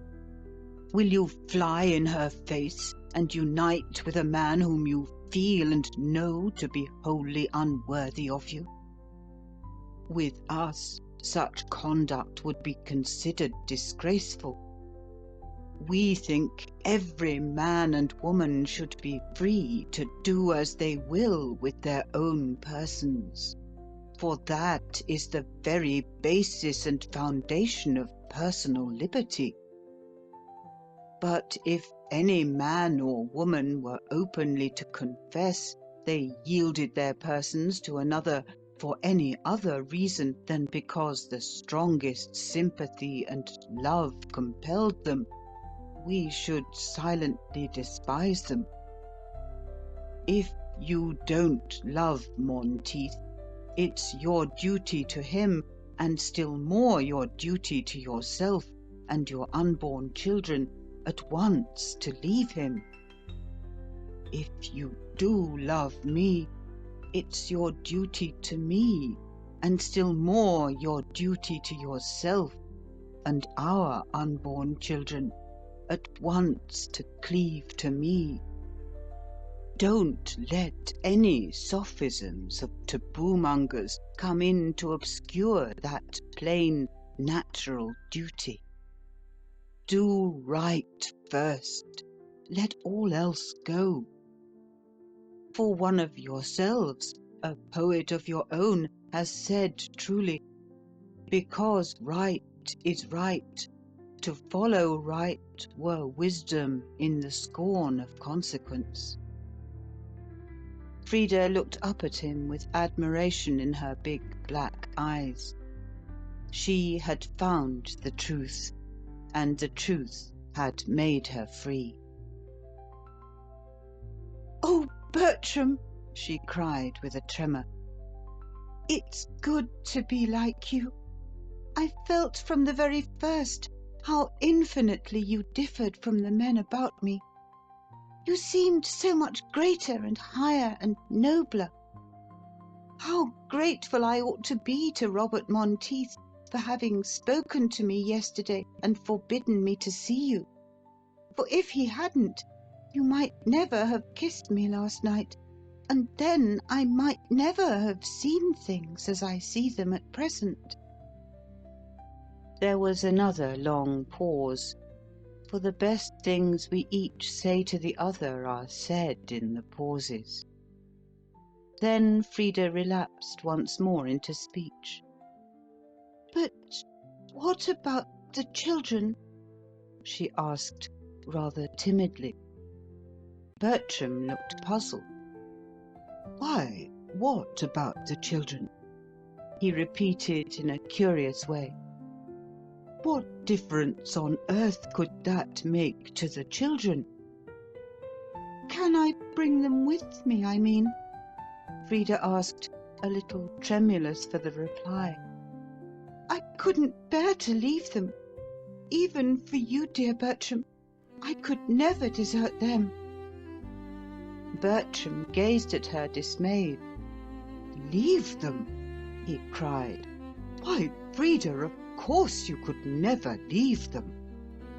Do you mean to say anybody would be so utterly unnatural, even in England, as to separate a mother from her own children?" "I don't think Robert would let me keep them," Frida faltered, with tears in her eyes. "And if he didn't, the law, of course, would take his side against me." "Of course," Bertram answered with grim sarcasm in his face. "Of course. I might have guessed it. If there is an injustice or a barbarity possible, I might have been sure the law of England would make haste to perpetrate it. But you needn't fear, Frida. Long before the law of England could be put in motion, I'll have completed my arrangements for taking you, and them too, with me.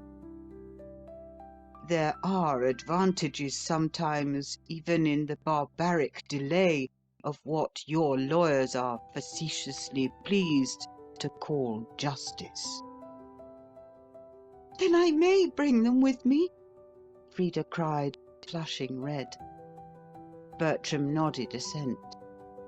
"Yes," he said with grave gentleness. "You may bring them with you, and as soon as you like, too. Remember, dearest, every night you pass under that creature's roof, you commit the vilest crime a woman can commit against her own purity." End of Chapter 10. Chapter 11. Never in her life had Frida enjoyed anything so much as those first 4 happy days at Haymoor. She had come away with Bertram exactly as Bertram himself desired her to do, without one thought of anything on earth except to fulfill the higher law of her own nature.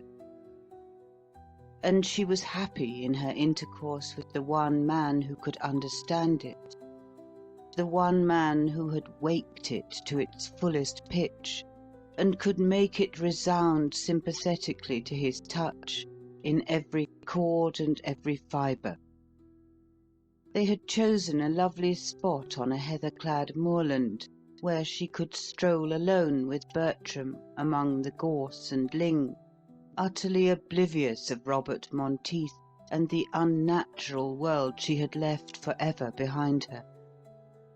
Her soul drank in deep draughts of the knowledge of good and evil from Bertram's lips. She felt it was indeed a privilege to be with him and listen to him.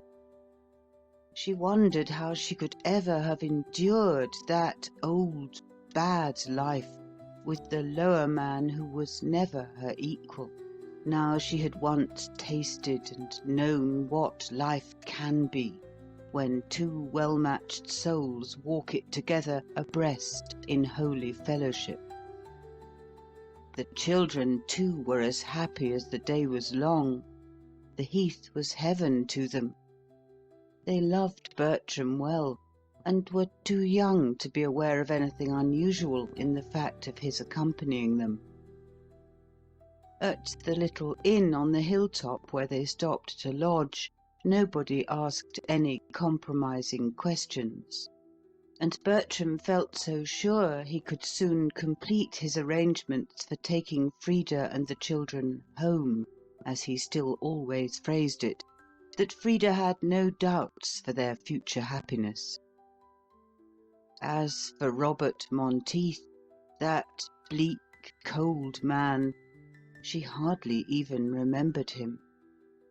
Bertram's first kiss seemed almost to have driven the very memory of her husband clean out of her consciousness. She only regretted, now she had left him, the false and mistaken sense of duty which had kept her so long tied to an inferior soul she could never love, and did wrong to marry. And all the time, what strange new lessons, what beautiful truths she learned from Bertram. As they strolled together those sweet August mornings, hand locked in hand over the breezy upland, what new insight he gave her into men and things! What fresh impulse he supplied to her keen moral nature! The misery and wrong of the world she lived in came home to her now in deeper and blacker hues than ever she had conceived it in. And with that consciousness came also the burning desire of every wakened soul to right and redress it. With Bertram by her side, she felt she could not even harbour an unholy wish or admit a wrong feeling. That vague sense of his superiority as of a higher being, which she had felt from the very first moment she met him at Brackenhurst, had deepened and grown more definite now by closer intercourse. And she recognized that what she had fallen in love with from the earliest beginning was the beauty of holiness shining clear in his countenance. She had chosen at last the better part, and she felt in her soul that, come what might, it could not be taken away from her. In this earthly paradise of pure love undefiled, she spent 3 full days and part of another. On the morning of the 4th, she sent the country girl they had engaged to take care of the children out on the moor with the little ones, while she herself and Bertram went off alone past the barrow that overlooks the Devil's Saucepan, and out on the open ridge that stretches with dark growth of heath and bracken far away into the misty blue distance of Hampshire. Bertram had just been speaking to her, as they sat on the dry sand, of the buried chieftain whose bones still lay hid under that grass-grown barrow, and of the slaughtered wives whose bodies slept beside him, massacred in cold blood to accompany their dead lord to the world of shadows. He had been contrasting these hideous slaveries of taboo-ridden England, past or present, with the rational freedom of his own dear country, whither he hoped so soon with good luck to take her, when suddenly Frida raised her eager eyes from the ground and saw somebody or something coming across the moor from eastward in their direction. All at once a vague foreboding of evil possessed her. Hardly quite knowing why, she felt this approaching object augured no good to their happiness. "Look, Bertram!" she cried, seizing his arm in her fright. There's somebody coming. Bertram raised his eyes and looked. Then he shaded them with his hands. "How strange," he said simply, in his candid way. "It looks for all the world just like the man who was once your husband." Frida rose in alarm. "Oh, what can we do?" she cried, wringing her hands. "Whatever can we do? It's he! It's Robert!" "Surely he can't have come on purpose," Bertram exclaimed, taken aback. "When he sees us, he'll turn aside. He must know, of all people on earth, he's the one least likely at such a time to be welcome. He can't want to disturb the peace of another man's honeymoon." But Frida, better used to the savage ways of the world she had always lived in, made answer, shrinking and crouching. "He's hunted us down, and he's come to fight you." "To fight me?" Bertram exclaimed. "Oh, surely not that. I was told by those who ought best to know, you English had got far beyond the stage of private war and murderous vendetta." "For everything else," Frida answered, cowering down in her terror of her husband's vengeance. Not for herself, indeed, so much as for Bertram. "For everything else we have, but not for a woman." There was no time just then, however, for further explanation of this strange anomaly.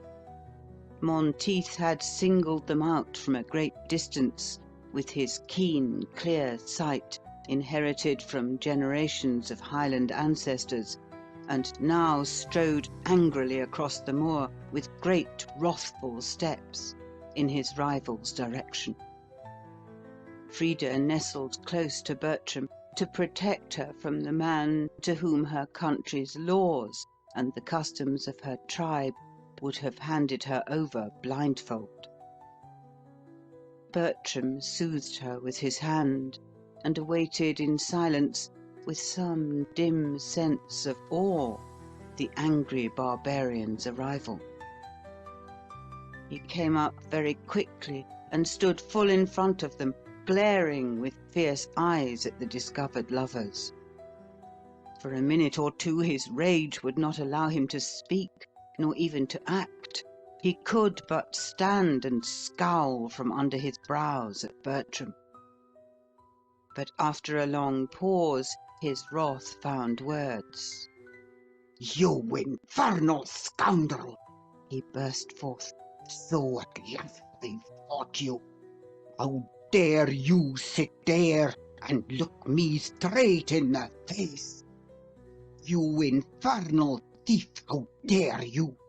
How dare you?" Bertram rose and confronted him. His own face, too, flushed slightly with righteous indignation, but he answered for all that in the same calm and measured tones as ever. "I am not a scoundrel, and I will not submit to be called so even by an angry savage. I ask you in return, how dare you follow us?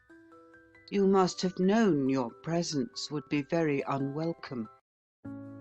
I should have thought this was just the one moment in your life and the one place on earth where even you would have seen that to stop away was your imperative duty.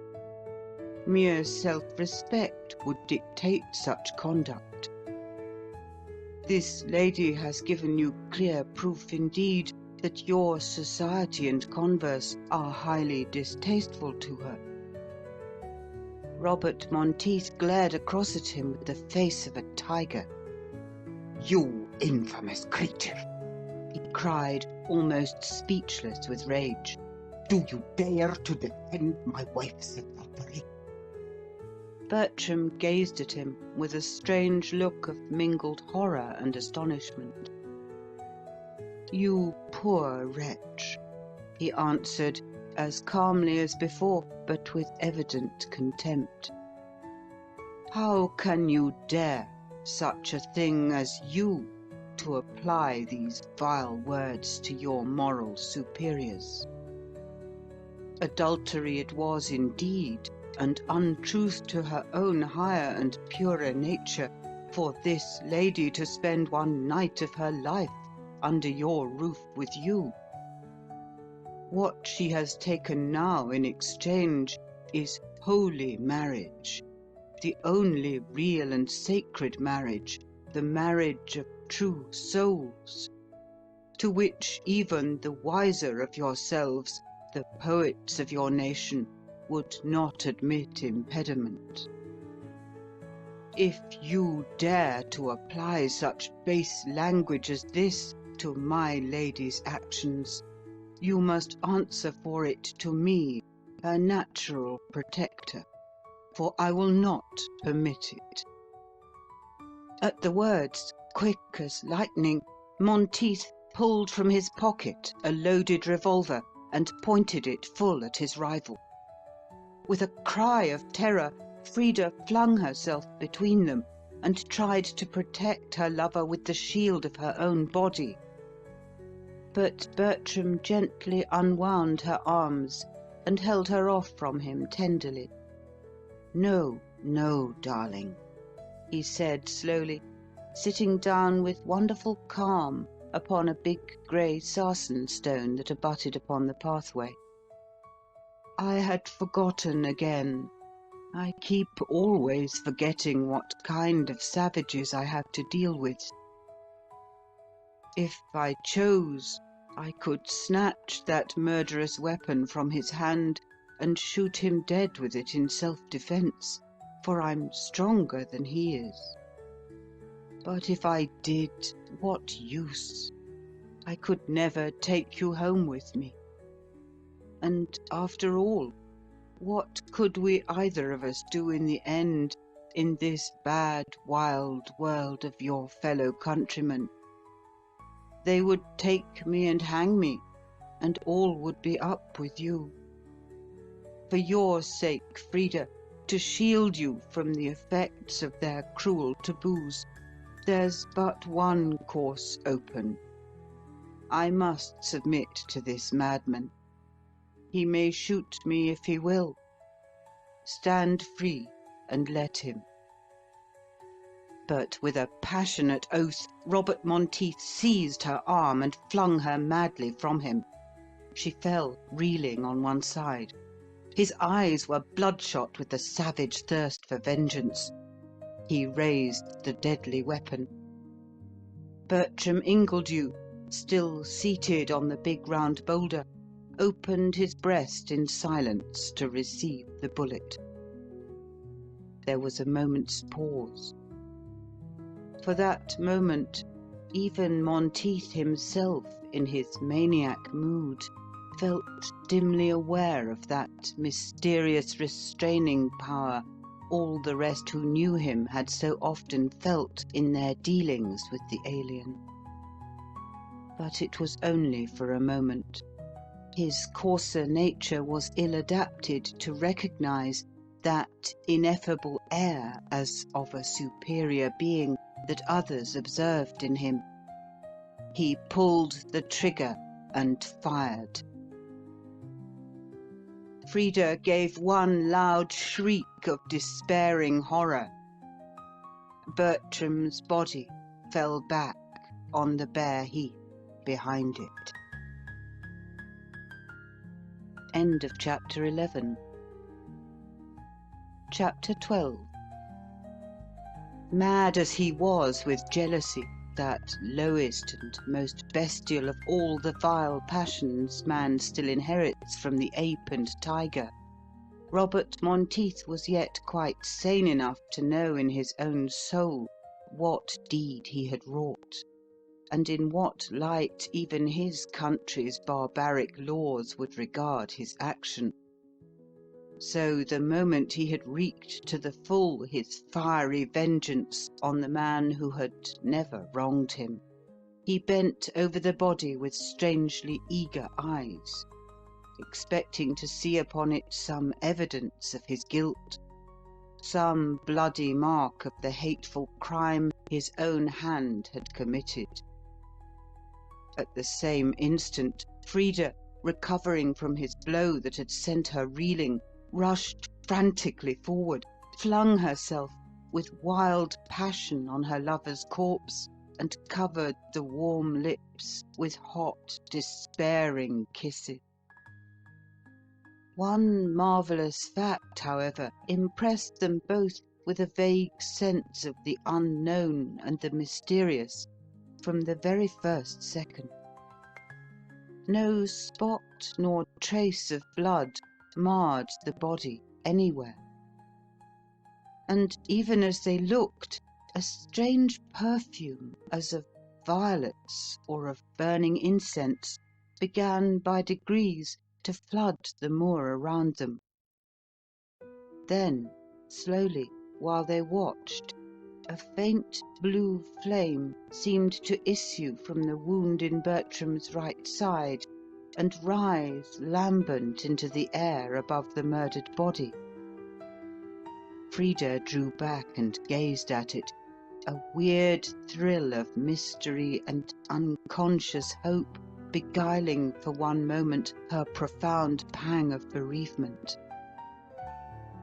Monteith, too, stood away a pace or two in doubt and surprise, the deep consciousness of some strange and unearthly power overawing for a while even his vulgar and commonplace Scotch bourgeois nature.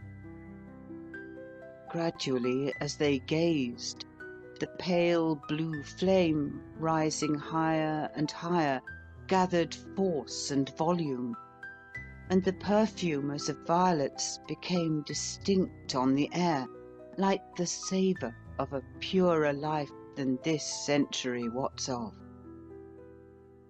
Bit by bit, the wan blue light, flickering thicker and thicker, shaped itself into the form and features of a man, even the outward semblance of Bertram Ingledew.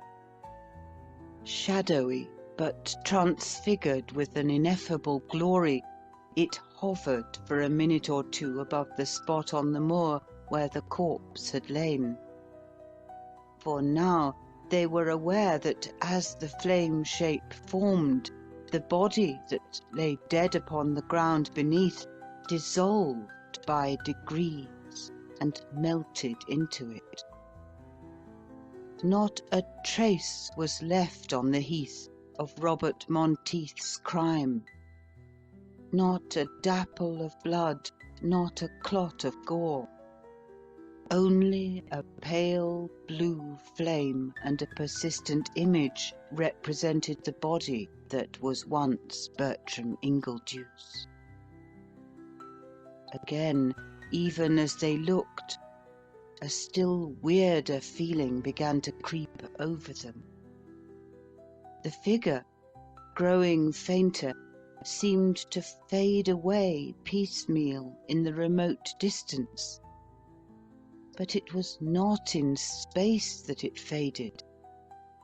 It appeared rather to become dim in some vaguer and far more mysterious fashion, like the memories of childhood or the aching abysses of astronomical calculation. As it slowly dissolved, Frida stretched out her hands to it with a wild cry, like the cry of a mother for her firstborn. "Oh, Bertram," she moaned, "where are you going? Do you mean to leave me? Won't you save me from this man? Won't you take me home with you?"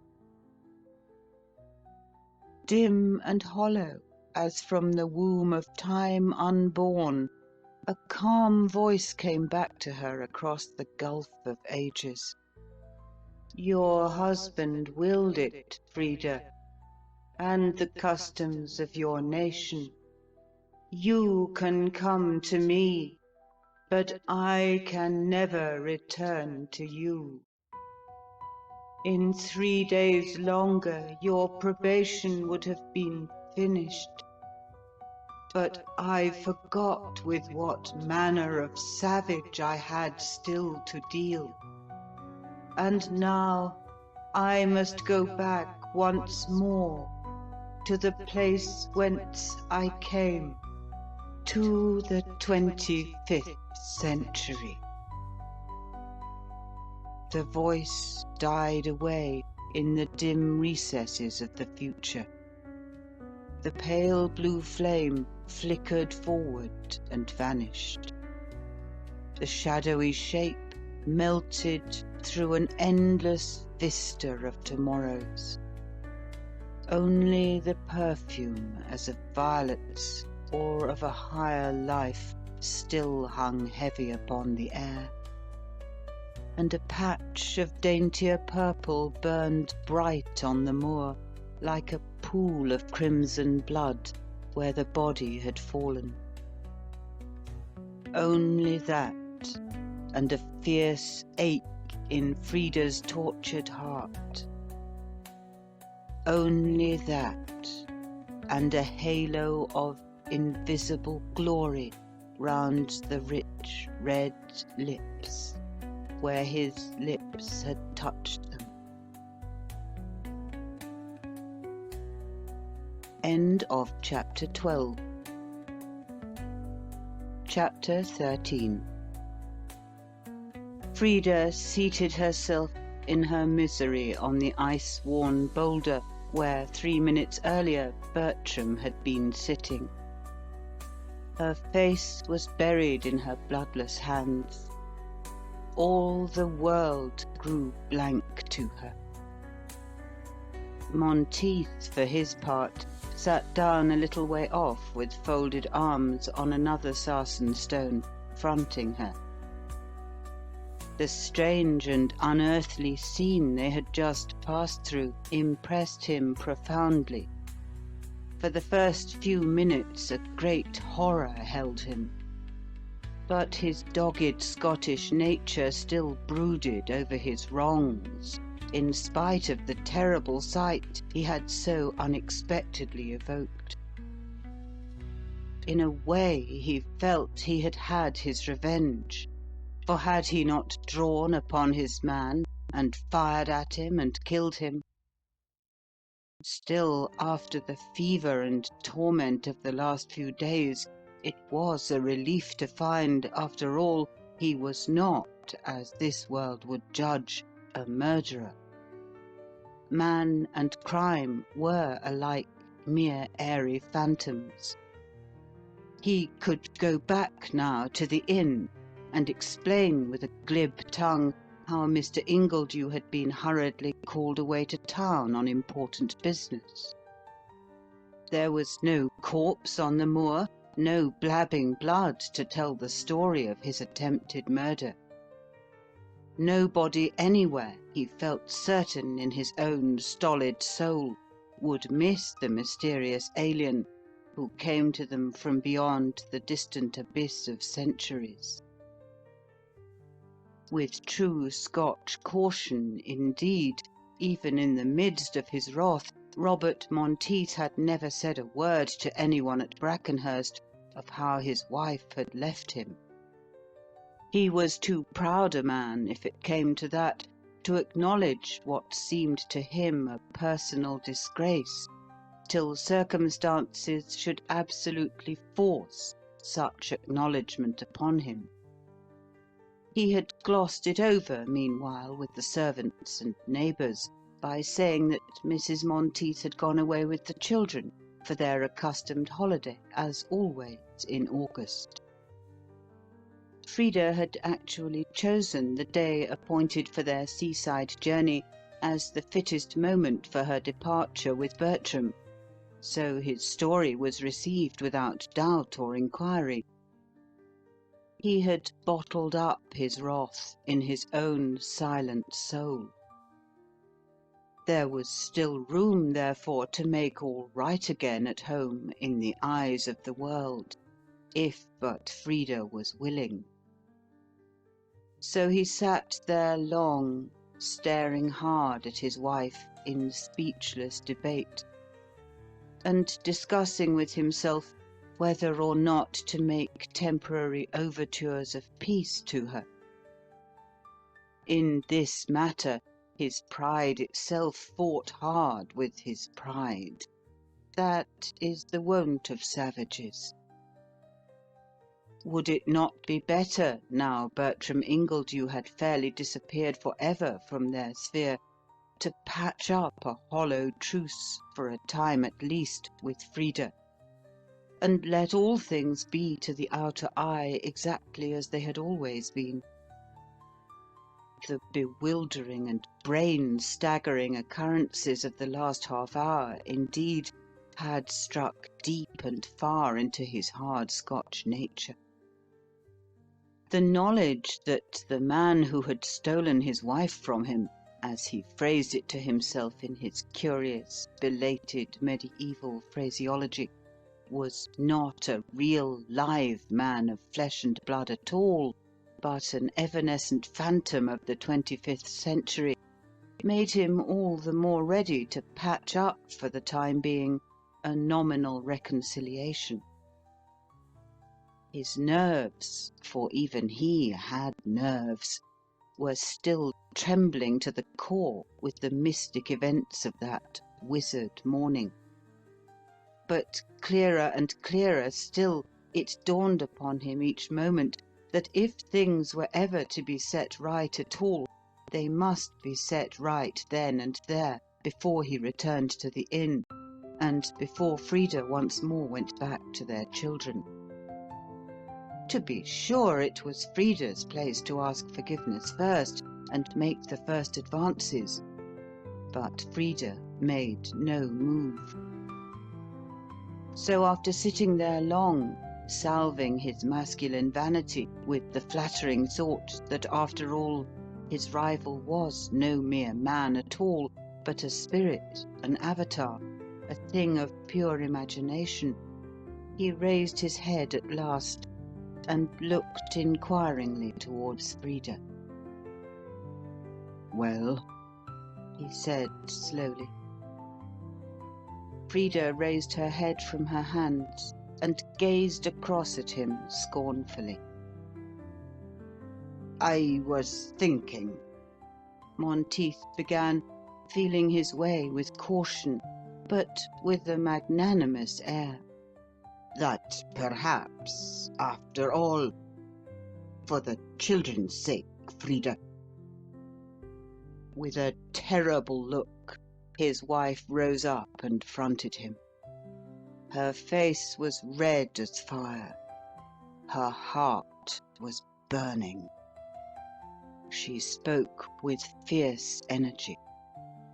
"Robert Monteith," she said firmly, not even deigning to treat him as one who had once been her husband, "for the children's sake, or for my own sake, or for any power on earth, do you think, poor empty soul, after I've spent 3 days of my life with him, I'd ever spend 3 hours again with you? If you do, then this is all. Murderer that you are, you mistake my nature." And turning on her heel, she moved slowly away towards the far edge of the moor, with a queenly gesture. Monteith followed her up a step or two. She turned and waved him back. He stood glued to the ground, that weird sense of the supernatural once more overcoming him. For some seconds he watched her without speaking a word. Then at last he broke out. "What are you going to do, Frida? he asked almost anxiously. Frida turned and glanced back at him with scornful eyes. Her mien was resolute. The revolver with which he had shot Bertram Ingledew lay close by her feet, among the bracken on the heath, where Monteith had flung it. She picked it up with one hand, and once more waved him backward. "I'm going to follow him," she answered solemnly, in a very cold voice. "Where you have sent him. But alone, by myself. Not here before you." And she brushed him away as he tried to seize it, with regal dignity. Monteith, abashed, turned back without one word, and made his way to the inn in the little village. But Frida walked on by herself in the opposite direction, across the open moor and through the purple heath, towards black despair and the trout ponds at Broughton. End of The British Barbarians by Grant Allen. We hope you enjoyed tonight's sleep audiobook. If you liked this audiobook and want to listen to more, please check out our channel at Sleep Audiobooks. And if you prefer to listen to each story individually, they will also be uploaded to our secondary channel at Sleep Chapters. You can access our entire catalog of bedtime story audiobooks through